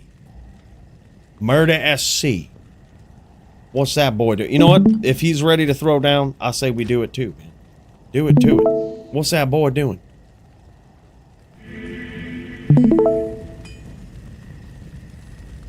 Oh, there it is. Superdude. Superdude BRP. Alright, let's check it out. I'm gonna throw Murder SC in here though and check in with him after this. Murder SC. I know he had some other duels, and I know some people were willing to step up in LLD as well. And he was looking for anyone. I bet it'd be a good duel versus Lol Rages, man. Or even Water. I didn't know Water had an LLD. That's so crazy. Someone lend me LLD inventory. This makes me want to build an LLD Warlock, dude. I hope you do, Max. I'll probably build one soon. I'll probably rush one through, and I'll just let you know, dude. For some reason, we seem to be on the same sleep cycle. We're both kind of up at weird hours of the night, so we'll have to G-rush it. I got a character that can give us all the crazy quests too, like the bird and shit. So yeah. what makes Warlock broken in HLDs? There's so much stuff. Like the Blood Boil build is just, you can't really fight against it. It's just too much asinine shit going on. And Abyss is so busted. Like the radius at which it sucks players in is fucking crazy. The damage is fucking crazy. Like it's, the Abyss Warlock cannot be beaten. There's nothing that can beat it. And probably second only to that is the Blood Boil Warlock that just also probably can't be beaten by anything. But more data needed, but it appears as though those builds are just unbeatable. However, the Firelock actually looks pretty fair and balanced, I would say, so far in PvP. Again, more data needed, but that one looks like the best build. Like they, you know, the fairest, funnest build. Yeah, I think so. I think it's probably the fairest. It's great. All right, Superdude versus BRP going on right now. This is the classic NVD. We've got BRP on the Druid over here, throwing down, and holy shit. Pestilence, he says he has the option, Superdude, to go hybrid, but I think he went straight magic. And I gotta say, I like it. I think that's definitely the way to go, but so far, it looks like BRP on the Fire Druid is keeping some insane pressure here and is making it very hard for Superdude to land damage. This is impressive. We don't see many players on the Fire Druid, which is interesting if you ask me, because the Fire Druid, I think, statistically has just surpassed the Wind Druid in performance. Meaning that I think it has a lot better matchups against more things than the Wind Druid does. And but it does take a special kind of player. It's a different kind of play style that's relatively new, I guess you could say. Of course, there's been a few patches that the Fire Druid has had its synergy buffs and its damage buffs. However, in the grand scheme of Diablo 2, you know, a couple of years isn't a long time. So there's still players learning how to play it, and it looks as though BRP has taken some time, has learned this build, and damn, son, he's doing great so far.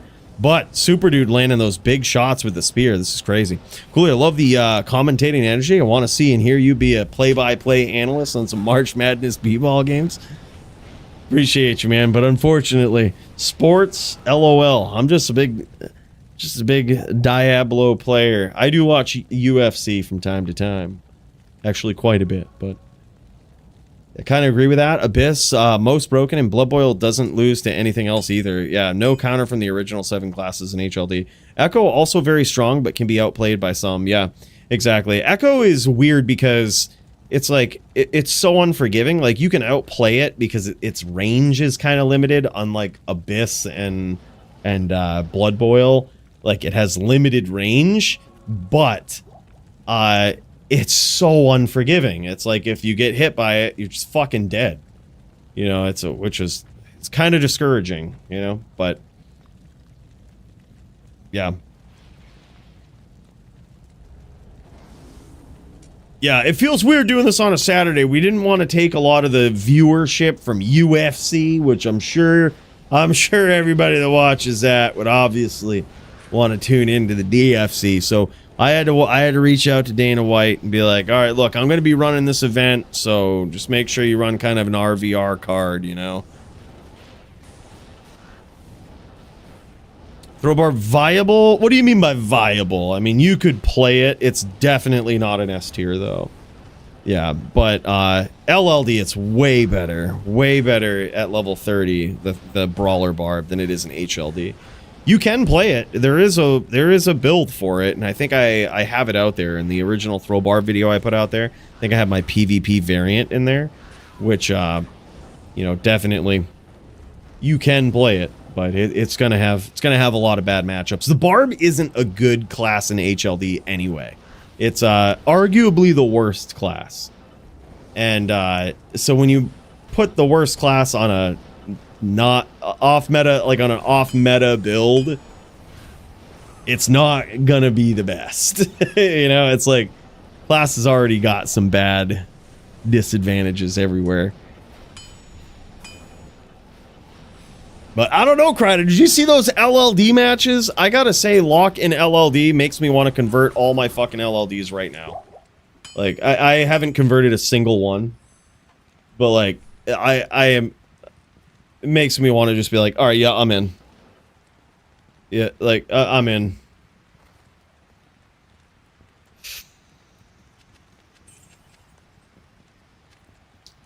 Yeah. Yeah. If we all ever needed a reason to love LLD more right now. However, there is an item in LLD that I absolutely hate, and it's the new armor that gives you 30 magic res. Like, it wasn't enough to give 30 magic res in HLD. They got it in LLD too. It's crazy. And then when you put that armor on in conjunction with the belt, you get 80% enhanced damage, which is fucking stupid. Like, that's so LLD savage. It's wild. Like, it's scary for those HDINs, man. HDIN finally found an arena where it was like S tier in LLD. And by S tier, there's a lot of, like, LLD is probably the most balanced of the two dueling, out of all of the dueling divisions. LLD, I would say, is most balanced. But the H-Din finally found a place where it could excel. And now, like, the 30 res magic armor just fucks that too. Like, goddamn, magic res was such a bad addition to this patch. If there was one thing that I wish they could have been like, you know what, we're not going to do this. It's the magic res. Adding magic res, more magic res into the game. Bad idea. It doesn't make a damn bit of difference in PVM. There's literally, like, one monster that does magic damage. And it's like, or maybe two. But, like, it doesn't make a damn bit of difference. It just fucks PvP. I feel like that was an ability they threw in there just to fuck PvP. Like, they were still running off from assumptions from back in 2001 where, like, the Hammered-In was so OP in PvP. And they were like, we gotta finally nerf that Hammered-In. Let's give everybody magic res.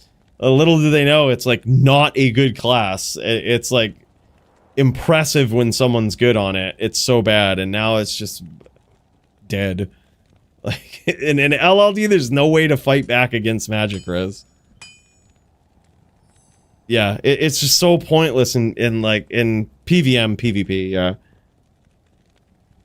Yeah, it's, I guess, yeah, to counter the Sunders, but it's like, what is doing magic damage? You have Haradrim Ancients, like the Hollow One guys. I think that's magic damage. And then you have the Bone Spear Serpents, I think. That their Bone Spear is magic damage. I think.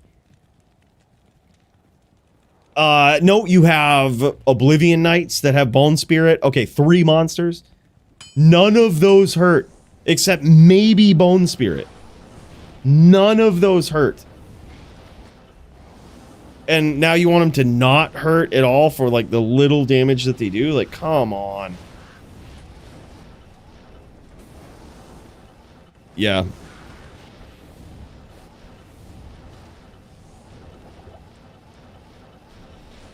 Alright, what is the score here? Is it 1-1 so far?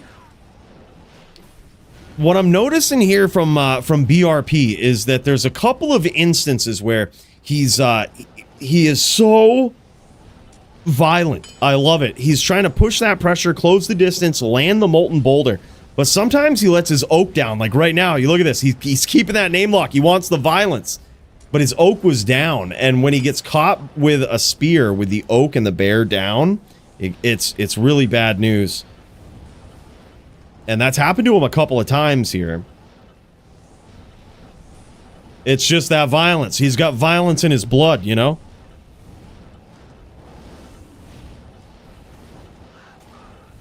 Yeah, Abyss is a viable build in PvE. It's like the non-gear needing, hell-busting build after the fire build. It's what you swap to, like in a playthrough. But in the end game, echoing strike is the way to go.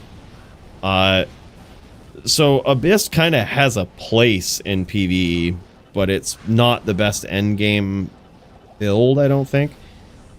And some people are saying that's a reason to buff it, and it's like, no, please, like, can we just make skill sacred to PvP again? Like, can we go back to that era?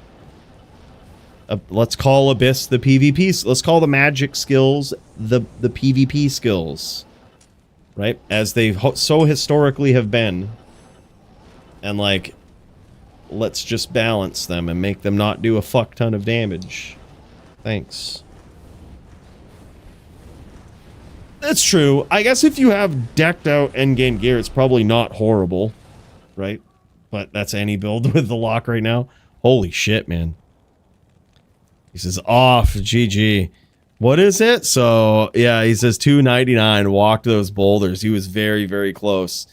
Yeah, dude, I'm telling you, BRP, I gotta say, I love seeing these fire druids come up in here, man. Really, Paulie has changed the game with this, man. He showed how powerful this build really is. Yeah, currently 1-2 in favor of Superdude. I think it's fine. Honestly, BRP, you're doing great. Honestly, it looks clean. You're a different fire druid dueler than we've seen for most people here. Like I said, the only criticism I would have is you gotta keep the oak up before the stomp, you know what I mean? Because those are the times you get caught. Otherwise, I think you have delivered violent damage. Like, it's actually been a different, refreshing style to see that, like, constant pressure. Like, almost throwing caution to the wind.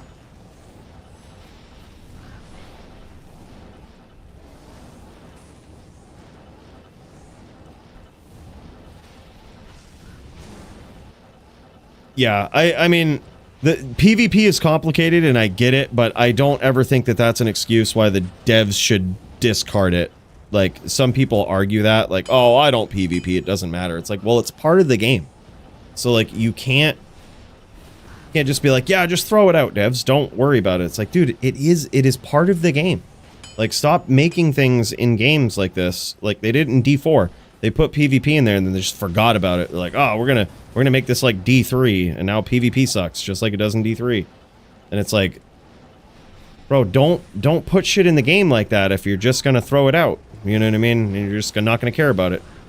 Regardless of how anybody feels about it, it's in the game, and you should certainly protect that, and you should worry about its integrity.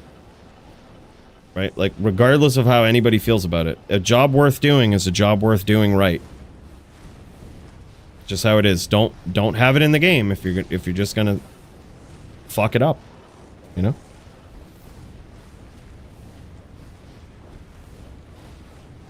Yeah, I agree. I think PD2 did a great job with their PvP. Yep. Yep, and have skills interact differently. I think, yeah, I mean, that the level of thought that they put into that in PD2 is more than most D2 devs have ever done with PvP. Bear can always hit through block and bone armor. Really? Someone showed me a vid the other day. Weird. Wow. Holy shit.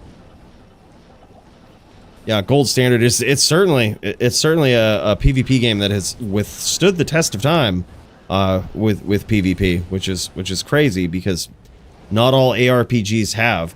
But as we were talking about the other day, come to find out there are actually some other ARPGs that have a PvP focus, and it's really cool. Certainly when everybody's done with the game and there's nothing else to do, right? Like Elden Ring, for example. Max showed me some crazy videos with Elden Ring PvP, and it's like, wow, that's fucking crazy, man. By the way, more Terry's, what's up, man? Big cheers, Steve. 20 stream streak, Jesus. You wild man, you. Ragnarok Online, yep. I was talking about old school RuneScape too. That actually had PvP built into the game and was very well done. You know, it is a very unforgiving thing, but it was rewarding. It was a very important thing. Again, a job worth doing is a job worth doing right. You know, don't put it in the game if you're gonna forget about it, not incentivize it, not do shit, right? Don't do that. Like, so at this point, whether some people like it or not, D2 is a PvP game, and it's a good PvP game, so future updates to it should not forget about it. Like, regardless of how many people, like, you can't just discount it and be like, well, okay, well, we're gonna treat this like a live service game where, you know, we have to make updates all the time. Just don't do it. Just keep the things intact, right? Like, show love to every aspect of the game. If it's in it, a job worth doing right. By the way, Mortaris, what? Tier 1 for 7 months. Another big cheers. We still got the caffeine cheers going on here, brother. Late night coffee. I mean, it's never too late for coffee, right? Bro, appreciate you, man. Thank you so much. Cool. Your YouTube content is 10 out of 10, unmatched in D2R. Dude, thank you so much. I'm glad you appreciate it, man. Glad you're enjoying it. Thanks for watching it. Means a lot, dude. As a form of smite or something? Yeah, it has like a skill that it can use. It's smite. And holy shit, he gets there.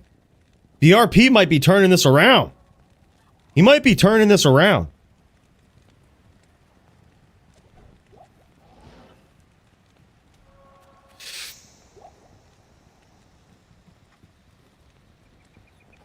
Yeah, I wonder if it has something to do, Max, with them adding that into Goatmen. Because Goatmen can kind of do their little stun thing, and I wonder if that was something that they fixed and affected, and they were like, oh, nothing else uses this, and they didn't think about Bear, and they were like, all right, so when the Goatman calls on the stun here, he's just going to get through everything. I wonder if those two things are related. Yeah, like, it's crazy, man. There's a lot of moving parts. There's a lot of moving parts.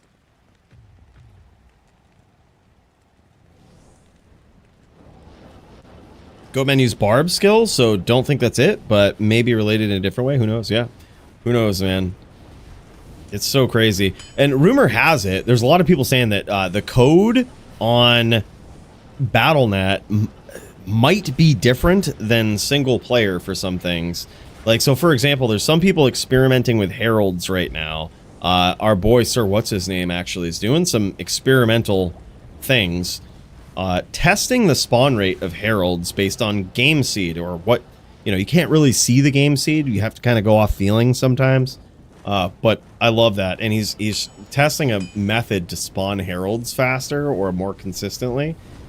And it's like, you can't gather that information from the single player code that people dove into.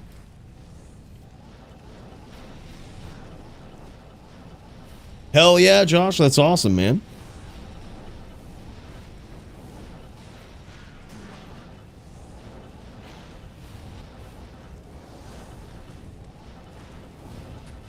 Oh, nice shots there from BRP. Closing that distance, man.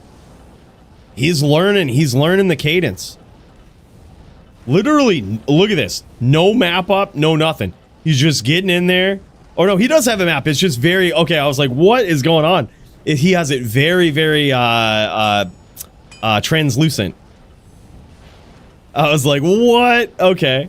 That's cool, though. I actually kind of like that. It makes for a good viewing experience, but, like, as soon as someone's on your map, that red shows up pretty clean. I like it, man.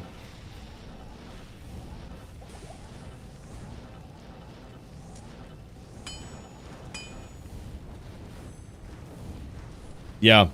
I think for sure, like, if they showed some love to PvP, I think it would be great. It would be a great gesture.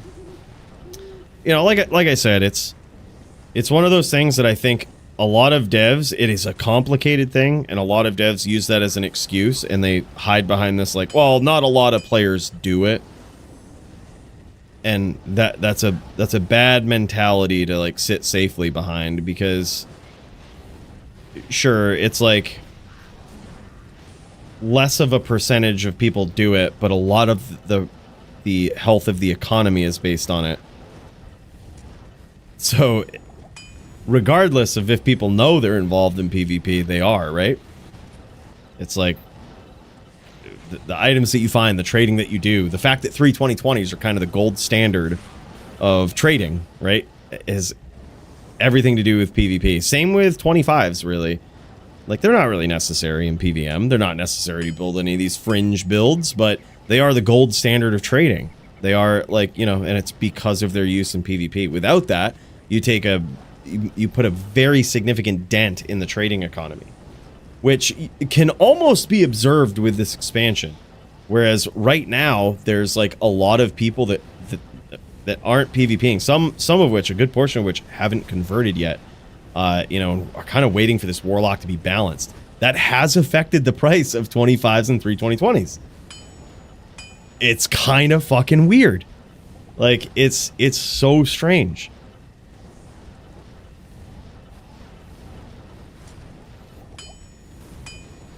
Score here, I believe, is 2-2. It might be 3-2 in favor of Superdude. Yeah, the price of 25s now is... Now, there could be other factors that came into play, but it's like less than 30 jaws. It could be that more bannings have taken place in recent history, like a lot more. According to some sources that I know, they might have always been banning for this, but it's certainly confirmed now that, like, anything that reads in-game data, anything, will get you banned. It will get your account banned. It sets off a big red flag there. And I don't think this is new, but it's like they're certainly enforcing it quite frequently. So good, but it also just shuts down all the fucking bots. There's no bot that can't not do that, right? Like, they have to read in-game data. You know, which, that'll do it. That'll get you there, you know? Like, and as soon as you do that, Blizzard's like, yep, can this account. So it could have something to do with the fact that Jaws might be more rare now without bots, driving the price of those down. There could be a lot of factors, but I have noticed that less people are PvPing. The price of 25s and 32020s has gone down substantially, leading back to Jaws kind of being a thing, which I don't like. You know, it's like, because, yeah, it's a whole nother road to go down, but it's like, it's not healthy. Like, that's not a healthy economic thing. But yeah.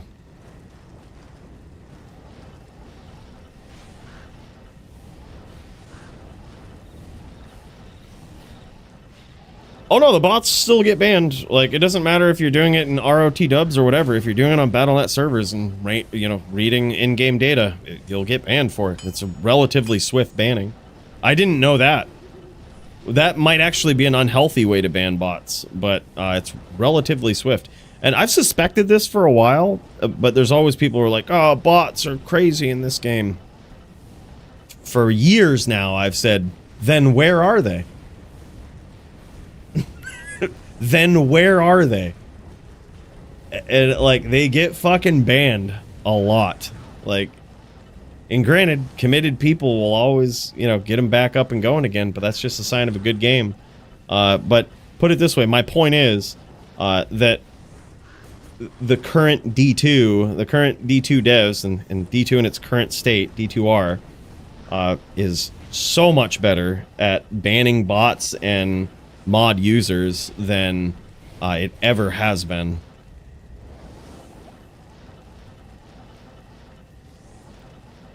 Yeah, for sure. But just because someone has 100 bears and 100 jaws doesn't mean they're botting. That's often used as proof that there's bots. That doesn't mean that.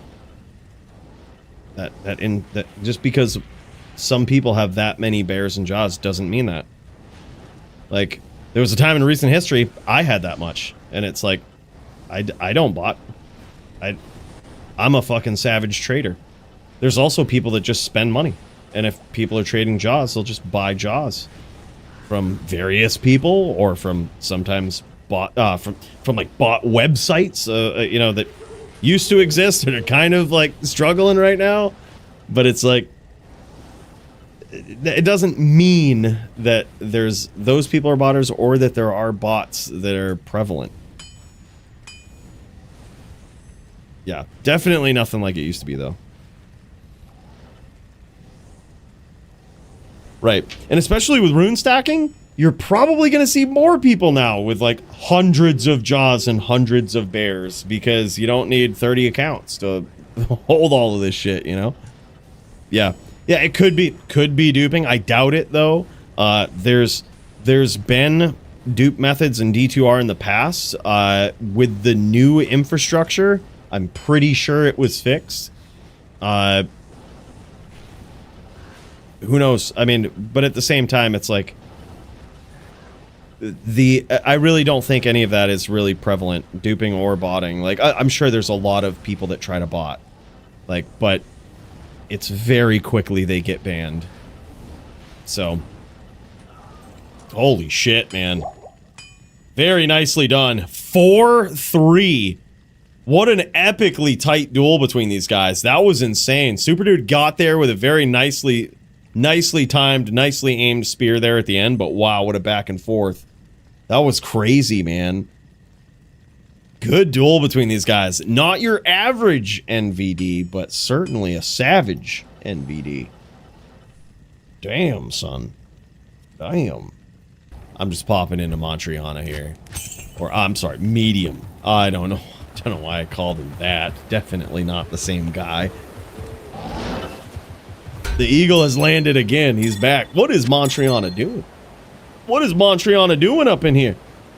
Montreana got another duel too, right? Somebody on, this is regular D2R LOD style.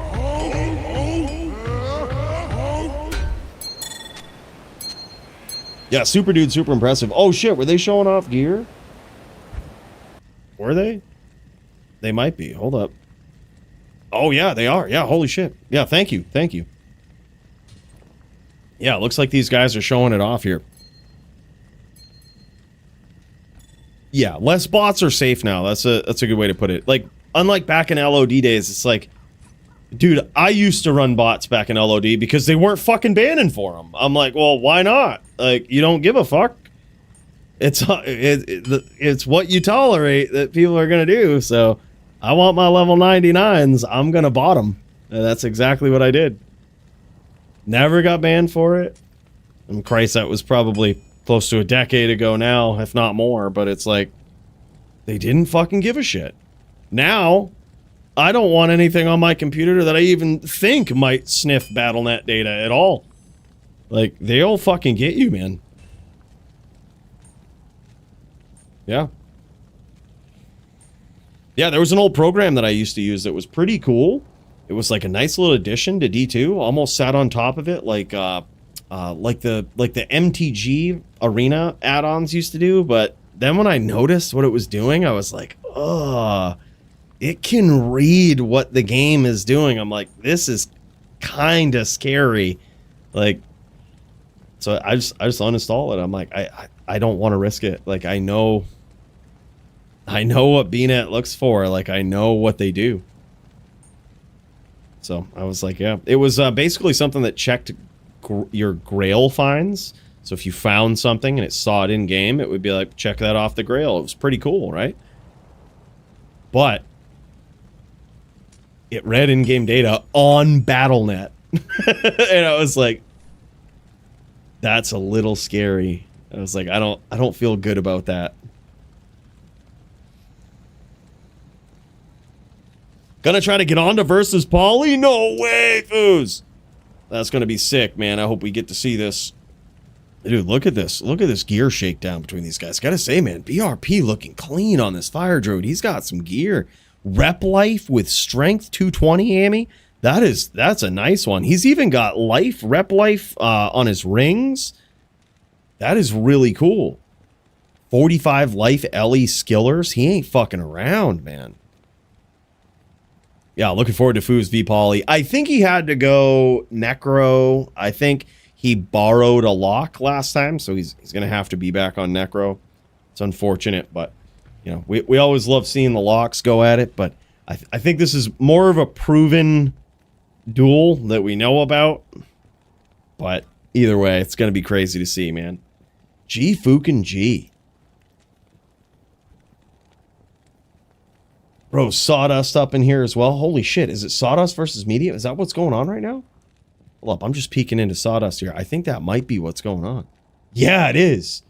Dude, Sawdust is versing Medium right now for an epic showdown. Holy shit. All right, I'm in, boys. I'm in. Right after I take a piss. Right, I'll be RB, boys.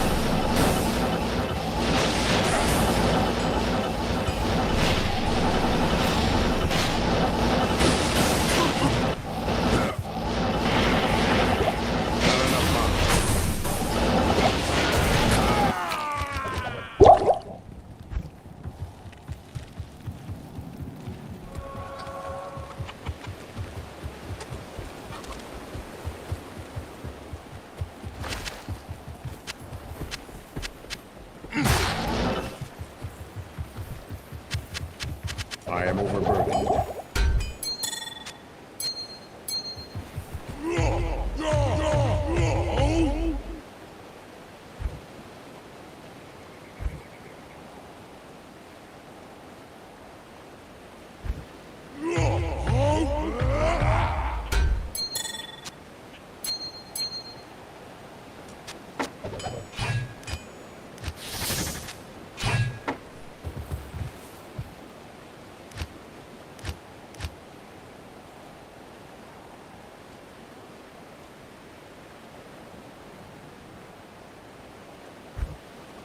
I can't carry anymore. I can't carry anymore.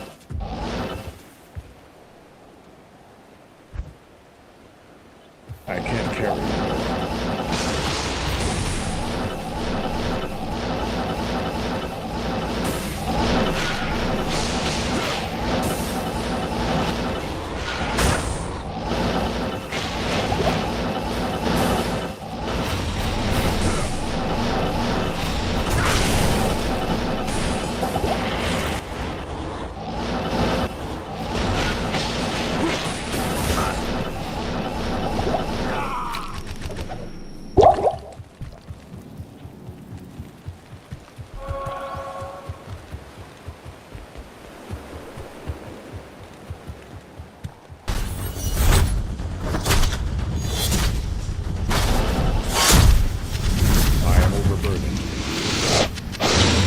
Hell yeah, dude. Barb got some swagger with those swords. That's Montriana, man. This guy always coming in with the swag. He's got, it looks like possibly a Hodo to help him hit the cast rate that he needs to catch a Necro. Dude, this guy is so creative, man. Maybe a Hodo Scourge, too, for the added damage. That's pretty wild. Could also go Fortitude to help him hit cast. You don't see a lot of people using, like, Fortitude axes or whatnot, or like Fortitude weapons, but I have seen it a couple times. Yeah, look at that, 105 cast. I knew it. He's got it up in there. Actually, no, he's not using Hodo now. He swapped off of that, made a couple of swaps on his items. Fortitude, he fucking got it. He's fucking got it, bro. Bro, this is Montriana. This is Montriana, boys.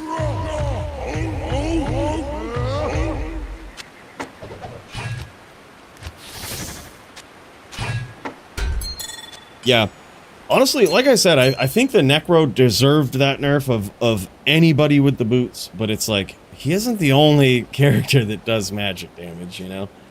Which is Sag, man. Yeah, that was so good, BRP. That was like such a good duel. That looked clean, man. I love that setup. That friggin' Ami, those rings, that looked clean, dude. Yeah, so close. Love that style. Very refreshing style, man. You looked real good on that fire druid. Clean, man.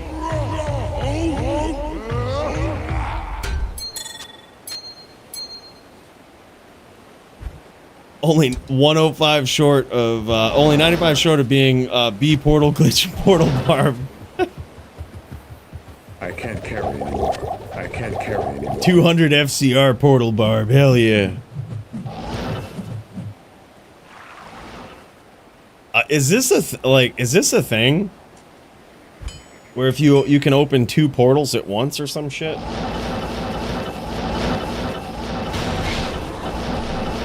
It's weird though, because couldn't you always theoretically do that?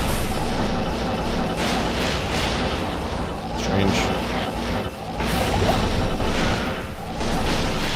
Yeah, I wonder too, honestly, Max. I think the Hammerden is probably better suited for the magic pierce gear than a Necro is. Someone was saying earlier that, wow, holy shit, man! Manti has leveled the fuck up, man! Y'all see those chains? I can't carry anymore. Bro. What the fuck was that? Bro, what?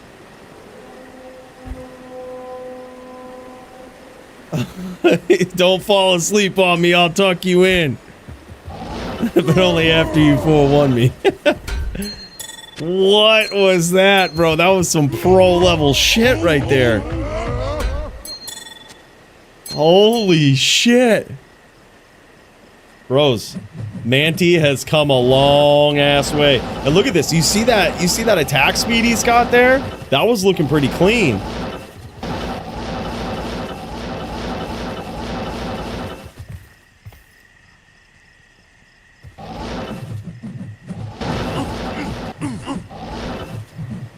Infinite portals.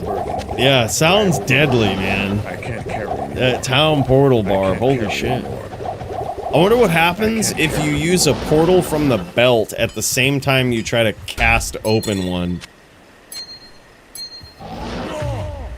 I wonder if you perfectly time it, if it will open 2 portals and fucking crash a game. That's the signature Montreana victory dance right there, man. The war cries.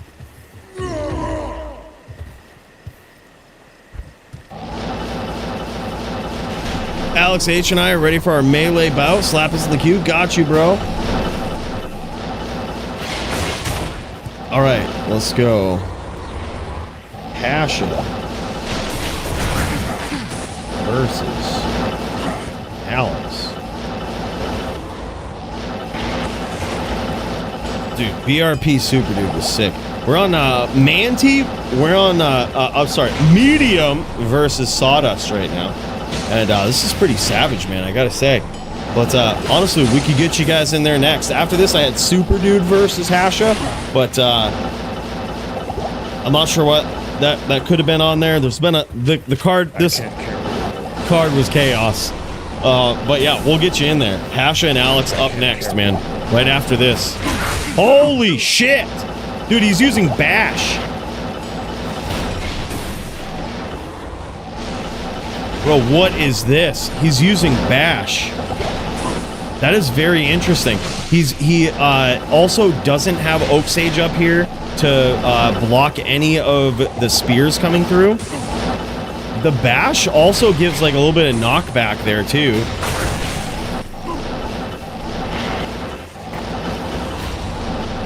Holy shit, man.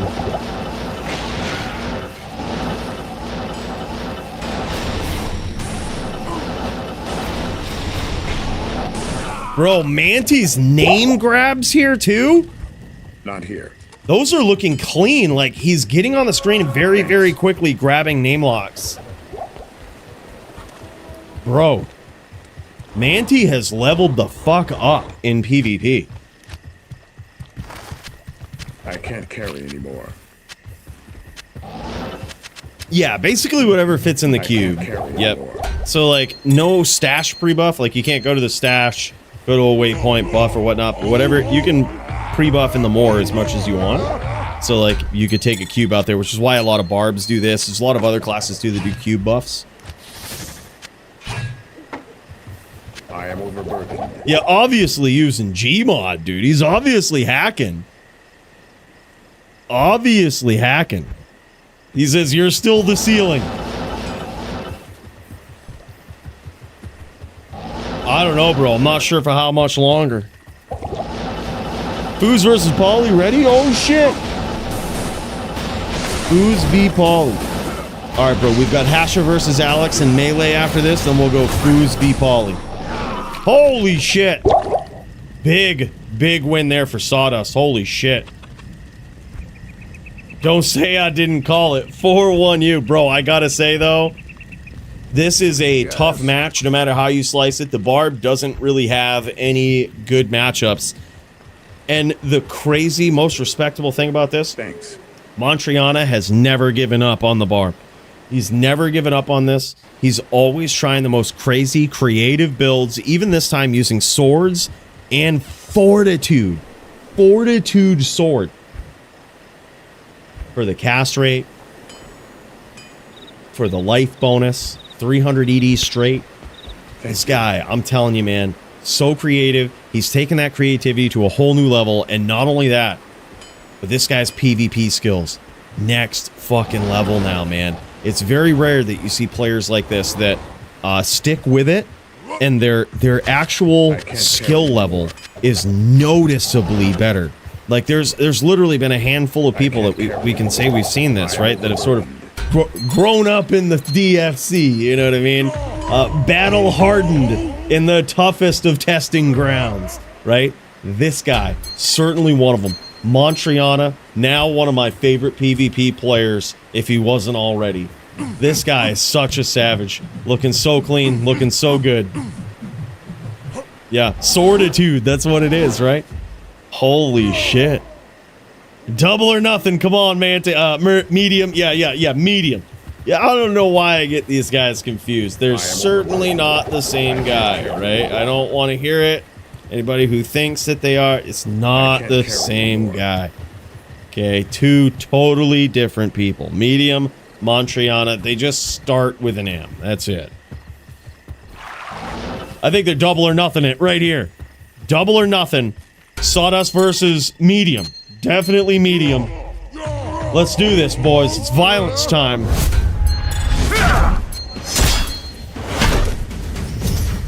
I am overburdened. And medium gets the one more shot with his back against the ropes. He's trying to get back up. Double or nothing. Locking the fuck in, closing the distance, grabbing those name locks. Nice hits there early on. Great name locks here from Manti. Sawdust keeping that distance, showing a lot of respect for medium.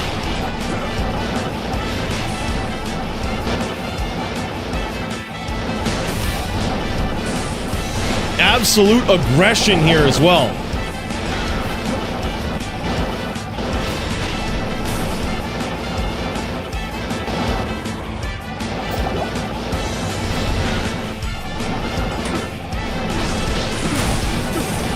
Look at that. Closes the distance, gets on the screen, immediately grabs that name lock. And now you can see this Sawdust just keeping that distance. And another chain! Just like that, with a big payoff at the end. Actually gets the bash. Holy shit, man. I wonder why bash as opposed to anything else, as opposed to like Zerk, right? I guess you have the new boots to fight back against Zerk damage. Bash does a little bit of knockback. But even there, I mean, concentrate. There's also that option. I love the knockback with Bash. It's a very interesting, very good build. Certainly something different. And there it is, man. Sawdust on the double or nothing. Medium says, nope.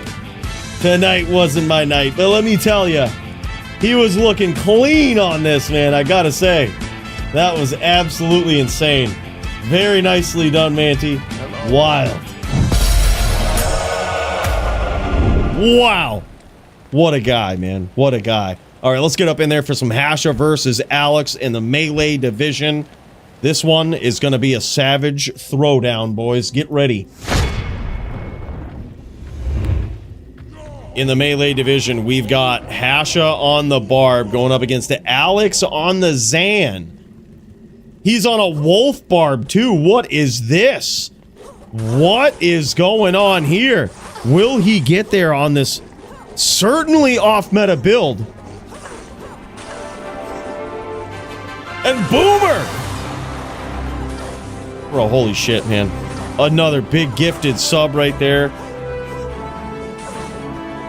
Bro, thank you so much. You are too kind, man. Tier 1 gifted from everybody's favorite Boomer. Look at this. Wolf Barb might come back here. And there it is.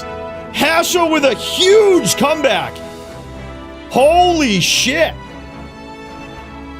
Big cheers to that and a big cheers to our boy Boomer. Dude, thank you so much. Huge, dude.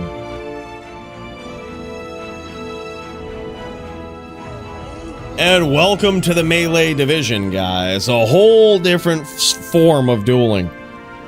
Instead of the constant teleporting around the Bloodmoor, melee dueling is a format where you stand still, click and hold. This is a real duel. Kind of reminds you back in the days when people would just do gun duels, right? Where they would stand right toe to toe, basically, paces apart.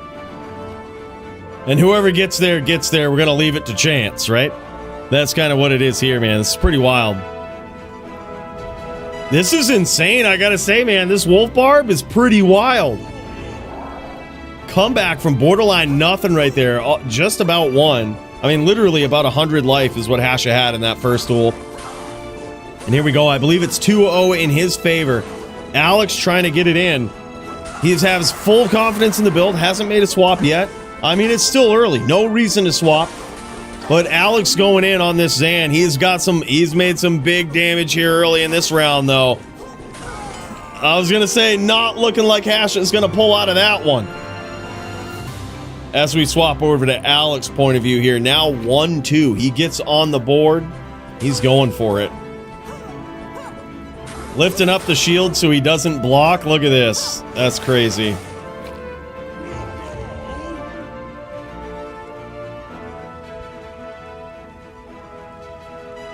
Wow.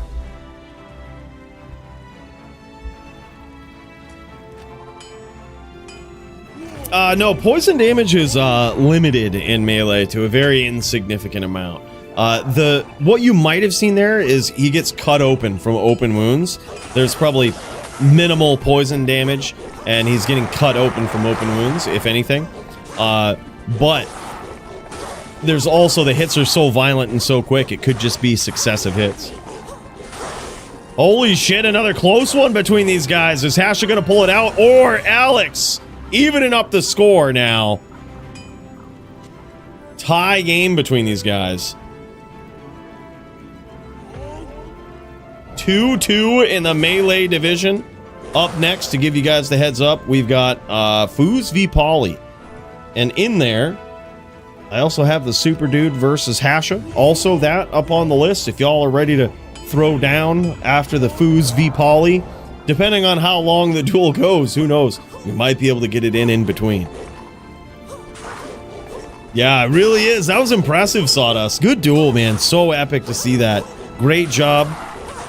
Obviously, medium is a savage opponent now. So, great win there, man. I have something you can put it in between. Do you? Do you, though, fools? That's awfully strange, right? That's awfully strange.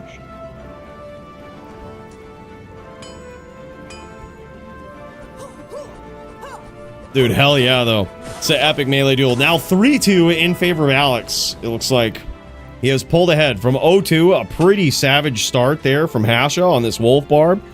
To now Alex pulling ahead.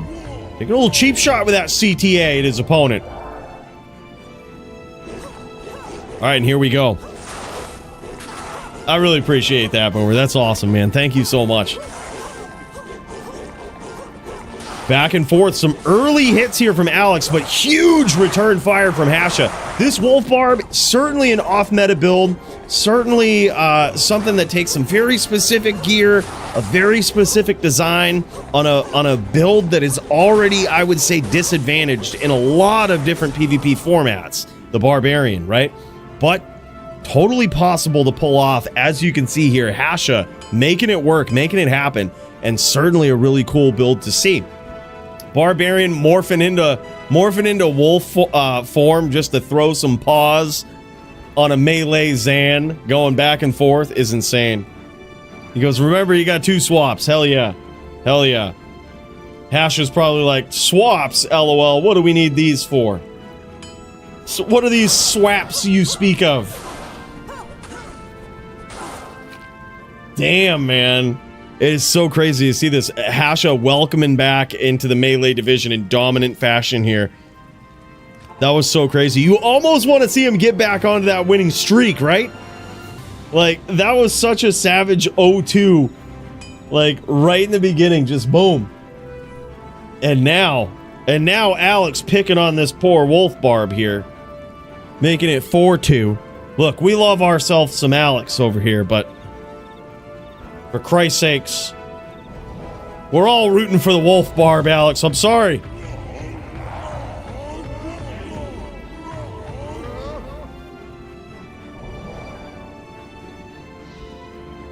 All right, and here we go. Round 7 between these guys. 4-2 in favor of Alex. Big hits from Hasha to start this round off. Huge hits, and he's keeping them coming. He has to, man. It's very interesting, though, to get through on an Amazon in general is a very tough thing to do, but in melee it's especially tough, and you can see it right there in that round. Not only do they have the damage reduction, right? The 50% DR, which is something that all the melee characters try to hit. They have the 50% DR, the 75% block, right? But then also the Amazons have dodge, where even if all of these hits get through the fortitude defense proc, the max block, even if they get through that, there's a really good chance the Zon is just gonna otherwise dodge it. So it's so hard to get through all of those defenses of the Zon, right? It's a particularly problematic class to hit in melee. And now Hasha is seeing that here, but he's landed some big damage here early on, and down goes Alex. He's back to his climb here. Back to his climb as Hasha on this Wolf Barb. Can he get it done? The world is rooting. Rooting for this trans wolf over here, this trans druid. Yeah, they do have less defense until Fortitude procs, and then they have around 10k with the right setup, right? So it's like not huge, but certainly not insignificant. But that is certainly the one drawback that they have. But I mean, them having defense at all is problematic with all the other shit, you know? Damn, another close round. That one feels so bad when you're that close in melee, especially on this class. It feels so bad to lose that. Any class that you're on, really, when a duel is that close in melee, especially when you're behind, man, it feels bad to get robbed of that win right at that last hit. You need that one last hit, man. That RNG could have swung slightly in your favor and could have changed the tide, right? Could have changed the tide of the momentum in melee. And damn, so far, Poke, aka Alex, scoring some big hits, but holy shit, huge chunk damage there you can see from this Wolf Barb. When he hits, when he gets through all of those Amazon defenses, it is devastating. Another round where he was robbed. Hasha robbed in that round.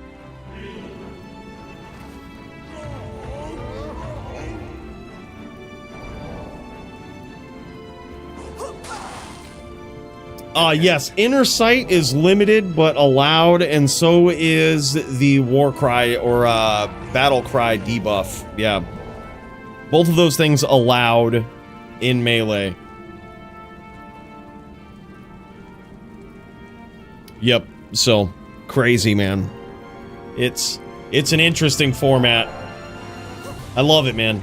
But a lot of these guys have stayed in the LOD expansion, which totally makes sense. We were talking about this at the top of the card in Melee. A lot of the new items would probably get banned, right, in a lot of the Melee formats, just because if you don't ban them, then Paladins just get even better. Warlocks are, under the current circumstances, not going to make an appearance in Melee. Right? They don't really have any melee viable skills. And by that, you might be thinking, well, there's Cleave. There's, Echoing Blades. I don't know what you... Insert Warlock skill here. Trust me, they're all fucked up and all, like, don't have any regard for AR. Some of them are always hit, like Smite is, which Smite is not a melee skill. Any of these things that throw out traditional attack rating defense calculations are not melee viable, right? They're not considered melee skills. Anything that doesn't require you to stand still and swing, right? Like, is not a melee skill. So, like, Whirlwind is a ranged skill, not melee, right? But Concentrate, that's one. That's a good one. Berserk is magic damage, so that's also not melee, not viable in melee. Also, you don't really want to give up your defense on a barb, even if it was allowed. You probably don't want to do it, right? It's giving up all that defense, not good. Yeah. Yeah, I think a lot of the Melee community has stayed in the LOD expansion version. And I think DFC will probably revert to that. We kind of converted, we just said everything is in ROT dubs, but it makes sense if the rest of the Melee community is in LOD. The DFC Melee stays LOD as well. It makes sense. Again, the new items only make the Paladin stronger with the absence of the Warlock in Melee. Since Warlock isn't in Melee, new items banned. Why the hell would they ever go over to ROT dubs? Doesn't make any sense, right? Doesn't make any sense. Hasha making a big comeback here. We heard the audio before we saw the visual. He is making a comeback. Check the other chat. Oh, shit. Wrong, Coooley. There is Bear Warlock, normal attack. True. True, there definitely is. I know that some people have been fucking around with that. But let's be real. That's gonna fucking lose. It's like... I haven't ever seen it, but I'm gonna guess... We'll put it this way. If the Wolf Barb is like A tier, right? And it's such a well thought out build and so well designed with some of the greatest melee minds behind it. The Bear Warlock. Let's be real here. I don't think the melee characters are going to convert for it.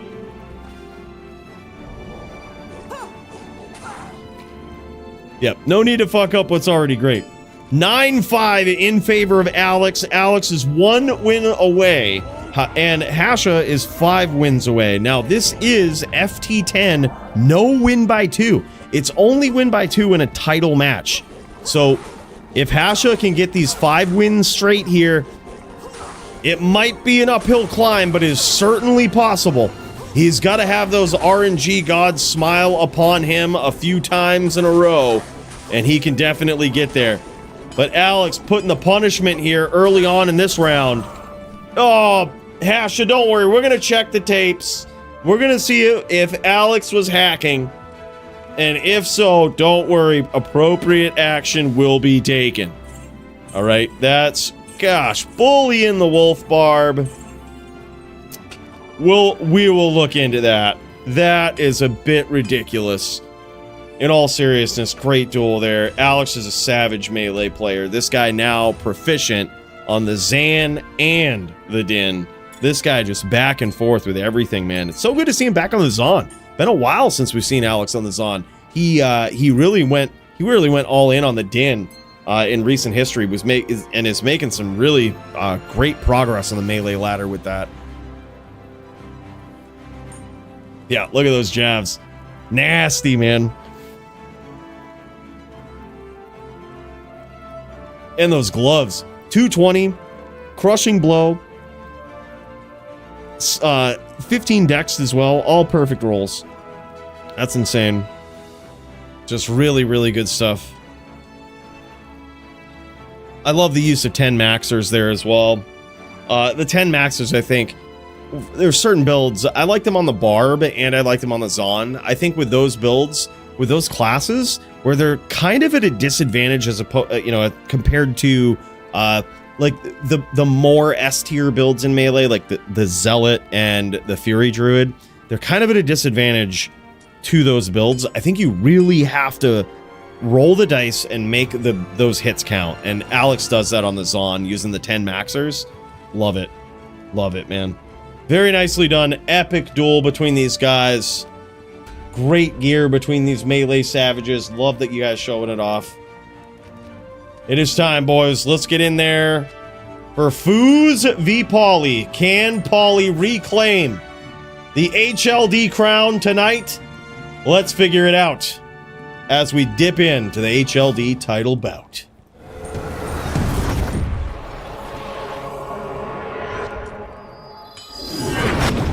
In this corner, we have got the reigning defending HLD champion, Foozer Man, as he tries to take down this constant contender, Polytheist, the guy who held on to the title for so long before it was stolen from him and now held by this man right here. Polytheist, certainly no stranger to this Necro v Fire Druid matchup.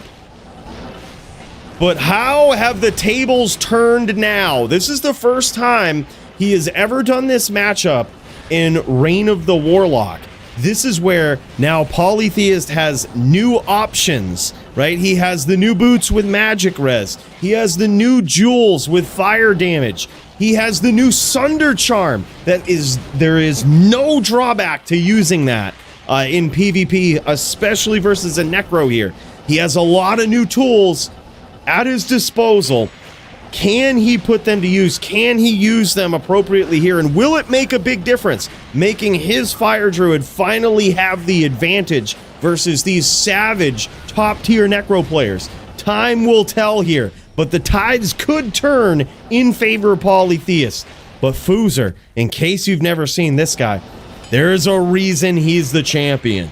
He is an absolute savage in PvP, an absolute menace on just about every build. But now, I don't think Polytheist is as scared of these Necros. There certainly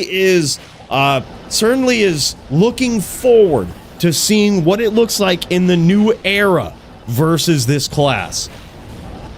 A lot of new tools at his disposal here. I'm really curious to see how this one goes. Let's see if we can check this out from the Polytheist standpoint right here. This guy's insane. If you don't follow Polytheist on the YouTube or Twitch, would highly suggest it, man. This guy is certainly some really good vibes on his stream on Twitch. He is _Polytheist on Twitch and just Polytheist on YouTube. If you're having trouble finding his channel, Polytheist D2, just search it up, man. Really cool to see. Love this. Did you see that use of Abyss there from the Foozer Man? Oh, man. Foos has got new tricks up his sleeve as well. New items at his disposal. That plus 15% magic damage on the Abyss could make a big difference here, but he's landed a few spells and so far only done about 600 damage to Polytheist. But he's trying to catch him with Abyss here. That is a way that Foozer Man can use Abyss. Use the skill that he gets from the Void Rune Word to cast Abyss, temporarily stun Polytheist, which is something that the Necro has never been able to do before. Temporarily stun him, suck him into that Abyss, and then chain lock him, dude. It gives him that rare window where Polytheist can't up boulder him, right? He's stunned. Can't up boulder him. It's interesting. How will Foozer be able to capitalize on this? We're going to see. All of these things are going to come into play. How goes the violence? What's up, AF50? Good to see you, man. Went with this on because Poke had been getting neglected. Also, Hasha's on Warlock, and as you discussed, I am very hesitant to transfer the Zealer over. Yeah, Yeah, I think we probably will stay. There's a lot of people, from what I understand, in Melee that have stayed on LOD, and based on the signups, Melee signups for DFC, it seems like a lot of people haven't converted, is what I'm gonna guess. So I think we'll make an announcement very soon, Alex, that we'll probably revert it. With the exception, if both of you guys have, you know, if you and your opponent want to do ROT dubs, you can definitely do that. But I think we'll officially revert it, just to be consistent with the rest of the Melee community. Yeah, I mean, gotta go where the duelers are, right? Yeah, I mean, it would be very awkward to be like, to require people to do that when a lot of other communities have it. We gotta kind of stay together, because if we don't have each other in PvP, and we're not all on the same page, then how could we ever expect Blizzard to be, right? And you add Thor, Jitsu, and I to the Melee queue? Fuck yeah, AF50. Hell yeah, man. Thor, Jitsu, v AF50. Gonna be sick, man. Got you in there. Probably for the strength requirement, Jet Life, I would say it's very likely for a strength requirement thing. She could wear something heavier. It would probably be more defense. But yeah, I would guess it's probably a strength requirement, because it's going to need a big investment in dex, not only for max block, but like for jabs and shit. So she's probably trying to get as much into Vita as she can, and stacking a lot of points into strength just for defense is not a good way to do it.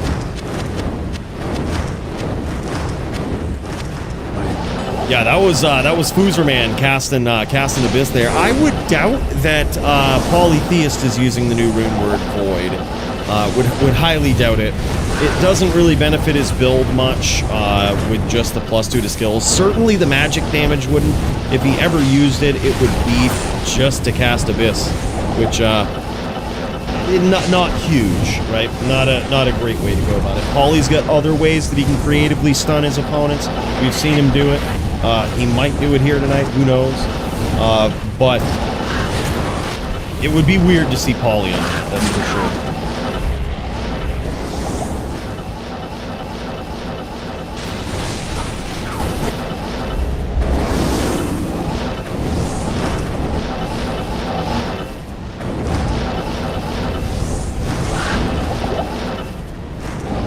Yeah, it's definitely expensive. 222 dex for max block, that's wild. That's with Storm Shield, wow. Yeah, like I said, I figured it was probably something with the stat requirements. Because while most characters like or I shouldn't say most, but like characters like the Druid and I guess the Barb too. Yeah, most other classes can get away with like putting 232 points into strength for a Sacred Armor. The Zon really can't. She cannot do that. Like, all of her points are going to be going into everything but Vitality at that point. And thanks, Klons. I appreciate that, man. I try to. I know that there's probably some people that dial in and don't always watch PvP or don't always understand it. So, try to explain these things. And you think HLD, not Melee, and LOD will transfer to ROT dubs? Yeah. Yeah, HLD, we've already made an announcement that like all things are in ROT dubs, but we might go back on that for Melee and Melee only. But LLD will probably be, especially after the early promise of the Warlock looking so fucking good in LLD, that will almost certainly continue in ROT dubs. Like, I mean, I'm a big LLD fan, and I love it. I love it. I want to throw my charger up against the Warlock. You know, I think it's incredible.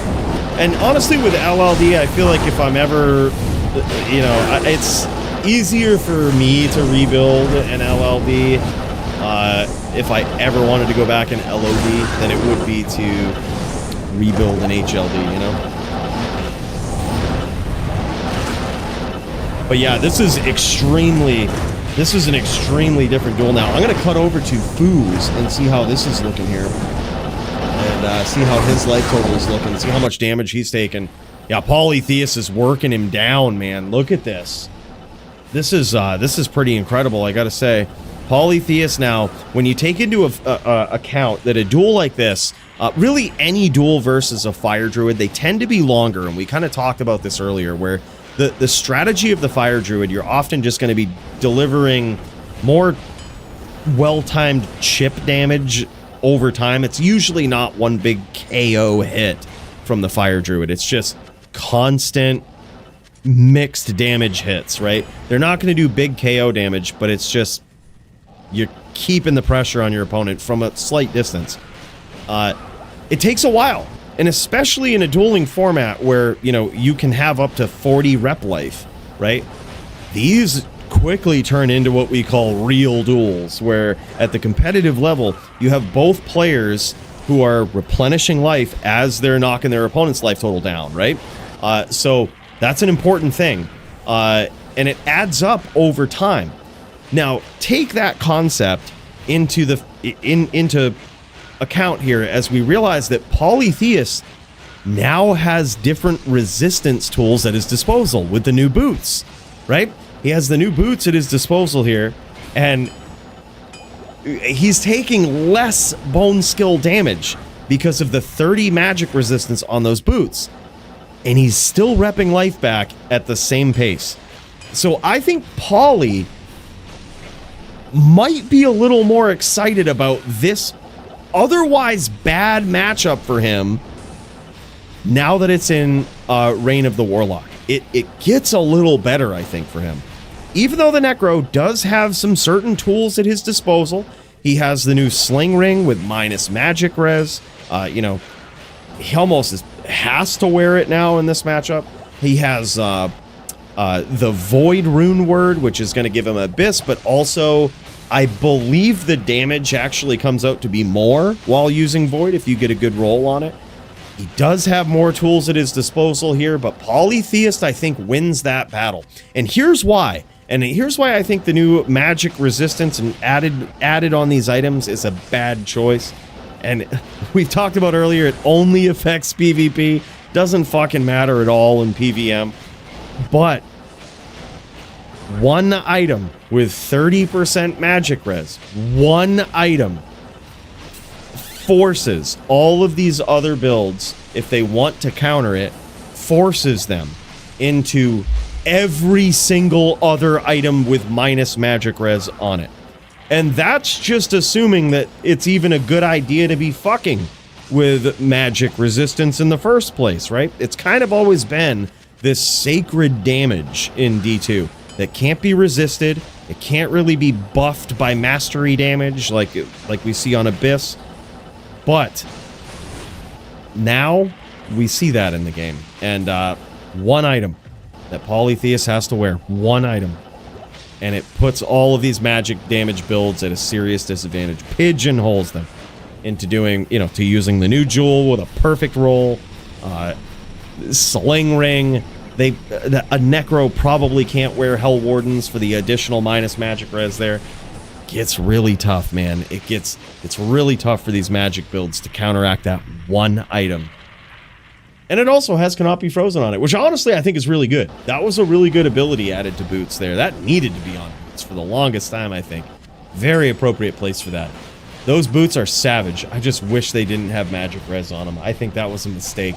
But hey, here we are, man. We're gonna see as time goes on how much of a mistake it was. I think it's a mistake to fuck with such sacred damage in D2. You know, it's always been that sacred damage. Yeah, it's still doable. You just have to play differently, especially versus Paulie's new setup. Yeah. I think it certainly turns it into a longer duel. I think it turns it into a longer duel, which I don't think is ever really I can't say it's a bad thing, but I don't see how it's good. You know, like it's those boots, man. Damn. Yeah, it is very, very close now, really. So let me see. Let's check out the Polytheus screen here. It's going to be a bit of a volume difference here, but I think this is an appropriate volume compared to my voice. At least that's what it looks like on my levels here. This is a more appropriate volume. You hear the violence and you hear the sexiness, all right? And in combination, it's hard to beat, all right? More appropriate mix, though. Yeah, but we can only work with what we got. Like, Foozerman is running his game volume at a lesser volume, so we can crank it on Discord, but it can only ever be as high as his game is. If he turns it up in his game, then we can adjust the levels more, but who cares, right? Like, it's all about the violence. It would be very bad without Enigma and Satoru. It would be very bad. We've seen it. There was an era where we got to see PvP without Enigma, right? And it was very bad, and it was very unbalanced. So when Enigma came along, it actually opened the door for every other class to be good. Besides, we had 2 classes in PvP that were viable. You had the Zon, because of the distance she could cover with her multi-shot, which was the only thing that could fight back against the teleporting sorceress, right? At the highest level at that point, the sorceress was just queen. You couldn't beat it. It was overclocked. Teleport was so busted. But now that every class has it, it evens the playing field, and I think it was a very, very good choice. Yeah, it changed PvP for the better. Yeah, and this is how this duel usually comes down to the rep life, right? It comes down to rep life. Foozerman was in a lot of trouble there. He was certainly Kano PK or Fisher PK. He was very low a little while ago, but as the rep life carries through, man, that's what turns these into real duels. That's what turns them into real duels. Yeah, and that's the thing too. Not all, in D2, not all duels are fast. Some duels are. Some duels are longer, but all of them are respectable in their own way. Some duels turn into be duels of attrition, right? Duels of, how long can you hang on to this perfect timing, these quick name locks, you know? It really tests you. If that's a mental commitment for you, you're gonna wear out, right? Your opponent's gonna get you. I think that's also something crazy cool, right? Certainly different than, say, like a low-level dueling round where it could be over in one charge.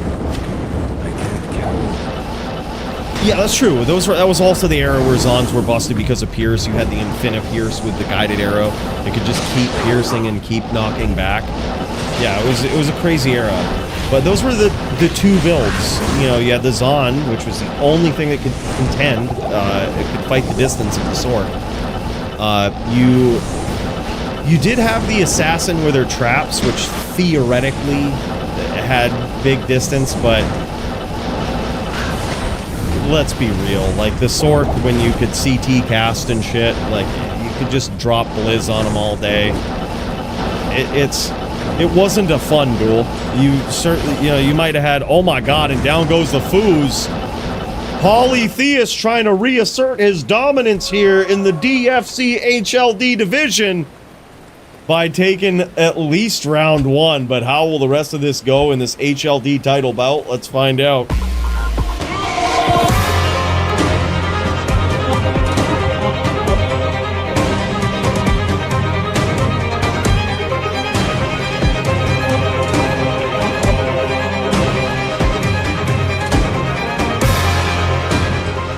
Damn, son, in this corner we've got the Paulie Theus, the guy that made the Fire Druid famous. I'll go as far as to say it. This guy's been playing the Fire Druid since the actual days of LOD. And by that, I don't just mean the previous expansion now. I mean real LOD. You can check out on his YouTube channel. He's got videos of him PKing on weird Druid builds from 13 plus years ago. This guy is an OG with this build and certainly has been experimenting with it, and the absolute savagery of this build and this character since far before it got its bonuses, since far before it had these magic boots even for this specific matchup. So to say that this guy has been with this particular build since the start would certainly be an understatement. He was on this build way before it was cool. And certainly trying to make something of it even back then. And now, to this day, this guy I think holds the record for, or at least maybe tied it, for the most defenses on a Druid main in the DFC HLD division. This guy is a champion in every sense of the word. And certainly no player I think that you'll ever see better, more seasoned, more experience on a Fire Druid. It's so wild.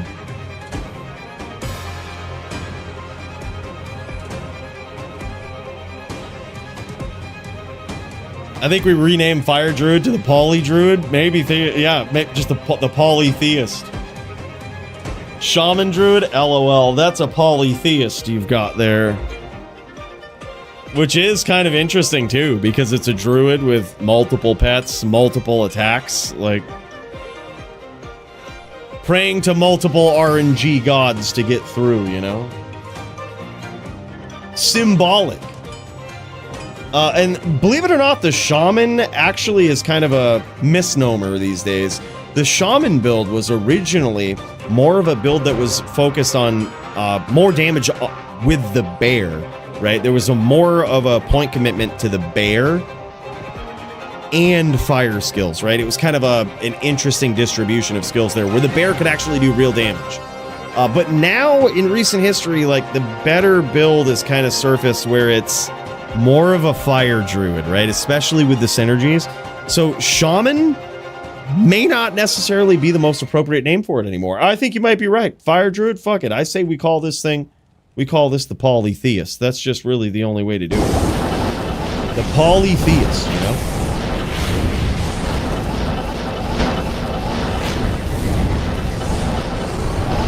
Yeah, but this is absolutely crazy.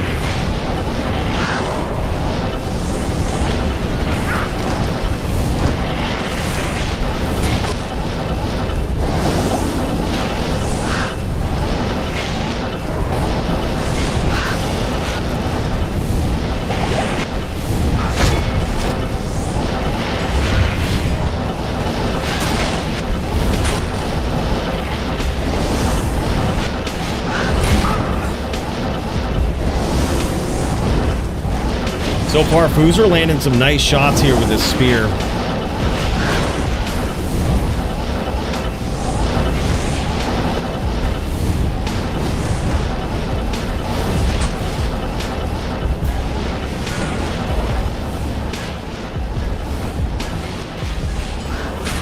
Oh my god, another nice shot there from Foos. But he did take some fire damage. That was an interesting exchange. I'm going to check in on Fooer's screen. Another spear. Look at this. The big thing about the Fooer man here is that Foos is a bit of a different player. This guy is so quick at jumping on your screen, grabbing that name lock, and punishing you, man. That's just what he does. And here we go. Yeah, look at this. He's at about half-life here. What you'll see is that Fooer man will aggress a bit here, and really any good Necro will, while their life total is high. They're going to try to get that damage in because they know that if the duel goes on, and it looks like Fooer's Battle Orders is out. Yeah, there it is. Okay, you recast it. It was a little worrisome. As the duel goes on, it certainly, I don't think, favors the Necro with rep life, especially with the new boots. I think the rep life comparatively might mean more to the Shaman Druid now, or the Fire Druid. The Polytheist, if you will. So they're going to try to get that damage in early so that they can keep the pressure on, right? They ideally they would love to end it early if they could, right? With a high life total. However, if they can win out on the exchange, get some big damage in early, that will allow Fooer to fight back against the life rep more accurately, more consistently with teeth, right? It will... You know, the teeth that you randomly, you'll see him spray out some teeth, use that skill. That's basically just to fight the life rep of Paulie, right? And make it so that as the duel goes on, he's not taking much damage from the teeth, but it adds up, right? And it certainly counteracts some of the replenish life that Polytheist has on his build. And that's going to be something that Fooer is going to hope to do, but the drawback to this is that if you catch a player like Polytheist early on, or really ever during the duel, and you get him into that low life total range. With Polytheist, I've noticed it's about 700 life. If you get him about at that range, he is gonna stay at the absolute maximum range that he can away from you. And by that I mean he knows he still has to keep the pressure up with volcanoes and fissures, but he's not really gonna go looking to close the distance as much as he could, especially when he closes. If he gets in really close medium range, it's easier for him to get an aim lock. It's easier for him to launch a volcano up underneath you, right? But instead what he'll do is kind of stay just on the edge, maybe just outside of your screen, and he'll try to do what's called CT casting and launch a volcano up under you, right? Almost like he did there. And CT casting is where you'll see Fooer do this every once in a while as well. You might see their stat screen or their skill screen come up every once in a while. And while it might look like a misclick, it's not. It's a very calculated move. And in PvP, what they're doing, you even see speedrunners do this every once in a while. When you bring up a UI screen, whether it's the stat screen, whether it's the skill screen, it shifts your character over to the other side of the screen. And it's kind of unnoticed by most people who don't know about the advantage that it gives you. But shifting your character over to one side of the screen or the other actually gives you more leverage and allows you to cast your skills further. So that is a way that players basically quickly extend their screen, giving them more leverage to either teleport away or to cast their skills offensively. All of these things just high-level PvP tricks, and certainly up the sleeve of the people at the top of the ranks, right? Certainly these two guys right here. Have all these negative magic resistance items in the Warlock to help the boner? No, not so much. All because we have one item that counteracts all of them. The boots, right? So it's unfortunate, but the Necro has suffered some nerfs, essentially. Which, honestly, I was saying this earlier, of all classes that it's okay to have those nerfs, I think the Necro is one of those. Like, because it got an unwanted magic damage boost in a previous patch that it certainly didn't fucking need, right? It was already really good in PvP. Now there's a way where they can at least resist some of that damage. Granted, the Necro can still wear Geed's Wager, the belt. That fits into the Necro style very well. Faster run walk, faster hit recovery, faster cast, and minus magic res. Really cool. But again, it's not going to put a dent in the magic resist that the boots give you, that the new Horizon's Legacy boots give you. So their damage essentially is a bit nerfed just because of that one item. However, there are some other tricks that they have. I think their damage is probably a little more reasonable now. Unfortunately, though, there's other builds that do magic damage that weren't as good. The Hammerden, for example, was not a great PvP build. In D2R. Back in LOD it was, but in LOD we had desync, which was a whole different way to play the game. It was a glitch, but it required you to be very good at it to, get skills, to get kills. And especially at the highest level. But now the Paladin doesn't have that. And it's kind of a shit build. Sure, hammers do a lot of damage. Good luck hitting anybody with it. Good luck. You have to be very creative, and a lot of times players will have pets that those hammers are not going to get through.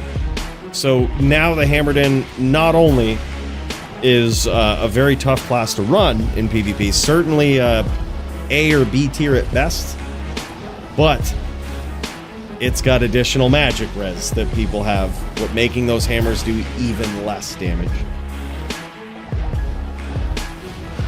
Yes, they can still desync, but to assume that it's the same thing that it was even remotely in LOD is so fucking stupid. Yes, desync can randomly happen on a name lock charge. Desync can randomly happen if you do some glitch on the screen where you're half a screen away. You can glitch up on them with perfect timing. bro, we don't fucking have desync. If you know what desync is, we don't fucking have it. Like, it is not desync. It is some random desync-like glitch that can happen. We don't have desync. The real desync was, I'm not even on your map. You can't even see me, not only on your screen, I'm not anywhere on your map, on your mini-map. And shit, you're taking hammer damage. Oh, I'm right next to you. That's desync, right? That was real desync. And that was why the Din was so good. Because you could become invisible if you were good, right? Like, if you were good enough, you could be invisible. Yeah, real desync.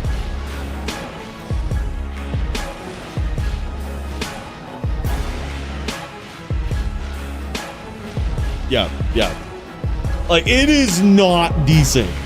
We shouldn't even call it desync. We should call it, like... We should call it... lag. I don't fucking know. It's just, like, not real desync. Yeah, I would love to see real desync back. I as a Din main... and as someone who knew how to fight against it, knew how to do it quite well, loved it in LLD, loved it in HLD. It was so cool because you didn't need Enigma. It was one of the only builds that in HLD you against good players you probably still wanted to be able to teleport, but you didn't need it. You could basically teleport without it. Even better than teleport, you could become invisible. Nice chain there from Fooer, holy shit. Yeah. It was only broken if you knew how to do it, right? But because of it, the Hammer Din was a good build. Like, because of desync, Hammer Din was good. And without it, Hammer Din is bad. Holy shit, and Fooer reclaiming that now, evening up the score just like that. Trying to hold on to this DFC belt. Trying to prove his dominance in the HLD division. Let's cut over to the Paulie Theist and see how things are looking on this end.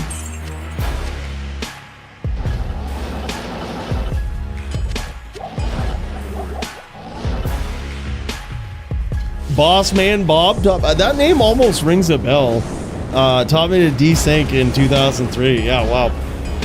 Yeah, I mean, it's funny because I used to think I was a good dueler back then, and I will still say, to this day, there were few people, very few people that could desync on my level, alright? There was some LLDs that could do it, but in HLD, I don't know anybody. Maybe Lates could have, maybe, but like, I don't know, man. I was good. There was an art to it. There was an art. And when you talk about desyncing and also mixing in passive attacks in case people try to fight the desync, this is a high level shit. Like, upcharge desyncing was insane. So when you have a druid that you're going up against, you're trying to desync them, their game plan is to try to stomp you, to resync you and everything. So what you would do was you would angle your charges perfectly so that if they did that, they would catch an upcharge, where then you could grab a name lock and either smite them or get in for a hammer, whatever you got to do. If you had a good enough weapon, you could just kill them. The real desync was the ears we collected along the way. Yeah, those were the days of ZBD. Oh yeah. Bugged wind forces, eagle horns. Yes, there was. Do you remember Bug Zephyr? Do you remember FZF? No, F. Yeah, E-bugged Zeph is what it was. It not E-bugged in the way that you would think, but it was like ethereal and hacked. Like, there was... That item didn't last long. That was right before Rust Storm, but... There were some crazy ones. Oh shit, I didn't, Squigs. My bad, dude. I'll get you in there. My bad. We've got, let me see here. Let me check who's still around. We've got... theoretically, Superdude and Hasha up next. Thor Jitsu versus AF50. And we'll go Squigs v Gators. So happy we get to see that. That's an insane claim. Bro, I wasn't streaming back then. Alright, there was probably a handful of people that were on my level. But a more reasonable claim would be, it wasn't possible to be better at desync than Coooley. It was only possible to be as good as. Alright? More fair claim. Only possible to be as good as at the desync. Alright, how's that, Jagger? It was an art, man. It was an art. The same claim, just worded differently.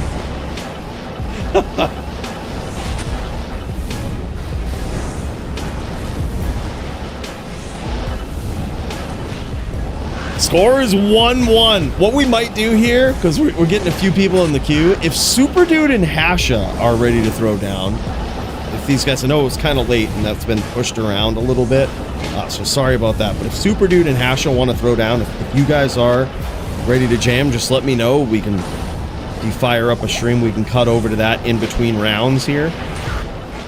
And then, if not, though, we can cut over to Thor Jitsu versus AF50, and I think that's happening in the Melee division.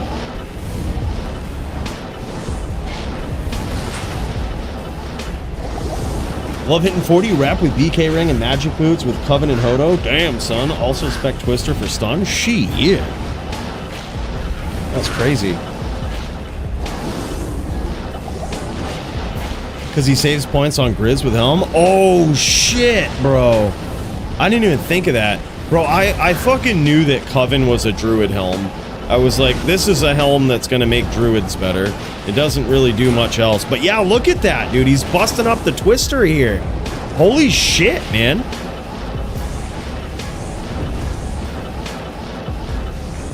Damn, son. Oh, okay, Superdude is actually in this game. If anybody can, if you can friend join on Paulie or Foos, it looks like Superdude's cutting over to do his match with Hasha here. These guys are probably going to need someone to pool them. Superdude was on pool duty over here. He was pooling these guys. So if anybody can friend join on these guys and help them out, I think that would be huge. But otherwise, they might be running out of mana. Cancel Thor Jitsu and I haven't converted yet, and he is on ROT dubs. Oh, word. Okay. Okay. Man, I feel bad. I feel bad, AF50. I feel bad for Thor Jitsu because there's a chance we might revert DFC to previous expansion. I feel bad because we made the announcement not knowing that other communities were going to stay on LOD. I feel really bad. But I think that's where Melee is headed in DFC. But we'll still keep it open if people can ROT dubs Melee.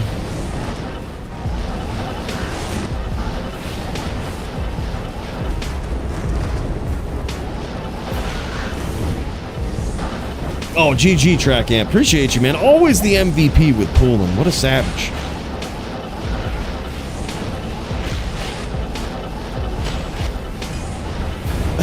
Dude, I think we all had our arch nemesis in LOD days. Man. I remember I probably had a few of them.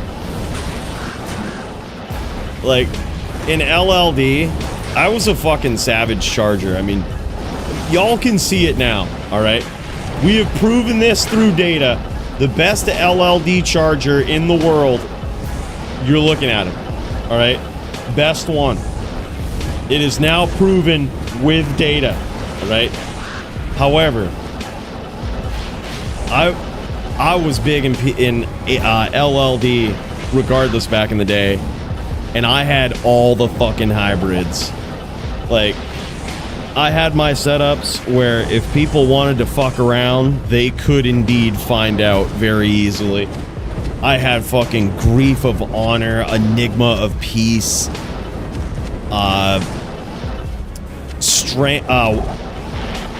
White of Strength, fucking savage shit. And bro, there was a handful of LLDers that fucking hated me for it.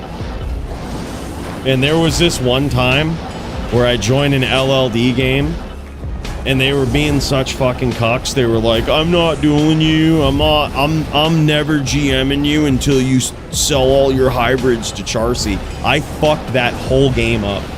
I just desynced fucking chain stomping Hammerden all day. Just fucking shit canned them. I was like, well, fuck you all then.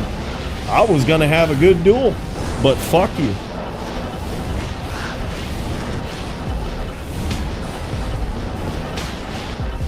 If he has a spare token, I can run some jab versus him. Oh, no shit. That'd be sick. All right, yeah, let's do it. Let's do it.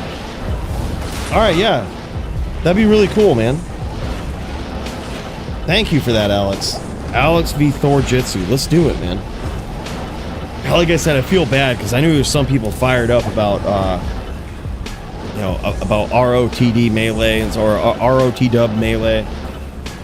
It's like, man, I feel bad.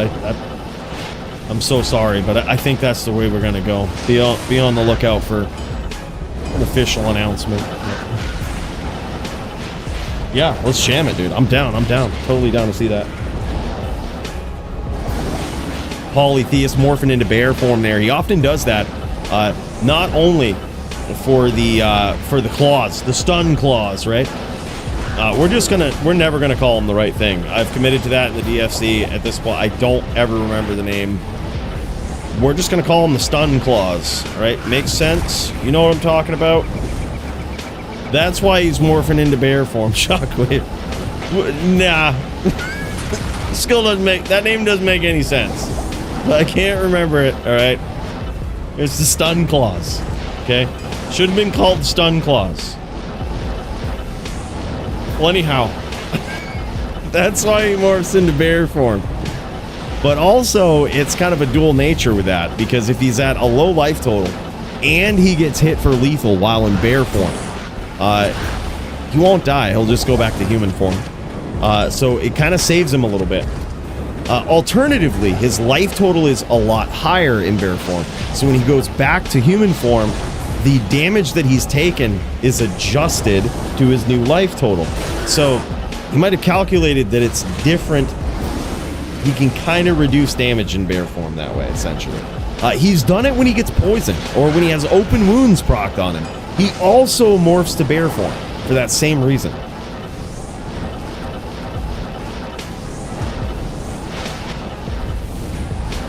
Yeah. Yep, exactly. See, look at this. I didn't even read that comment first, Max. I was going there. There's a lot of things. Yeah. Yeah, it's very, very sick tech. It's high level tech, man. And you don't see a lot of fire druids do it. It's just, it's so high level. Yeah, I love this. I love Coven on this build. I really think it's, you know, I was a little scared of it at first because it's really weird to screw with druid breakpoints like that. But let's be real. I mean, it's kind of cool to see. It's kind of a cool rune word. Great to see, honestly. All right, so with this, we've got Alex and Thor Jitsu. If these guys are you guys ready to throw down? We can cut over to that, dude, if you want. I would love to see Thor Jitsu's build. Covenant's fair. It's one more skill, but you lose out on helm sockets and faster run block. True. Yeah. It's a. The more I look at it, the more I see it. The more I see it like that. It's a decision-making item. You have some decisions to make, you know. Foos is at around 200 HP, but that don't mean nothing, man. That just means he's going to play to distance here. He's going to play to distance. He's going to force Paulie to go in here and get this kill. Go, go, go, Thor. Oh, is he jamming? Let's jam. Let's friggin' jam, bros. Hell yeah. Hell yeah. Very close round between these guys. We'll get a score update here real soon as we cut over to Alex versus Thor Jitsu in the melee division. This one's going to be violent. It's going to be violent, boys.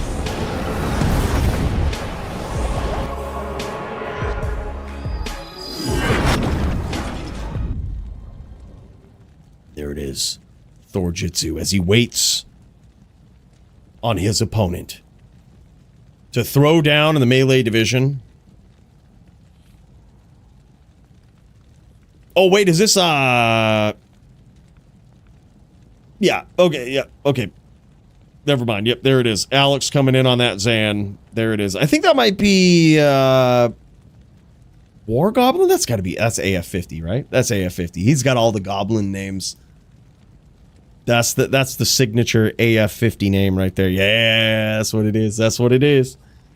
We know it. Yep, yep. It's AF50 is the real goblin. All right, he's the real goblin. And holy shit, boys. Melee division. Zan v Zan, jab v jab, throwdown. Thor Jitsu versus Alex. Alex, thank you so much for making this happen, man. I felt so bad because I knew Thor Jitsu was fired up about melee. I think he you know, recently took a appreciation to this format and certainly converted to ROT dubs here. And I felt especially bad when I just recently learned this, that the reason melee signups have been light is everybody's staying on LOD. I felt so bad. I thought of Thor Jitsu. I thought of some other people. I'm like, God, man. It feels so bad to be inconsistent like that and to say something, you know, and then take it back. But it's like, you know, it's hard to navigate this world of a new D2 expansion, and you know, especially running something like the DFC, and there's other organizations with people who have made literally hundreds of thousands of dollars of investments in their items, and it's like you gotta go where the duelers are. You gotta kind of, it's impossible for any one man to know it all, you know, and we're trying to navigate it. So thank you so much for taking that, and but my apologies in advance, Thor Jitsu, as I learn these things. But yeah, and who knows? Maybe I'll put together something, a melee dueler in ROT dubs as well. I think that's probably where it's headed, is to like have multiple duelers on each of these realms here, or on each of these expansions. Dropping tokens. Oh, hell yeah. That's what AF50 was doing. Hell yeah, man. That's fucking sweet. What a good guy. Thank you so much for that, man. All right, and here we go. We got some jab v jab going down here. We've got Alex with his jab Zan we've seen here tonight.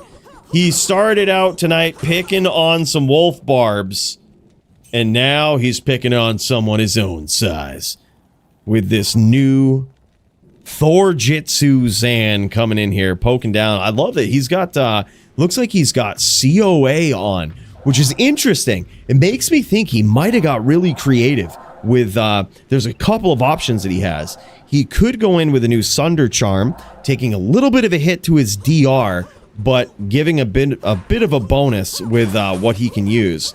You know, with his enhanced damage from that charm, potentially, minus enemy physical resistance. Very, very interesting. Also, the new Juels. It's hard to assume that any one player would have elite versions of a Sunder Charm at this point, especially a physical one. But there it is! Holy shit! For the first time in Melee DFC history, these guys on Zon v Zon annihilate each other. And there it is, 2-1 now in favor of Alex. But what an epic round there. Cinematic zoom and everything. For the first time in DFC history, a Zon v Zon annihilation. I didn't even know if it was possible to do that. That was crazy, man. Great duel there. Absolutely insane. Holy shit, man. And here we go. Here we go, boys. And this is it. The Zan v Zan duel of the century in ROT dubs. 3-1 in favor of Alex.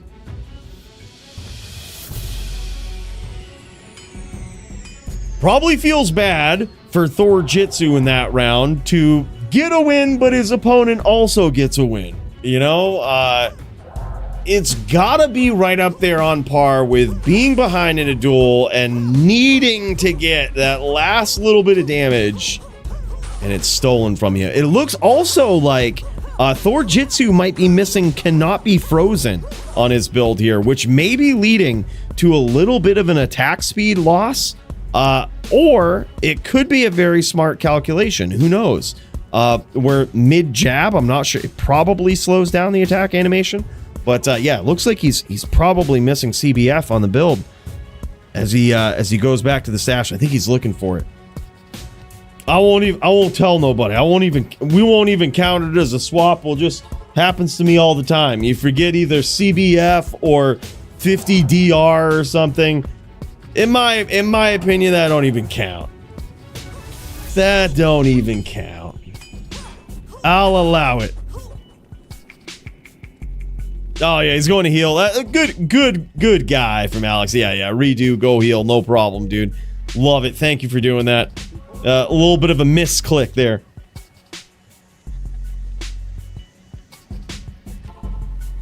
But this is interesting because this is how Alex is, or I'm sorry, Thor Jitsu is getting his DR. It appears from COA, which means he's not using Dungos here. He's using something else for the belt, which is very interesting. Could be the attack speed belt. Lot of options here. Attack speed might have slow on it though. Yeah, either way, like he's choosing to get that DR and just jack it up through the COA helm here, and of course, you know, with Storm Shield. Says, do you not have a Raven on? He says, not at the moment. It's alright.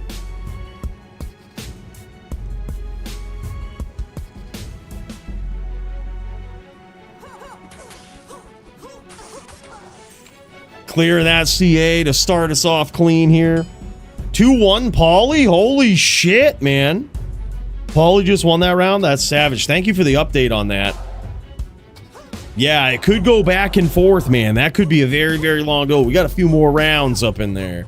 That's what I would think. Paulie Theus getting there. I think now it's like I was saying. I think that duel tips a little bit to square things up a bit more for the Fire Druid in ROT dubs.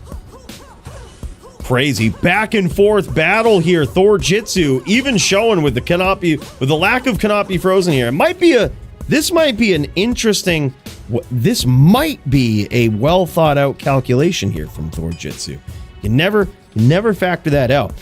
CBF is one of those things that you always assume that you need it, but there could be builds where perhaps it's not as important, right? Certainly a off meta theory, but without players like Thor Jitsu going in, testing this, throwing it all on the line, we shall never know. I love it. I love this, the weird stuff as we come in here and we see players doing this. Especially, man, as we've seen, when Thor Jitsu lands some of these hits, these are big. These hurt, man. Look at this. It's taken Alex just about as many shots. But Thor Jitsu landing like 3 hits there and boom, puts him at like 25%. That was crazy. 7-1 so far in favor of Alex.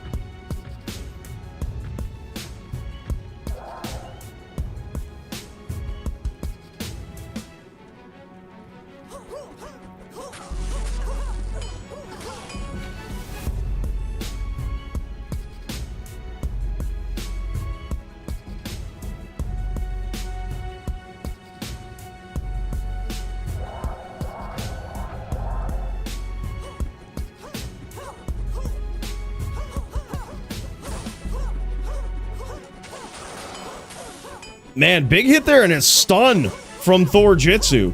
But holy shit, man. Look at this. When he lands these hits, they're big. He might have cut him open here, too. Alex is actually in trouble here. There it is. Thor Jitsu got there by the skin of his teeth.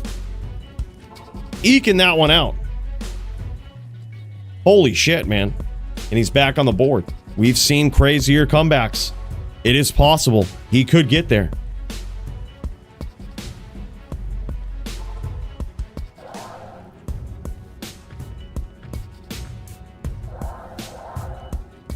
Paulie's using something other than Hodo? Interesting. Could be, is it Branch by chance? Could be Branch. Yeah, this is Jab v Jab in the Melee division. Cinematic zoom from Thor Jitsu here as well. I love this.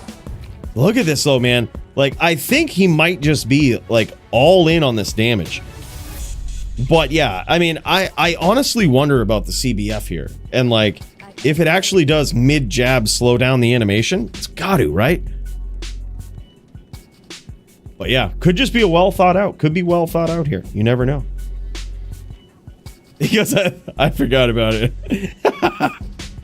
No worries, brother. No worries. I was wondering. You never know. Like, bros, that's the thing. I mean, look back at Montriana, right? Coming in with these crazy fucking builds on the barb. That it's like you end up discovering things about that like there are other options to buff up you know, your AR in ways that some people might not have ever thought of before, and you know, there are some things that might matter more. And look at this, he's procced Fade. This is huge. He's got the Fade proc from that Juel. This is huge. That's even more DR there, but will it matter in this round? It is so close here. Holy shit, man. He got the Fade proc from that. That is wild. So he is definitely on new Juel here. Now, new Juel, a very interesting choice as well. Because with that new Juel, I can assume in the COA here, there is probably the min-max damage bug, which is really regrettable about the way that new Juel was designed. So, for example, and to let you know about what min-max damage bug is, there's a bug where if you have a Juel or a combination of abilities on a non-weapon item, it's very important, a non-weapon item, and that combination has enhanced damage and either min or max damage or both, there's a bug that happens. If it's min damage that's on that in that combination of abilities, the enhanced damage only applies to your maximum damage, and vice versa if you have the opposite. If you have max damage on there, it only applies to the min damage. Now, there are some exceptions, and I don't exactly know why, but if you have enhanced damage on the item first, and then max damage is added, there's no bug. Same with min damage. But if they're added at the same time, that's where the bug happens. So if you have an item that spawns with ED and min damage, like a circlet, the bug happens. If you have a Juel, like the new Juel, that has enhanced damage and min and max damage, the enhanced damage applies to neither. So it's only the min-max damage that is on that helm. The ED doesn't count. It's really weird, but strange that bug wasn't fixed in D2R. But that's how it works. Sort of a non-bow with the new Juel and anything but a weapon. And it wasn't a COA. It was an E-Rep crown that Thor Jitsu had. Very interesting. I love it. And he's got the Black Hades with the Zod and the 240-15s. Wow, what is this? The Juel is in the Storm Shield. Holy shit. The Juel is in the Storm Shield. Damn, son. And there it is. Beautiful jabs. I love those things. Those would even be good on an HLD Zon. They've got E-Rep, dude. That's crazy. And melee jabs don't necessarily need to have E-Rep. They can be repaired by a barb. Yeah, that is so crazy. Insane helm there too. 3 sockets, 99 life. That is an interesting helm that Alex has. And there I was thinking that we would never see a use from the 100 life 3 socket diadems or helms like that. That is the first time I've ever seen that helm used for any use case scenario right there. Leave it to melee, man. Leave it to D2 PvP. And there it is, some 32020s. What? That's crazy, man. Nice. I love the bear paw graphic 32020 there. That is beautiful. Absolutely beautiful, man. Holy shit. Bro, that Amy is insane. Yeah, GG's. All so very cool, man. Thank you so much for making that happen, Alex. And again, apologies in advance to Thor Jitsu. I think we will revert to LOD on this, but you know what? I'm committed now to having at least one melee character. So you know what? At least you'll have your boy to duel with here, Thor Jitsu. We can run some duels. But yeah, hopefully it's not too discouraging. I know you're fired up about melee, man, and I'm really happy we got to see this duel here. But yeah, GG's, boys. All right, let's cut back over to Foos versus Paulie, and we may have time to sneak in another duel here. Let's see how it's going.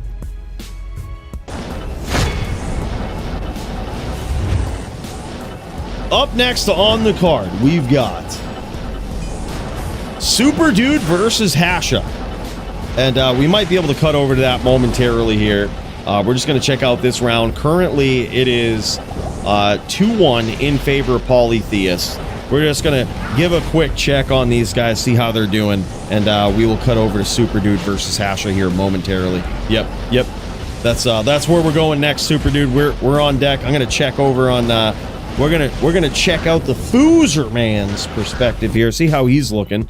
He's looking quite healthy. Oh, no, he's not. He's taking some damage. This might be a quick 3-1 here. Paulie Theus looking to make a statement. Holy shit, boys. All right, let's cut over to Superdude. Superdude and Hasha ready to throw down. Let's check this out.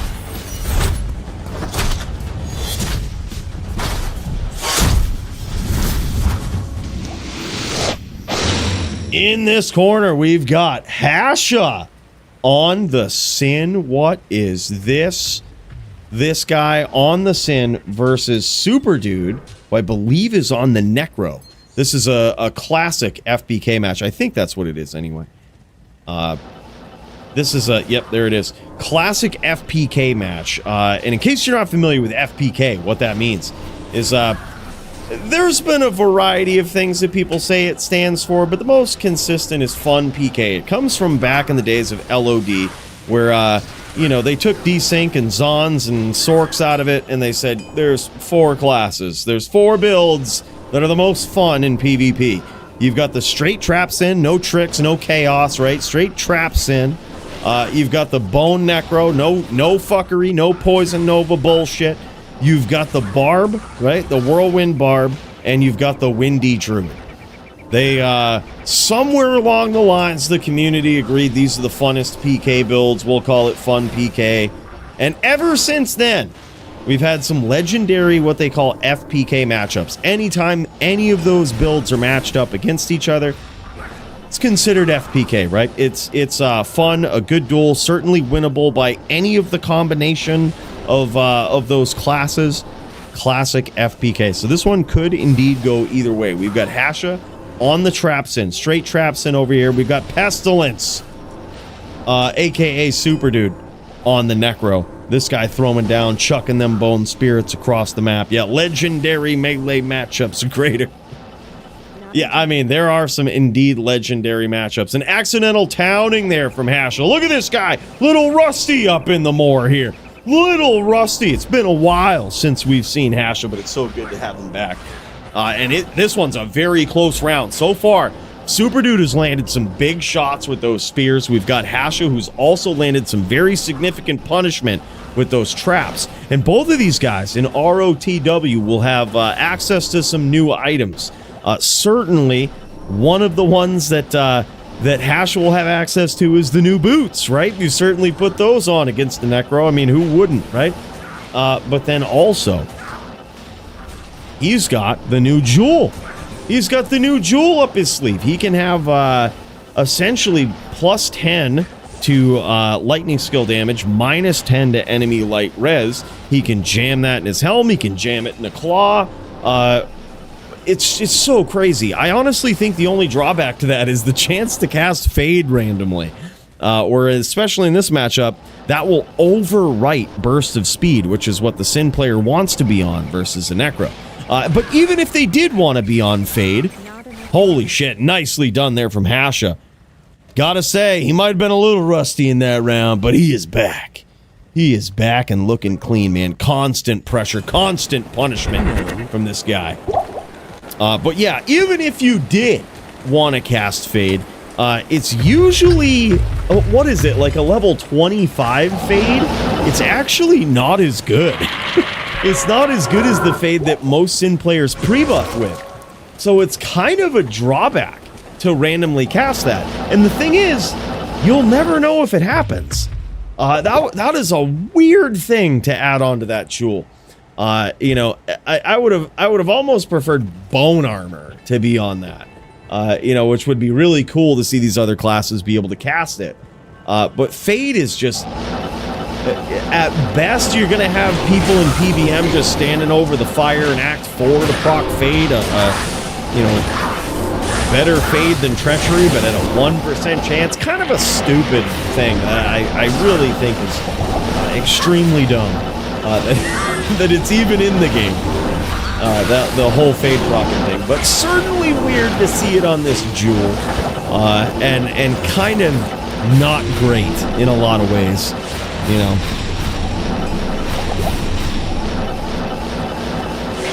Are they still spitballing each other? What? Who's that? Who's that? Paulie and Foos? All these are real duels, boys. Real duels at the highest level. This is pretty savage. Superdude looking real good on this Necro. Look at these walk down strategies here, man. That is certainly something that in this matchup, you probably will see it more on the Necro side with the walk down. That spear landed, you heard it. The Sin, it's a little risky. Sometimes Sins in this matchup, you will see a bit of a walk down. To this day, I don't know why they do it. Not only can you get bone prison from that, but the Necro really doesn't care to bone prison you. When they see a Sin doing anything but standing still or teleporting, they love it. Because that is an opportunity for their claw block, or their weapon block, to not work. It doesn't work when you're in moving animation, when you're in walking or running animation. Your weapon block does not work. Cannot go off. So when you walk down versus a Necro and you're on a Sin, man, that Necro loves seeing it.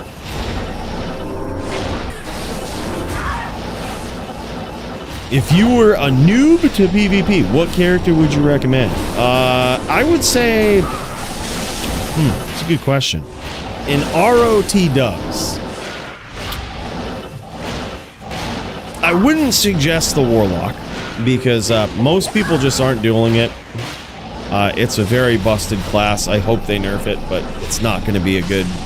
You'll get a bunch of kills in pub games and people won't duel against you. It won't be a fun time.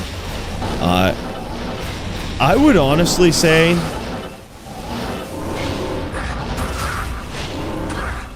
Holy shit, man. Nice shots there. Is that it? Holy shit. Did the Superdude win? Did he take it? I would say probably a Druid. Druid is very simple to learn. It might be... It's going to be simple to learn. It's a powerful class.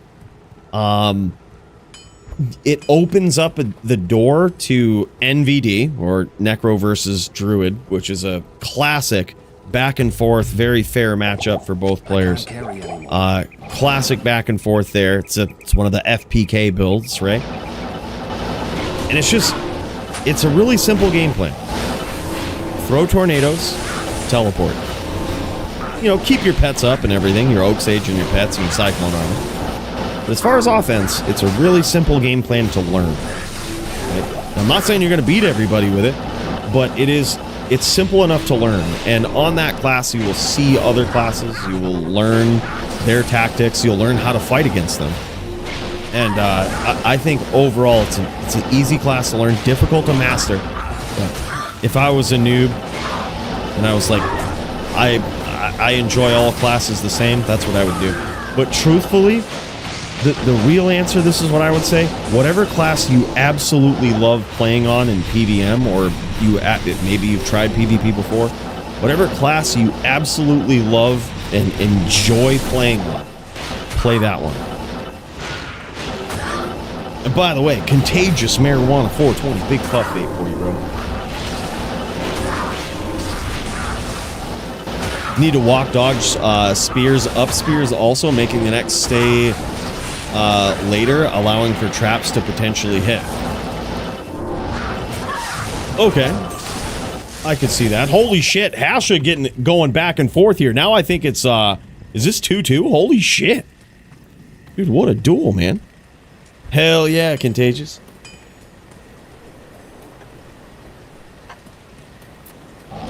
So you need to walk to dodge spears, up spears. Okay.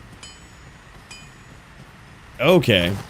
I guess, yeah, I guess you're walking if there's spears coming at you and no threat of bone spirits. I guess that's true. I guess I didn't really think that one through. I guess it's all situational. But it is kind of a scary time. It is kind of a scary time. Yep. Sidestepping, very important for TDN. No shit, no shit. Okay. Okay, yep. Alright, I get you. Makes sense. Yep.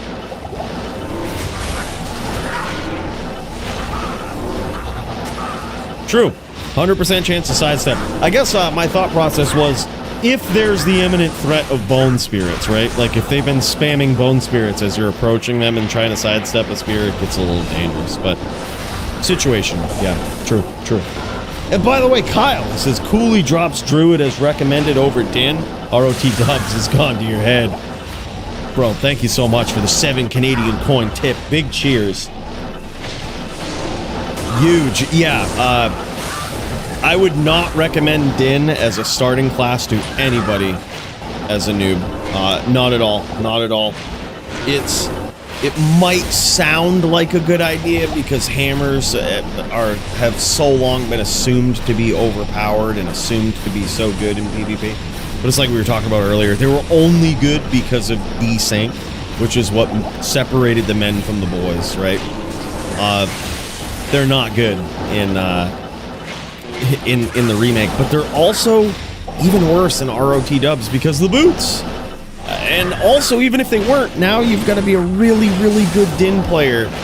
You have to be, it's like such a hard class to learn, so difficult to master, that it's like, I would never suggest that to a noob, even if this expansion wasn't out, you know? And by the way, CO Heich, my guy, 8 months. Dude, thanks for parking the Prime this way for 8 months. Bro, that is so wild. Really appreciate you, dude. Big cheers. Yeah, I mean, there's the new boots, but also, even without all of that, it is such a tough class to learn. Like, you gonna tell the noob that, like, yo, alright, now that you've built your hammered in and you know about telestomp and, you know, you got your timing down with swapping to the consort consistently, yeah, so you also have to smite them, get the swirlies, then FOH them to stun them as they teleport away, then hold your name locks, recenter your cursor, stomp, and then repeat that. Yeah, it's simple. Yeah, I would never suggest that to a noob. Like, no fucking way. Like, no fucking way. It's so hard to play a Din.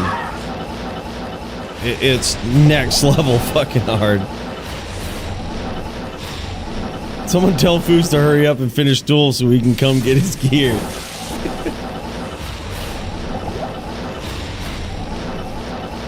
He's up against the ropes holding onto his belt, right? Yeah, that's what he's doing.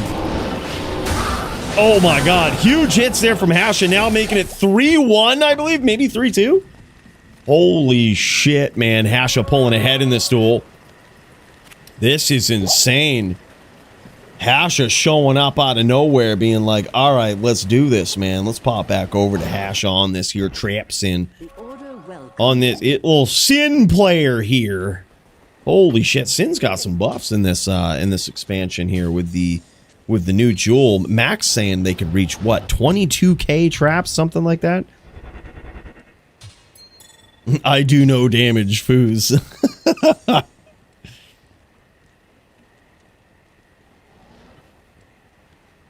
Sometimes you gotta drop the pants. I mean, drop the belt.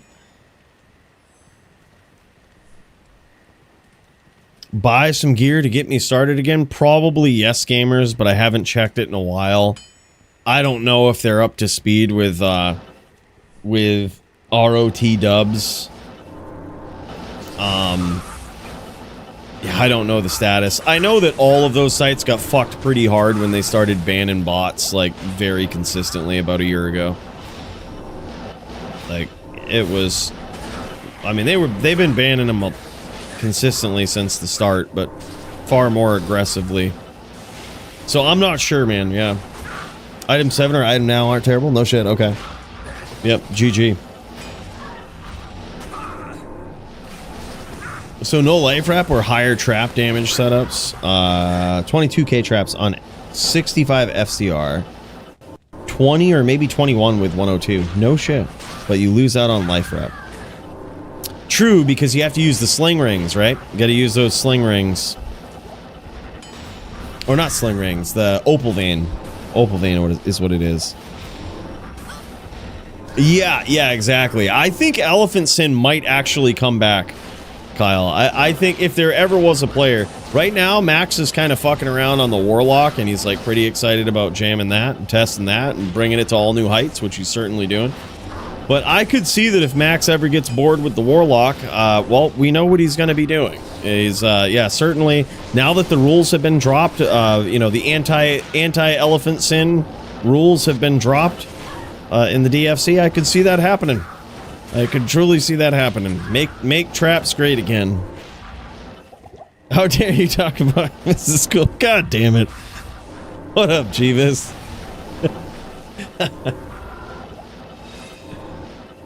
Sling ring for the +1 to town portal, of course. Of course.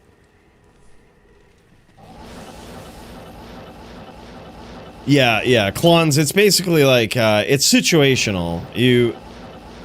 Yeah, it's very situational.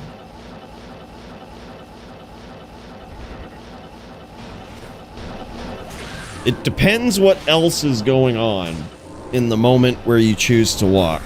But I totally get it now. Elephant Sin with a huge trunk, right? It's a very large assassin. It's actually funny because it started out as a meme. Yeah, there it is, man. 4-1 for Hasha. Good Duel was trying to pot. What a B-hammer. What a freaking... What is this guy? Joby? Oh, no, it's Hasha. Okay, yeah, alright. Shit, I thought it was Joby there for a minute. Just fucking hitting him at the pool. Probably purple potting it. Oh, it's alright. You know, it's Hasha. Protect yourself at all times, is what they say. Don't worry, Paulie gets me like that all the time. I'll go to the pool and I'll get fucking ganked by the most fire damage ever. By the way, Contagious, big puff pass for you, bro. Love that these guys are showing off some gear here too. It's always good to see.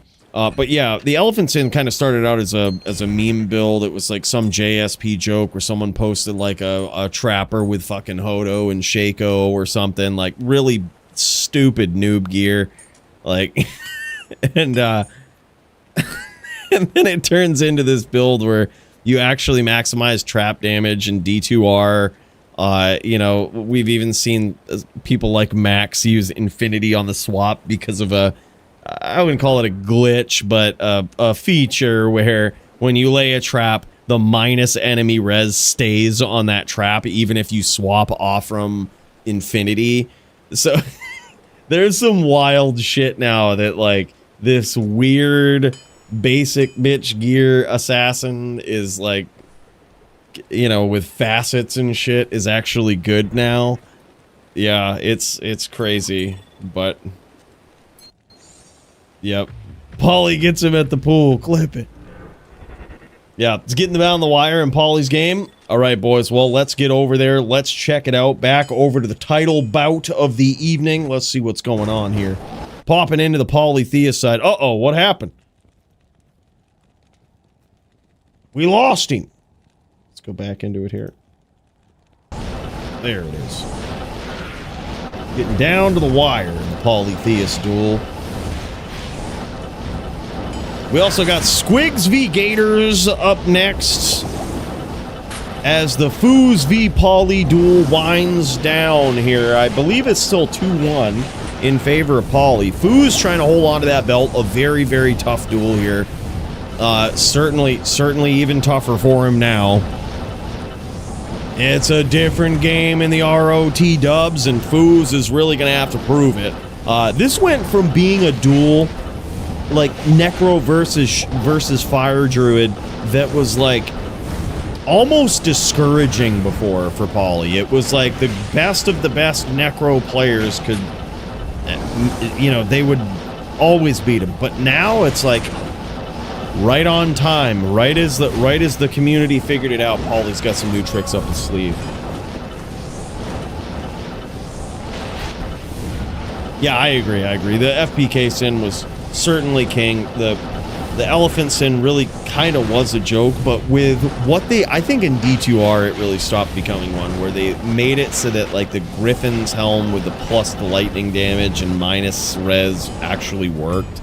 And then it just opened the door for this other fuckery with like infinity and facets, and like suddenly the more basic, less like trap claw focused sin could do something. Yeah, but in ROT dubs it is what it is. Stuff exists, yeah. Yeah, usually banned in most leagues. Not in the DFC, boys. We don't fuck around. Ever since dropping those rules too, we ain't really seen much more sins. So, you know, you never know. Paulie up 3-1, both getting low. No shit. Thank you, Crypto. Appreciate the update, dude. Paulie is up 3-1 in this FT4 match. So this could be the final round if Paulie can pull it off. Trying to dethrone the Foozer Man and reclaim DFC gold once again. This is a big statement. I think if he can beat Foozer Man here, especially on the Necro, we say this about Paulie all the time, but man, it would be such a big statement. It would be proven true over and over again here. If he can beat Foozer in this match and reclaim the DFC gold, he will have then beaten a class that some of the best players had figured out the trick to beating Paulie on. You know what I mean? They figured it out. That was the class. A lot of people actually signing up on Necro once they figured out that was kind of Paulie Theus' weak spot, as he was holding on to the belt for the longest time at the top. A lot of people signing up on that Necro, really looking forward to it. Oh man, and there it is. Big hits from the Foos. Nice spear train there. Holy shit. And now Foozer Man trying to come back here. Yeah, absolutely wild, man. Like, but if he can come back and do this, that's a big statement for Paulie, because that shows that he is now, albeit with the help of Reign of the Warlock, has once again conquered the players. He's learned the build, the duel, the strategies to overcome yet another problematic build. Something we always say about Paulie. He's always learning. If he loses, he learns, right? This guy is always exemplifying that. And albeit with the help of ROT dubs, would be a big statement. Yeah, it's probably going to be a short sign-up time, but yeah, it's going to be back. Let me actually do that now. I'm going to open up the sign-ups right now. Thank you for that reminder, too. I'm going to reopen sign-ups as of right about now. They should be open. For DFC 198. Yeah, it'll be back to Thursday. A little bit of a shorter window there. But yeah,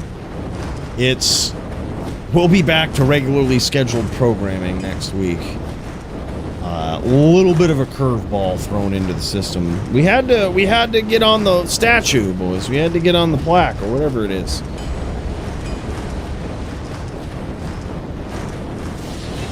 Yeah, I think so too, Crypto. Like, I think of all classes that deserved magic res to be imposed on all of the other classes, it was probably the Necro.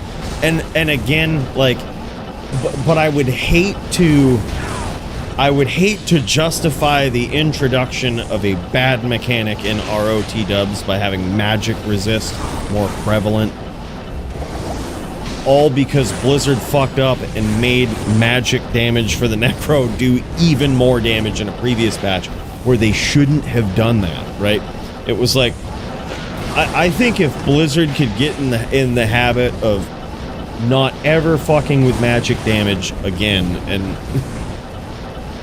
it would probably be, you know, in D2, it'd probably be good practice, right? Like, just stop. Like, you're everything you do with it, you're screwing it up, and there's clearly a misunderstanding of it in the underlying balance of the game. The Abyss build, while I'm sure it's great with decked out gear in PVM, it has its place in PVM, but it's certainly not the best. You know, there's kind of misses the mark currently in PVM, even on the Warlock, but it still misses it with the Necro. It's still... And now we're adding resist in there, and it's like, just stop fucking with it, you know? Just stop fucking with it. Squig's better win, bros. Yeah, he's up next. I hate to cut away from this because literally Paulie Theus is 1 round win away from securing the HLD title bout. Foos is a couple round wins away from holding on to it.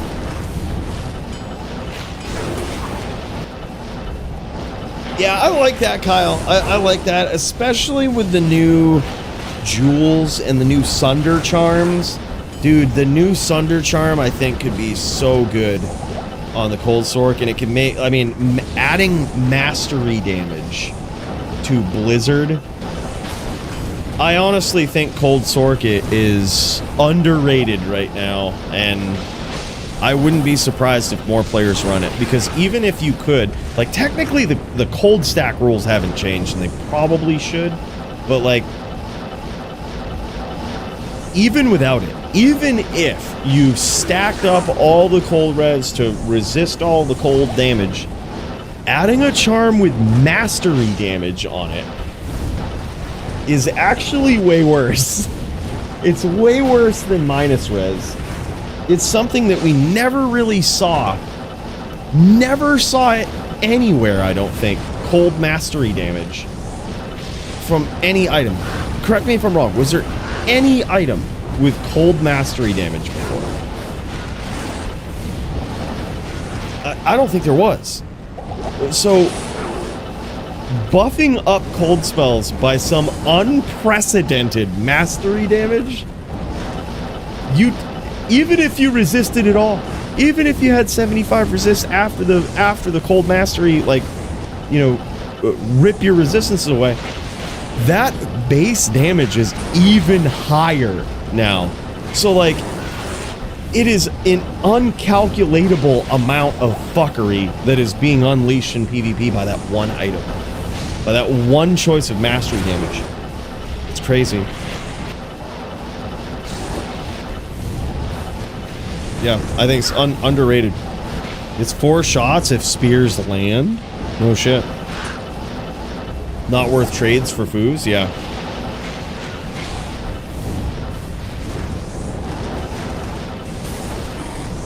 That is crazy. The real question is, if Paulie beats Foos here on a Necro, which was the only problematic class for him before, I think. I mean, besides Azan, which was just an auto win for Azan. What is gonna threaten Paulie Theus? What will threaten the Fire Druid? Besides maybe a Warlock, right? Like, what will do it? I honestly think a Warlock could do it with the right player, but people are gonna need more gear. Bros, I got offered over 13,000 forum gold recently for that swapped graphic 45 life chaos charm that I found, that I crafted. Over 13,000 for. I turned it down because I'm like, what? Like, I really don't need to get rid of it. I was like, I'll probably just collect these eventually. It'll probably go down in price, but like, I don't really care. And like, but bros, that's how fucking crazy desperate people are to get these 45 life chaos charms right now. It's wild. Just sold my perfect pro stone. Dude, sick. The cold mastery damage is coming from the new Sunder charm there. So like, the new Sunder charm can roll up to, I think it's like maybe 15% cold, added cold damage or something, which is, I believe, the first item ever that buffs cold damage, like by a percent. The rest of it has been like minus res on a Sork. And even Doombringer was saying at some point, he's like, dude, adding mastery damage like you would for lightning and fire onto cold is insane. He's like, the damage is so crazy. So that charm, legal in DFC, you can use them. And I think that's gonna have big effects for the cold sword. Oh, you're right. What am I thinking? Yeah, Nightwing had it, and I guess D-Fathom had it too. Yeah, you're right. Never mind. What am I thinking? How did I forget those? Yeah, those items had it. Yeah, either way though, adding more of it, I think it's like a whole nother Nightwing in your inventory, you know? Yeah, facets, obviously. How am I forgetting? Yep. Yeah, gosh, I'm having I'm going senile. I'm getting fucking old. I'm going senile. Noob alert. Hey, fuck you, Jagger. Right? What do you even know?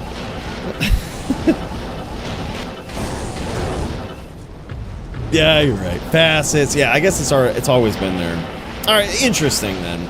But so I mean, regardless though, you even have options. Like the mastery damage, I think is big because it's like 3 facets in your inventory, right, of mastery damage. Or you could have, what is it, minus 10 enemy cold res as well. So that's like 10 more minus res that you can have, which is so insane. Like, I mean, no matter how you slice it, that gets pretty crazy for a cold sork, and I think cold sorks got a pretty big buff with those items. And then let's not even talk about the new Juel, right? You could get 10-10 in that as well. It's a whole nother facet for you.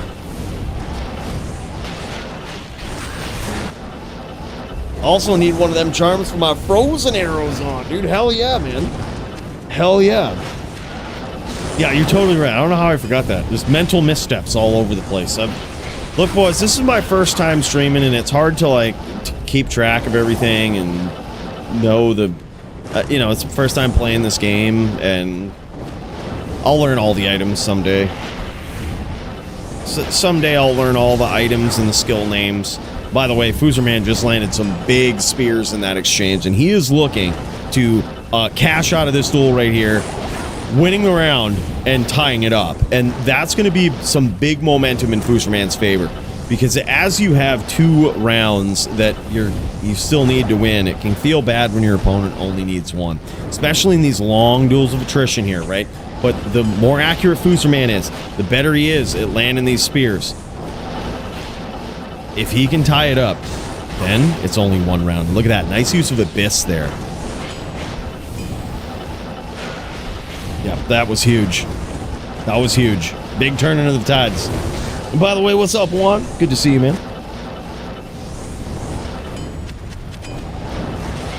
No, Frozen Orb isn't banned. It's, the Cold Sorceress is a very weird thing when it comes to rules, because the biggest threat for the Cold Sorceress has been Cold Mastery, which, like, minuses enemy resistance.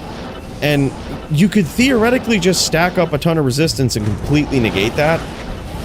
And completely turn the Cold Sorceress into an ass build. And because of the iconicness of the Cold Sword, we don't allow that, and we limit how much stack you can have. But that is based on a Blizzard build. So the stack rules actually change if you're not a Blizzard and you're a Frozen Orb sort.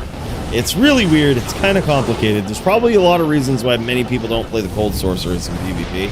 But I think it is actually a pretty good build. And Frozen Orb, definitely a thing. The Cold Mastery there, I think, too, would probably have an even more heavily resounding effect. Yeah, I agree. I think you can build a pretty strong one.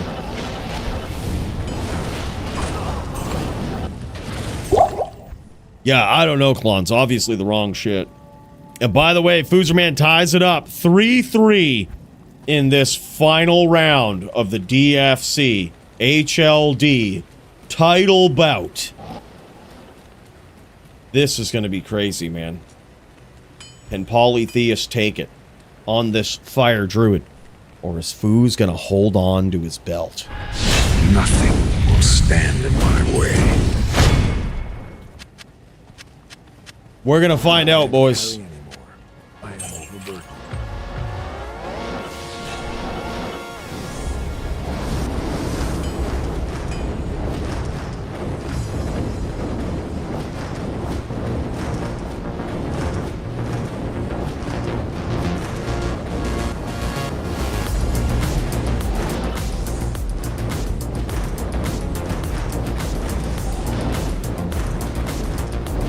I'm not sure. I don't have a 15%er. I can't remember if I did this on hardcore now because all of the days are running together after that challenge. But I found a charm, a Cold Sunder, and it rolled really nice. Like, I think it was 13% or something. I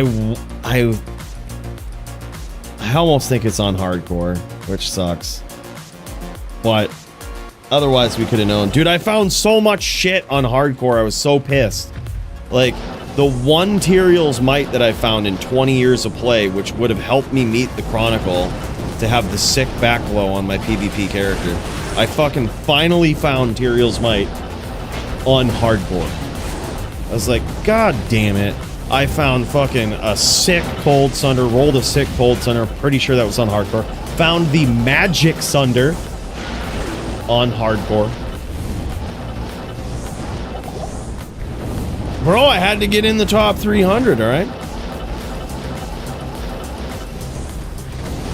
It depends, Larry. The Poison Javelin, Plague Javelin works really weird. If you get a direct hit with Plague Javelin, it actually hurts way more than getting hit by the cloud. Like, significantly more. But there are ways to significantly reduce the poison length, and make it so that if your opponent is really committed to poison, that they're not going to do much damage. So, yeah, I think poison was assumed to be really overpowered in PvP for the longest time, really cheesy and overpowered, but there are certainly, it's a gear check, just like a Cold Sork is, and there's ways to make it so your opponent doesn't do any damage. I don't think the new items really affect that too much. Unless, of course, I mean, I don't really know. If you get a direct hit with a Plague Javelin, that could be different, but you're asking a lot. A direct hit with Plague Javelin is hard to get in PvP.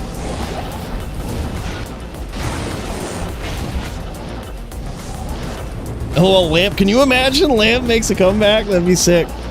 I would love it, man. Yeah, oh no, I agree. I love the Chronicle, and I was so, like, I mean, I was looking forward to completing it to get the backflow and all of that stuff.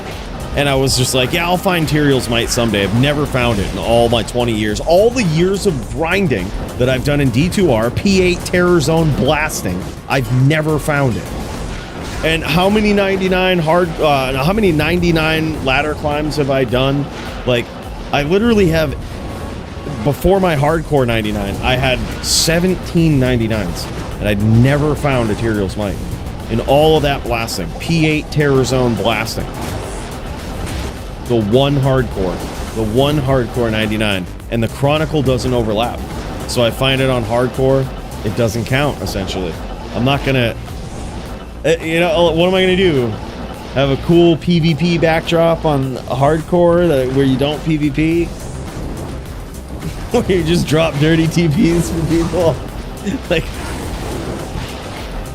Yeah, he did, but he found them when Andariel drops were bugged, and they fixed that in Reign of the Warlock, so that'll never happen again. Like, it's literally have to find it proper now, you know?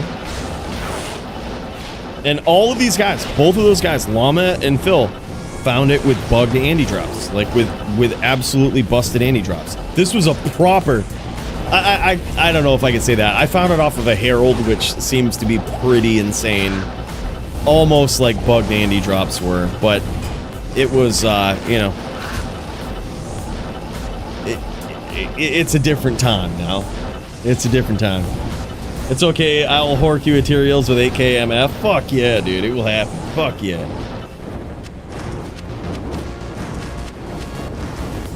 Hell yeah, bro.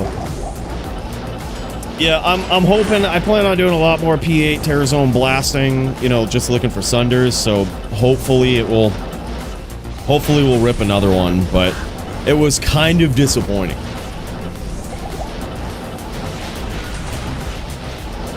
Can you do the Soul Strike? Yes, you can. Yep, you can still do it. Probably worth it if you're going to clear the whole game.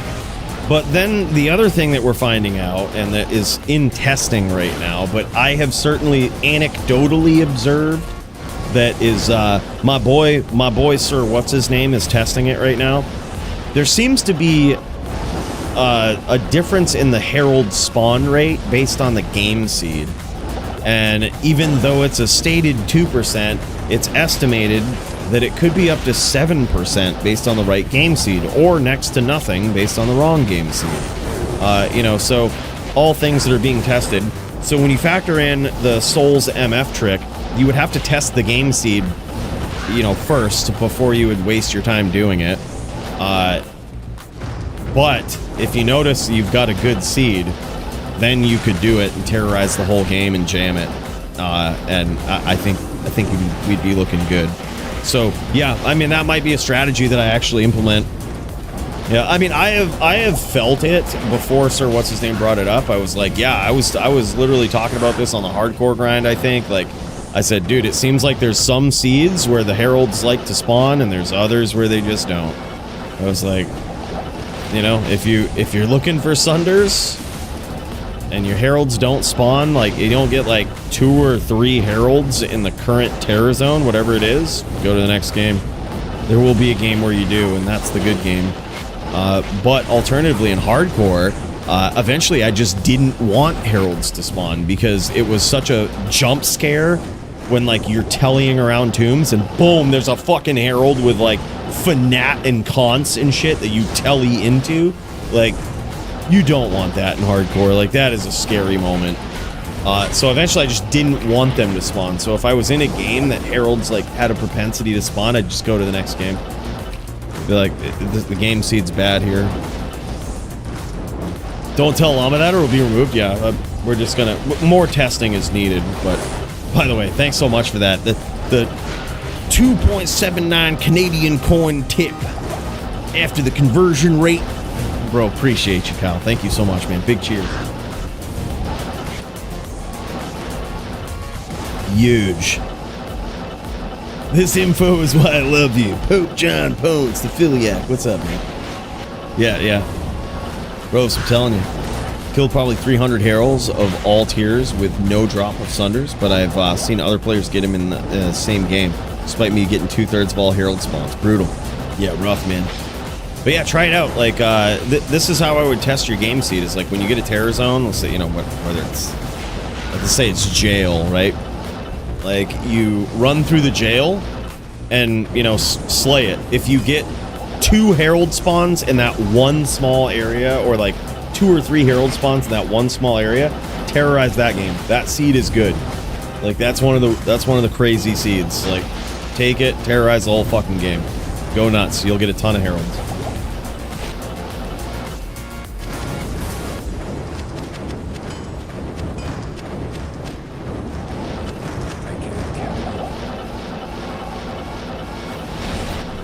Yeah. Oh, for melee? Yeah. So far, Paulie Theist practically untouched in this duel. Fooserman trying to reach out and hit him with some teeth here. But how is the Foos looking? Is he healthy? Let's pop over. Oh man, he's been hit quite a bit. Paulie Theist doing some work. Paulie Theist on his top tier game here in this final round. Cracking him with some teeth though. He's working him down. I think Fooserman notices he's in a little bit of trouble here. He's going to use some teeth to fight against maybe a little bit of the life rep, get some damage in versus Paulie Theist, but mainly just to force Paulie Theist off of him a little bit, right? And that way it just allows him to kind of rep some life back.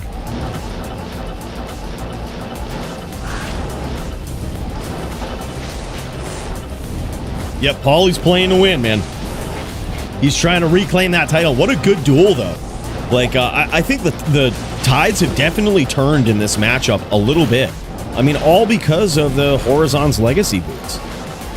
Like, that additional magic res, man, I'm telling you, it makes it's a sacred type of damage in Diablo 2, and having something with magic damage really throws a big wrench in everything. Like, you know, I'm sure the thought process was that it's obviously a PvP change. Maybe the thought process was, oh, let's counteract the new Sunder charm with something, but probably it was more like paying a little bit of lip service to PvP, being like, oh, okay, well, the Abyss Lock is going to do a lot of PvP damage, so let's give some people some resist. But in doing that, you kind of screw the already balanced damage of other classes. And it's like, you know, the way they've, I guess, thought about that is to give everybody 17 other items that collectively minus the same amount of resist, but not everybody can wear 17 different items, you know? So it's like, it's a bad slice for those, really for the Hammerden. The Necro kind of deserved a bit of a nerf, but only because they fucked up with magic damage before. Only because they fucked up spear and spirit damage in a previous patch that they shouldn't have touched anyway. Like, you know, it's crazy, man. Yeah, despite lower damage, he's playing to his advantage. Yeah, he's got to do it. I got one last night off of Ghoul and Ladder. Nice. 4th Sacred Armor. Holy shit. I felt it by act, to be honest. Some acts nothing, others like 7 or 8. Yeah, it's nuts, man. Like, but I mean, I was doing that on my barb. Like, I would go through the terror zone as I was like going and zerking and horking. And if in the current terror zone I didn't get like two heralds at least, I wouldn't bother terrorizing the act. I'd just go to the next game.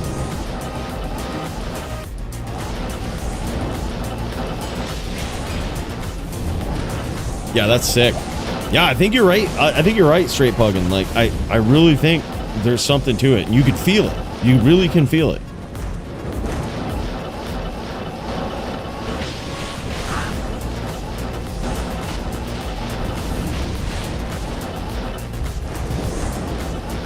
Oh, yeah, that's pretty common, honestly, Joan. A lot of people change the hotkeys for the potions. I don't know many PvPers that have potions on 1, 2, 3, and 4. Like, even myself, like, back in the days of, like, F keys and stuff, and there are still F keys, but, you know, it's like your hand doesn't naturally go up there, and it's weird, right? Like, it's a weird place to be on a keyboard. So you often switch the F keys to go like 1, 2, 3, 4 and all of those numbers because it's closer. It's easier for your hand to move to them. So when you swap off from the 1, 2, 3, 4, your potions are gone. You have to put those somewhere else. Yeah, some people put them on Quir, other people put them on ASDF. Either one works. My pots are still 1, 2, 3, 4.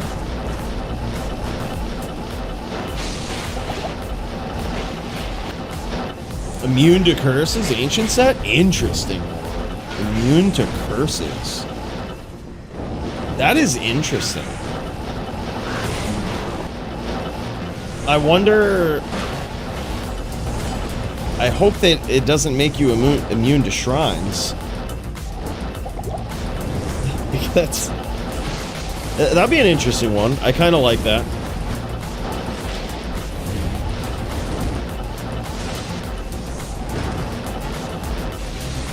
Yeah, and honestly, Abrasive, Joby is the same height, and he also uses F keys. So maybe there's a correlation.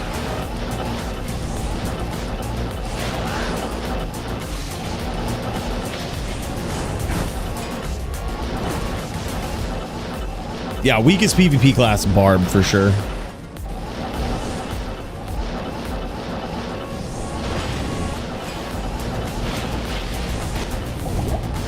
No shit, keeping the F1 to F12 skills on most games, yeah.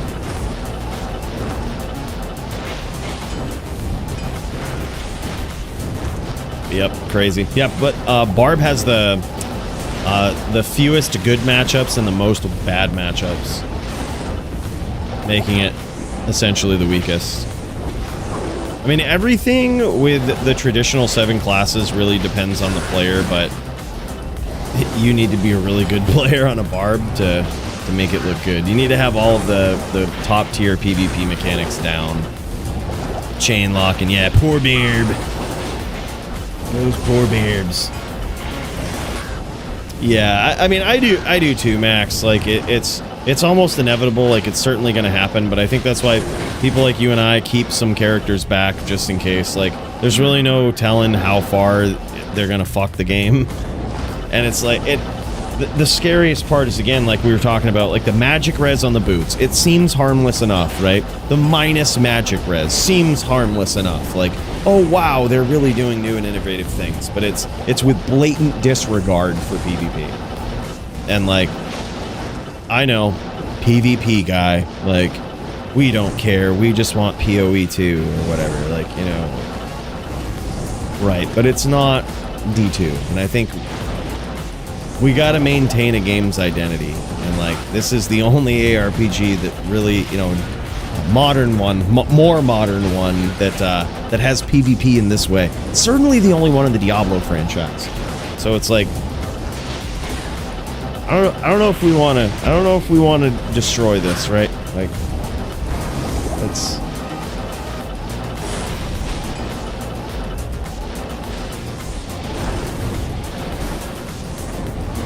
It's FT4. So it's 3-3 right now. The winner of this round takes the gold. Yeah. It's been a long ass time.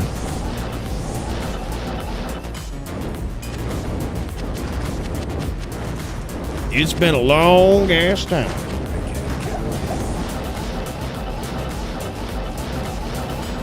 Yeah, we've seen other duels in the meantime, but this one has been.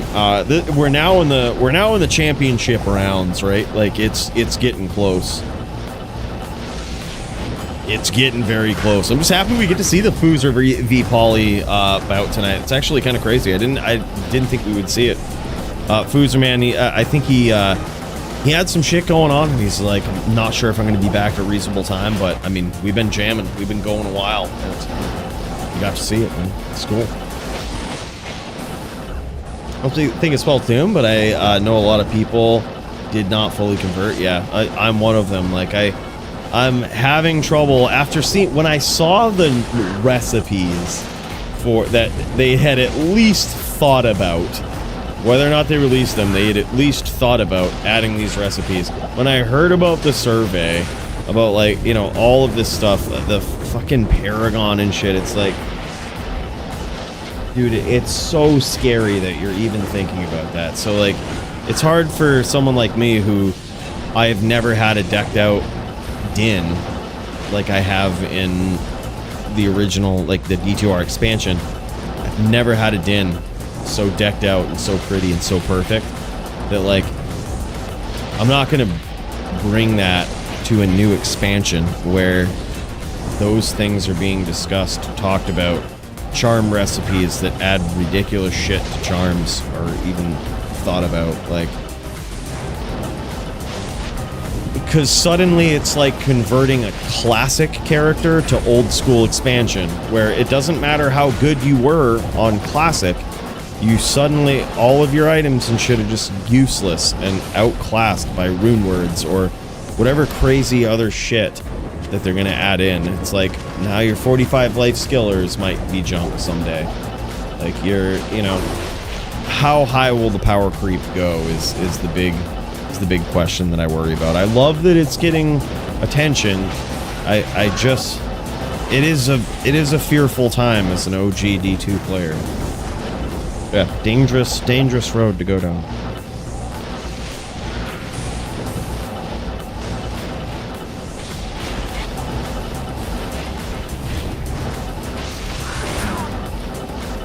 I hope not, Kyle. I hope not, bro. Holy shit, you're too kind, man. You know you ain't gotta give a dono like that every time to say something epic, right? Holy shit, bro. Thank you so much, man. Really appreciate the Canadian coin tip, man. Big cheers. Show is free, Kyle. Show is free, all right? And we already settled the quill rat case, all right? No need. Bro, thank you so much, though, man. Yeah, crazy.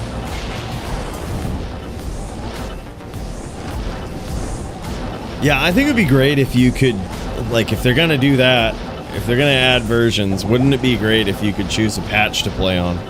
Now, that would be an expansion I think a lot of people would pay for. They just reintroduce the patches from 1.0 to fucking, like, all the way up through, and they're just like, I mean, it would be a divisive one, but you could convert all the way through and shit. I think it would be crazy. 1.0 corpse explosion, yeah, that would be sick. Yeah, I think, you know, and you could do like online play with that. That would be wild. It'd be kind of taxing for a server, but maybe even just the iconic patches, like 1.08, 1.09, 1.0, 1.06, like you know, all of those I think would be, or what was it? 1.06 was pre-expansion items still existing in Classic, right? Even just the iconic patches. I think like 08, even if you just narrowed it down, 08, 06, 1.0. So like narrow it down. Yeah, but 09 was so iconic too. I mean, I have to trade my cash for form code. Leave nothing forever, Bill. He won't be getting it. Another big cheers, man. We'll polish off the caffeine for you, Kyle. Appreciate you, dude. With a huge 7 Canadian coin tip.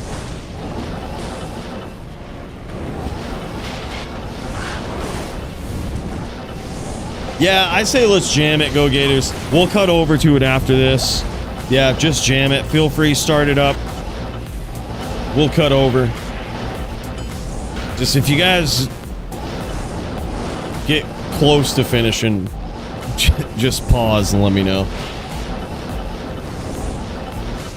Yeah, I think so. 09 was cool. Certainly anything before 1.10.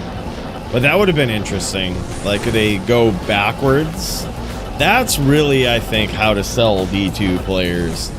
Like, we don't need to turn this into PoE 2. We don't need to do all this crazy shit that I really have zero faith, even in current devs, to know the PvP balance.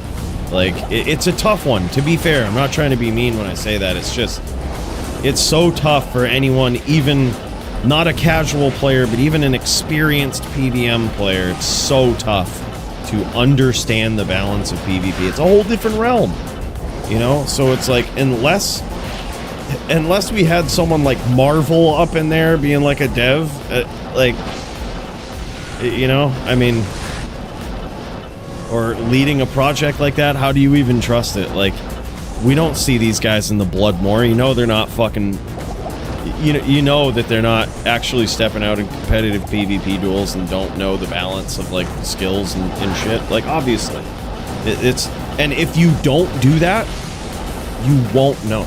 Like, you can't know.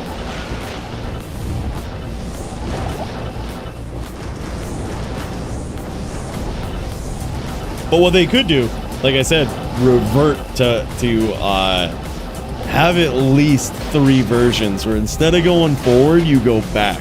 It's the nostalgia of the D2 players, right? That's what's made this game great over the years. I think those would have been also incredible expansions. You could have just had an ROT dub expansion. You wouldn't even need expansion. You could just be like, all right, pay us $25, you'll get stackable gems and shit, and you know, there you go. I would have done it.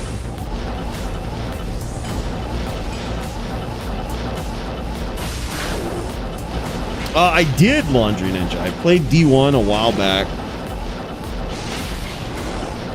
What patch is Classic fixed at? Classic is on the most recent patch. All of the things, the synergies and stuff, they all apply to Classic. It's, those patches... Yeah, like, Classic is almost like ROT dubs versus expansion right now. They're all on the same patch, it's just different versions of the game. Yeah, so...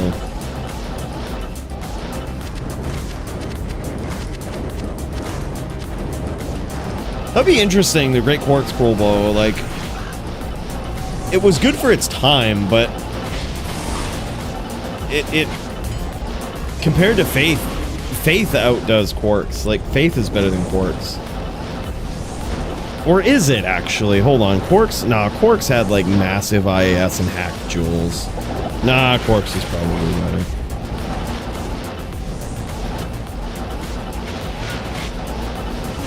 Make Barb great again? Yeah.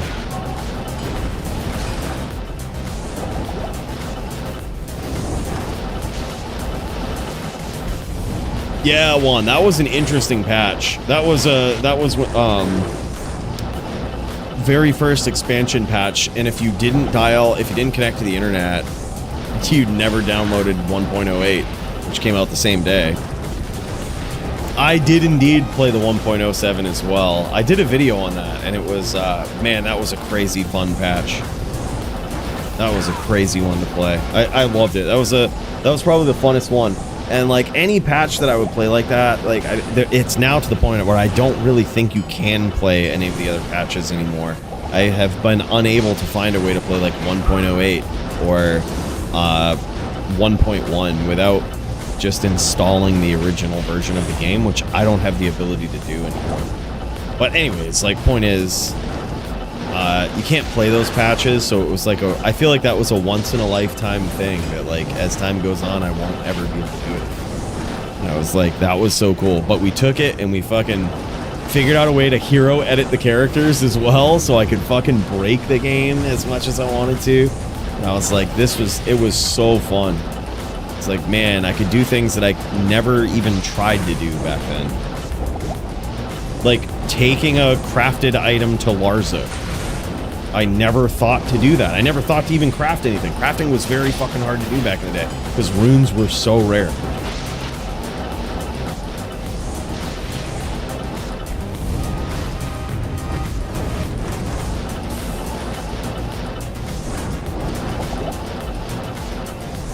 Yeah, Cruel Colossus Blades were, yeah, technically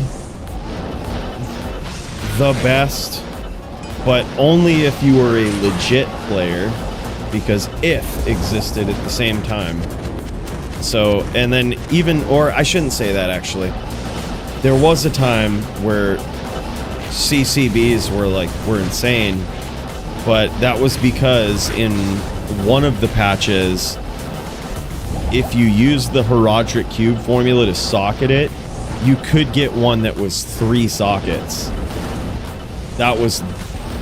And if that existed now, it would probably still be good.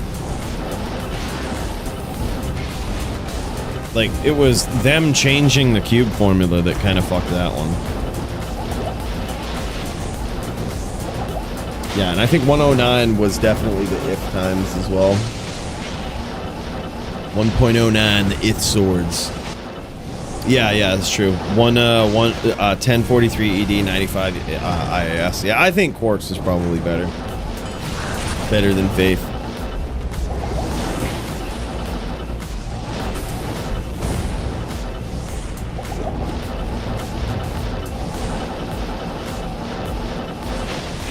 How's Foos looking on his side, man?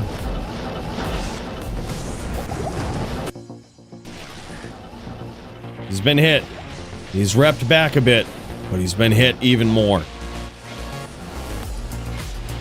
This is a close one, man. It's coming right down to the wire.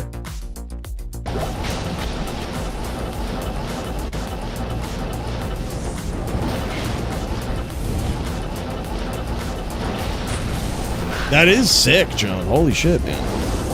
That is sick. Of deflecting 65, 121. Shit. That's crazy. That is a trophy item, man. Certainly rare. And not many players even knew to collect it back then. That's crazy.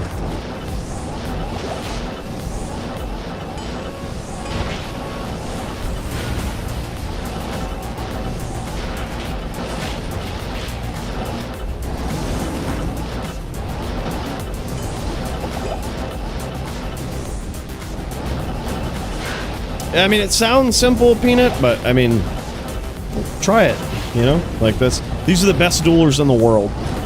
So, I mean, if it was that simple, Paulie would probably do it, but you also got Foozerman on the other end, and he's one of the best duelers in the world, so while it might sound simple, it's like, he'll punish you for it.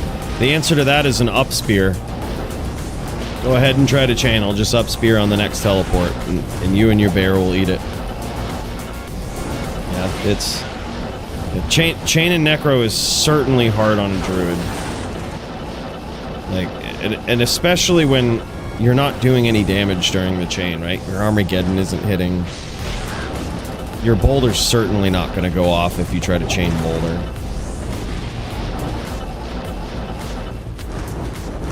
And who knows how it's going to go with the boots too, though, like. Who knows who wins that exchange between up spear versus boulder, even if you happened to do it at the same time. Yeah, these are the best duelers in the world, man.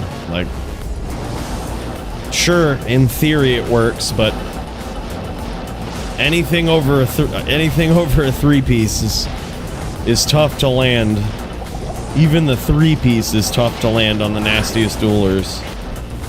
Like, you ever seen a three-piece, like a Din pull off a three-piece? You can fucking shit can a lot of subpar duelers if you're good at the three-piece. But even if you get the three-piece on like some of the nastiest top-tier duelers, not only can some of them punish you for it, but like they can just get out of it. It's crazy.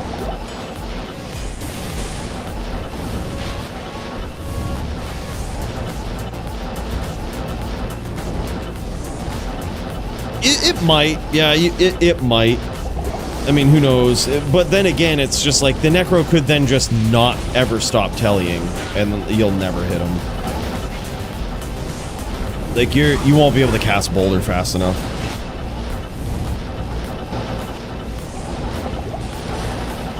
It's true, man. It's true. Yep, it's.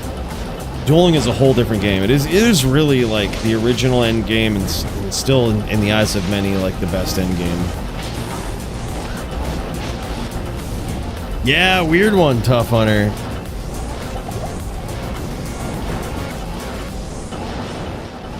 No, Armageddon will never hit either, as long because he's dictating the telly, so he can just not telly as to where you've been. So Armageddon will never hit him. Armageddon is a lagged spell, so like Armageddon comes down, but it takes like several frames to come down. So if he's teleporting away, it will never hit him. Your only hope is that the bear knocks him out of the telly.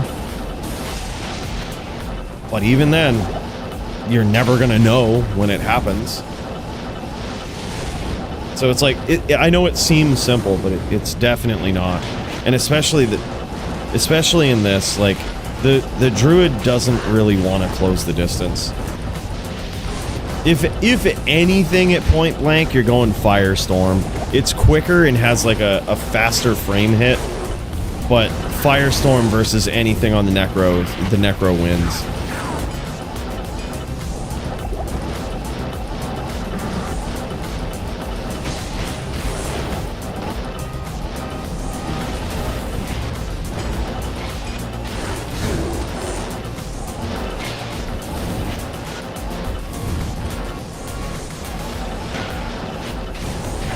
Yep, there are Warlock players, yep.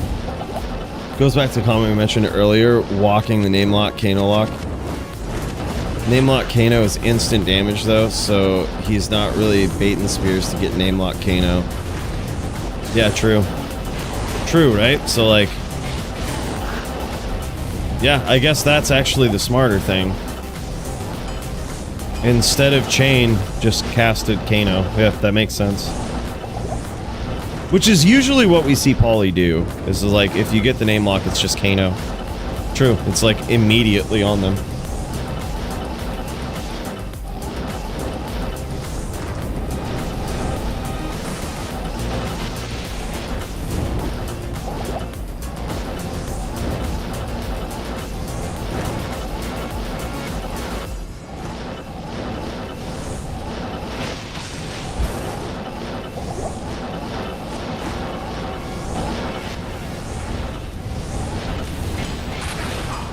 Nice shot there from the Foos. That's huge.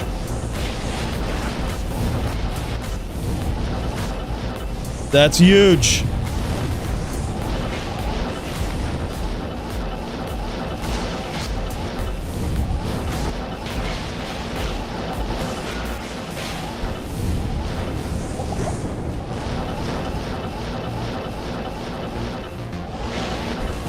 Paulie trying to get him at the pool. Actually, I saw Paulie back off that pool there, though. I gotta say, I saw him back off at the pool. He didn't cast. That was Paulie Thieves. He's come a long way, right? He's come a long way.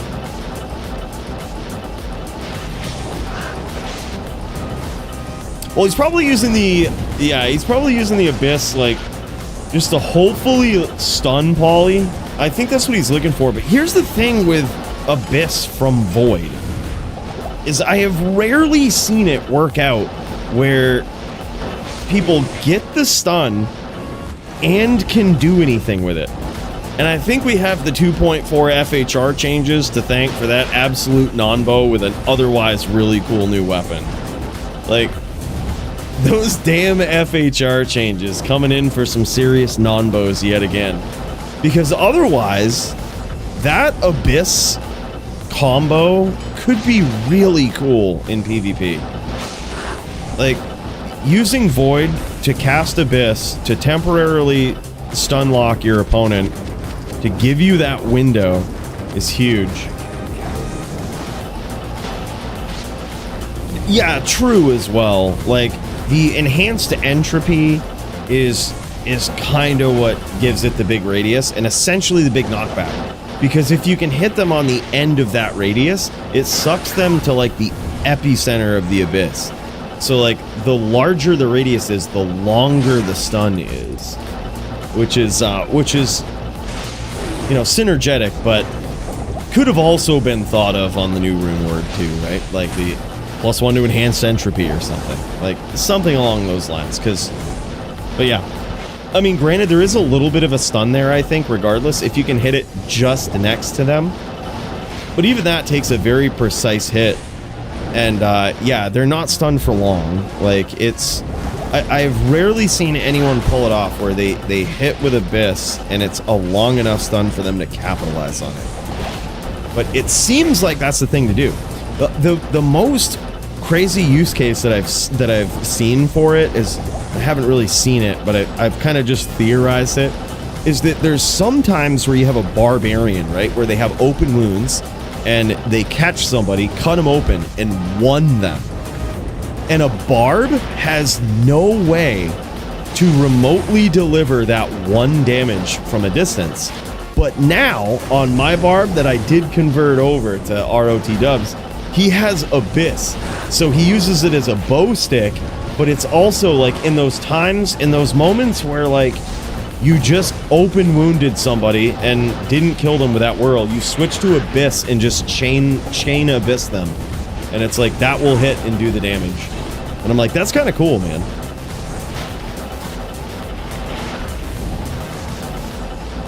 Oh shit, that's right. Stadium with the firewall Baba, anyone. Yeah, that's right. Cut them open and firewall them. That's right. High five, Stadium. Hell yeah. My barb has blizzard charges on my bow stick. Interesting. Now, will that do the actual 1 damage, though? I guess they're not really prepared for cold damage, so... Yeah, I should say they've had no reasonable way to do it, right? Like, an Abyss is a very synergetic way to do it. I guess blizzard charges on a bow stick could also get it, but... Blizzard hits less, you know? Like, there's a chance it just doesn't hit when you cast it. Yeah, Warcry, but blockable in DR, right? There's no, like, auto hit, and by that I mean, like, remote. Like, you can't hit them from a distance. They know to, like, stay away from a barb. A Warcry requires you to be up on them still, right? Like, they don't have, like, the FOH to FOH PK, but with Abyss, they do now. So it's like, all you need is that lock. You don't even really need a lock. You could CT cast it and technically hit them. You know, so it's... And like Max says, you could probably do it with Blizz too, if that works. If they... You know, but something tells me with Blizz charges, if they have like any MDR or something like that, it will probably just negate the whole thing. I don't know though, but... Yeah, and with Abyss, I think it's gonna do the damage.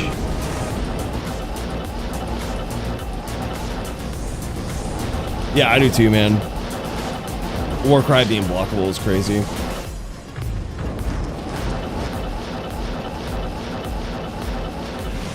Nice find on the 420 charm. Probably worth more in melee, if anything. I don't really know a lot of PvP players that use it, but based on... I think I sold a 419 once for like a jaw rune.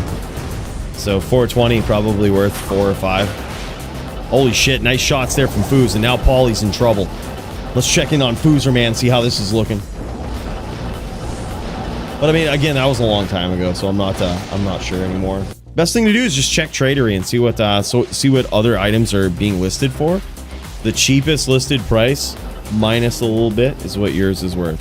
Foozer man at about 700, so Polytheist actually falling behind in the stool here. Foozer man getting there.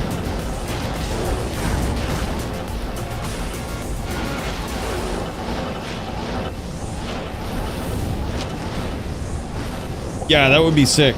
But knowing that one, if they added that class in, Blizzard would make everything fucking auto hit, doesn't care about AR, all PVM horse fuckery. And it's like, yeah, it probably wouldn't still be viable in melee because they're gonna make everything auto hit. Hot take here, not allowing Armageddon would force more name locks. Keep it statted for damage synergies, of course. Interesting. I mean, the Fire Druid is insane. It's actually a very, very powerful build. So, who knows? Possibly at some point in the future it could need a nerf, but I think it's pretty fair right now. I mean, it's... The only thing is, with the Fire Druid, is it requires so much constant pressure and damage. Oh my god, nicely done there. That Abyss really paid off. Do you see how Foozer used that? He set that up with teeth and spears and only used Abyss after he had already launched those spells. So in that case, Abyss stunned Paulie at a time where he needed to get away. Right? Like, he was already thinking about getting away, and Foozer just casted Abyss and locked him in place for a minute. I'm surprised that didn't end the duel. That spear was just, I mean, literally trimming his nose hairs over there. That was so close. That was insane. Probably the smartest use I've ever seen for Abyss. That was crazy. And he's still using it, but it isn't really doing a lot of damage through whatever MDR Paulie has. Seems to be negating at least some of the damage from that Abyss, to the point where it's not really doing much.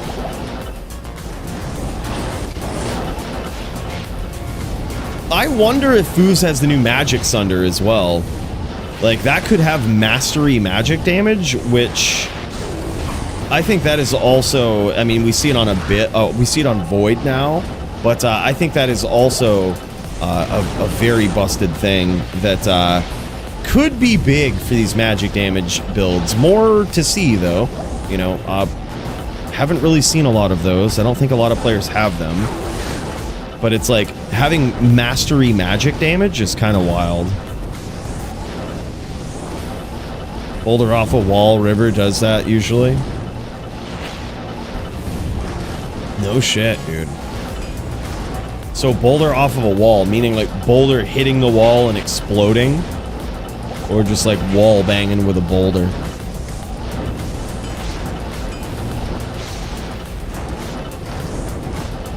Yeah, it does the 0 damage, but just stun really. Okay, yeah.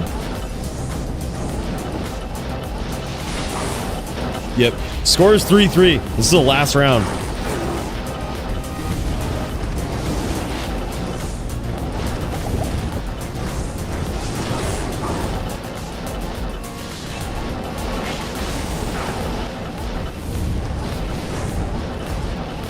Apparently a timeout wasn't enough, so we're just gonna go with a ban there.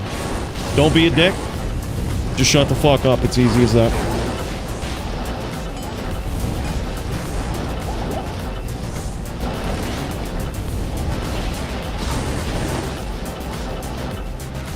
This is why I don't time people up. We just go straight ban. I gotta go back to that.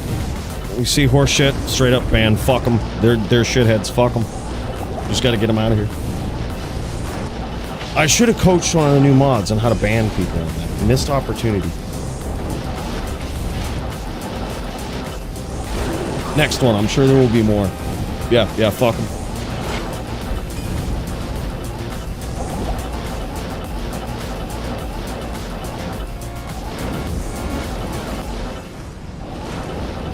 Yeah, YouTube chat, yeah.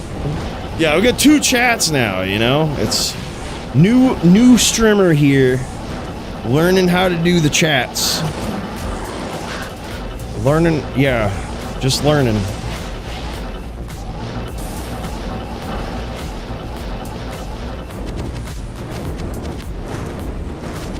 Yeah, so this is general rule of thumb, like anytime just anybody is disrespectful to the people that are like dueling, committing their time or whatnot, just fucking ban them. I don't even care. Yeah, it's like these guys are good folks, right? They don't need shitheads showing up and fucking trying to come down on them. Squids and I finished. Bunch of priders. Holy shit, man. Well, damn, son.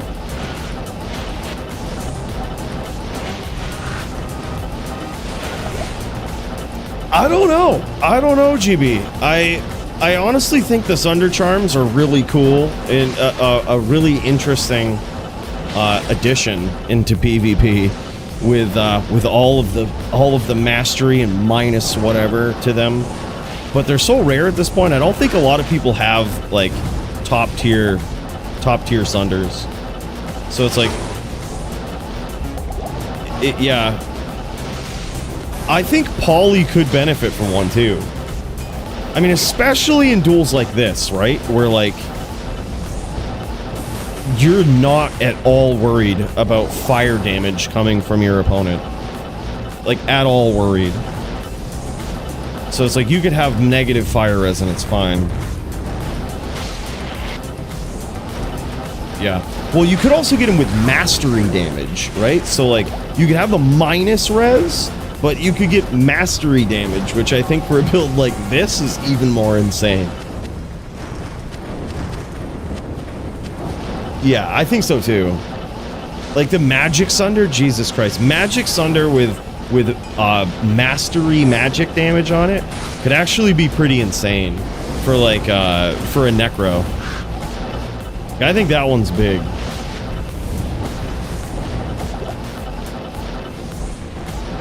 Yep. Absolutely no downside of fighting a different element. Kind of cool, man. Like I think they're interesting.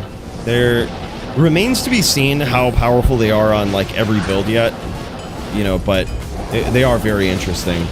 And I like their rarity because it's It's like those ones are, you know, good ones and perfectly rolled ones. Just imagine, like, what a Mooches out there who's like really committed to their build, like, would pay for a perfect one, like 100%. I don't even think there are any 100% perfect Thunders out there yet, right? Like physical, or, you know, I've seen some really nicely rolled physical ones go for quite a bit, but like even with any of the Thunders, I don't think there's like any perfect ones out there. Who's 600 HP? Shit, son. The interesting thing here is that Paulie has repped back to 1k from like being basically 1 spear. And now he's probably 2 spears. And Foozer's looking for it.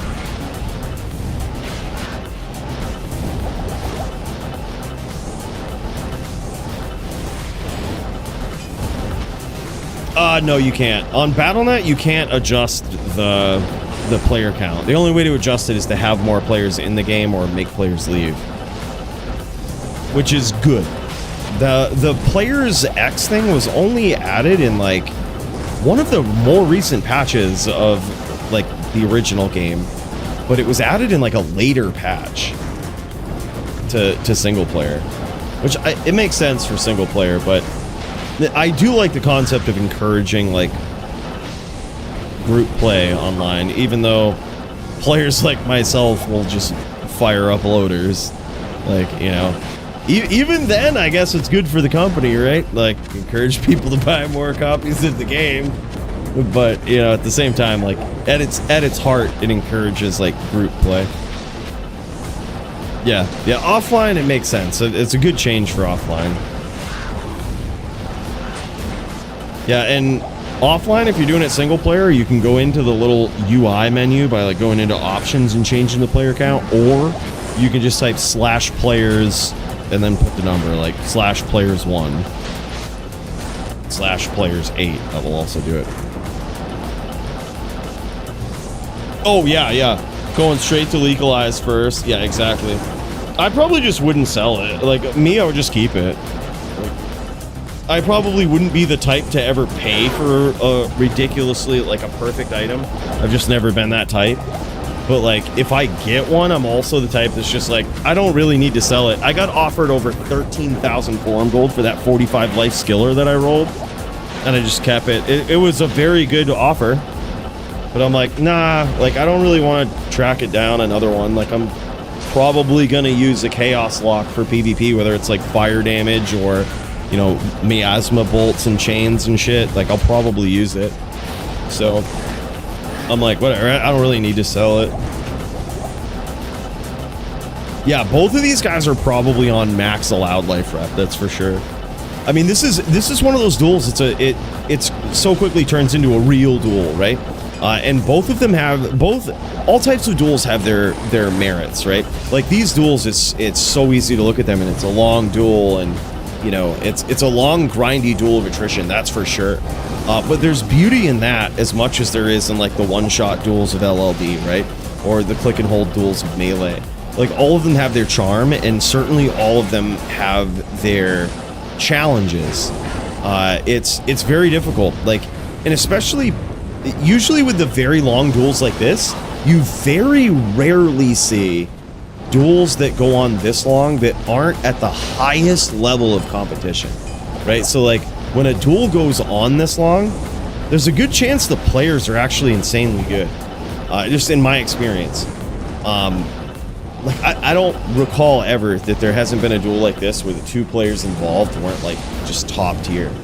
So when you take that into consideration as well, that, like, both these guys are playing to win, they're at the top of their game, they're certainly, like, masters of their builds, it adds a whole nother element into it, because now they're playing to their outs, right?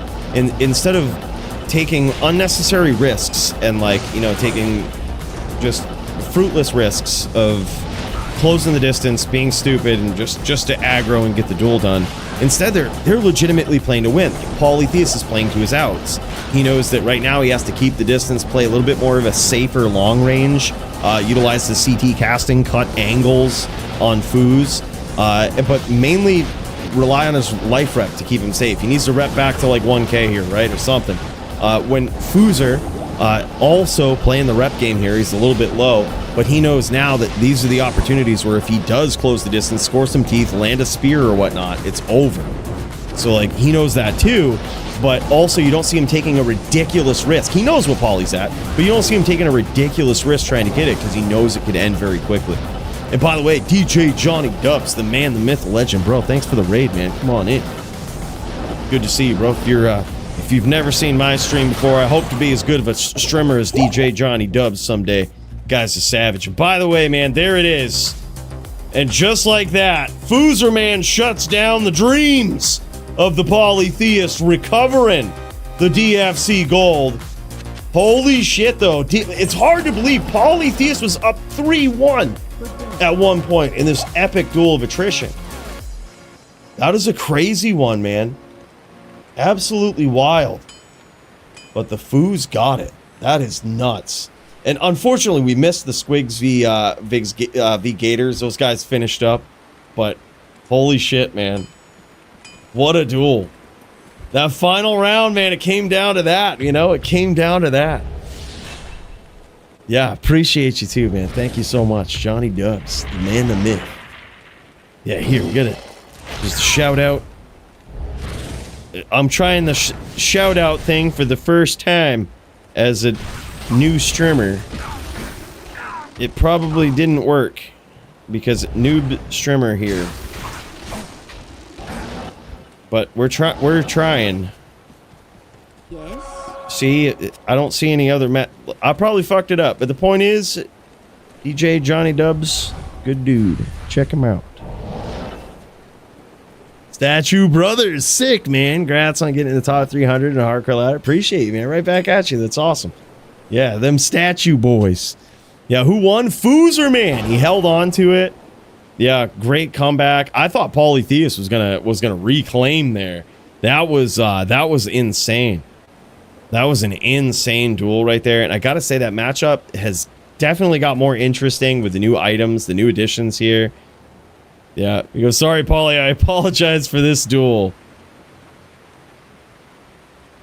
Next time I won't play neck versus you, I promise.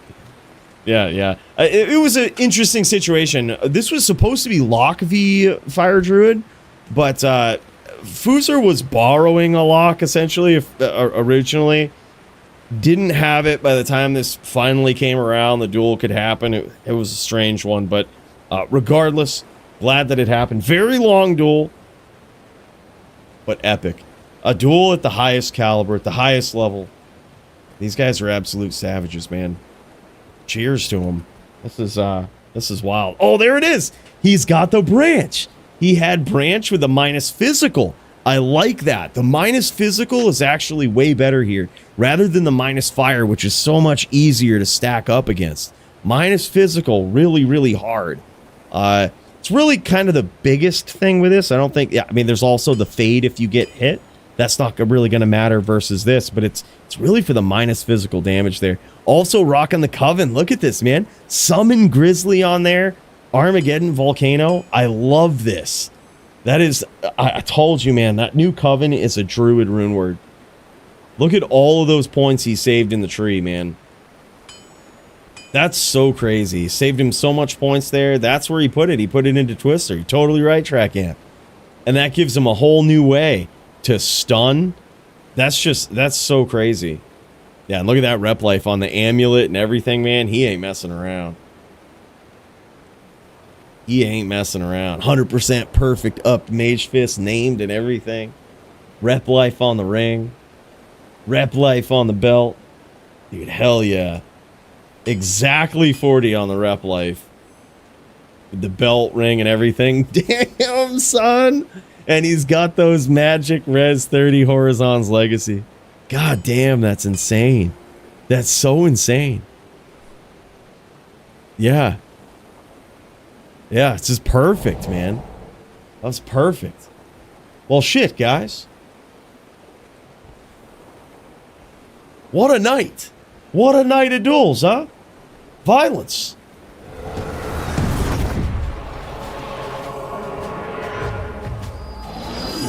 Yeah, nicely done, man. Long duels, short duels, duels of all caliber happening everywhere. That is wild. Yeah, the life rep, the big life boost there. He gets the 20 cast from his helm now, you know, which I suppose he could have got with an alternative setup, but it's the rep life. He knows it's going to be a long duel. He knows he's going to be in it for the long run. He's got to max out that rep life. That was really good, man. That was just insane. Well, boys, what a night. Thanks for joining me. Big shout out, Paulie Theus. Congrats to Foos. What a fight.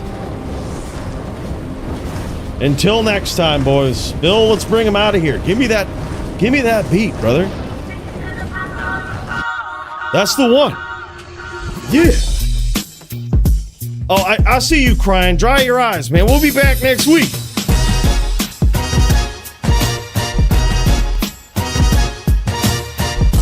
There's one thing for sure in this world, and that is Joby sucks.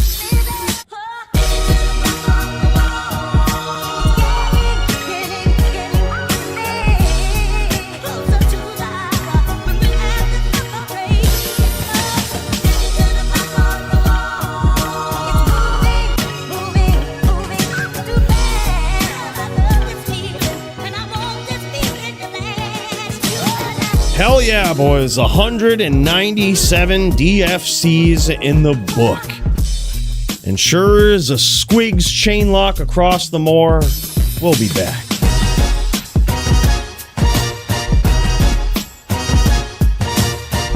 Boys, thanks so much for joining me. It means a lot to be here with you. See you next week. Peace.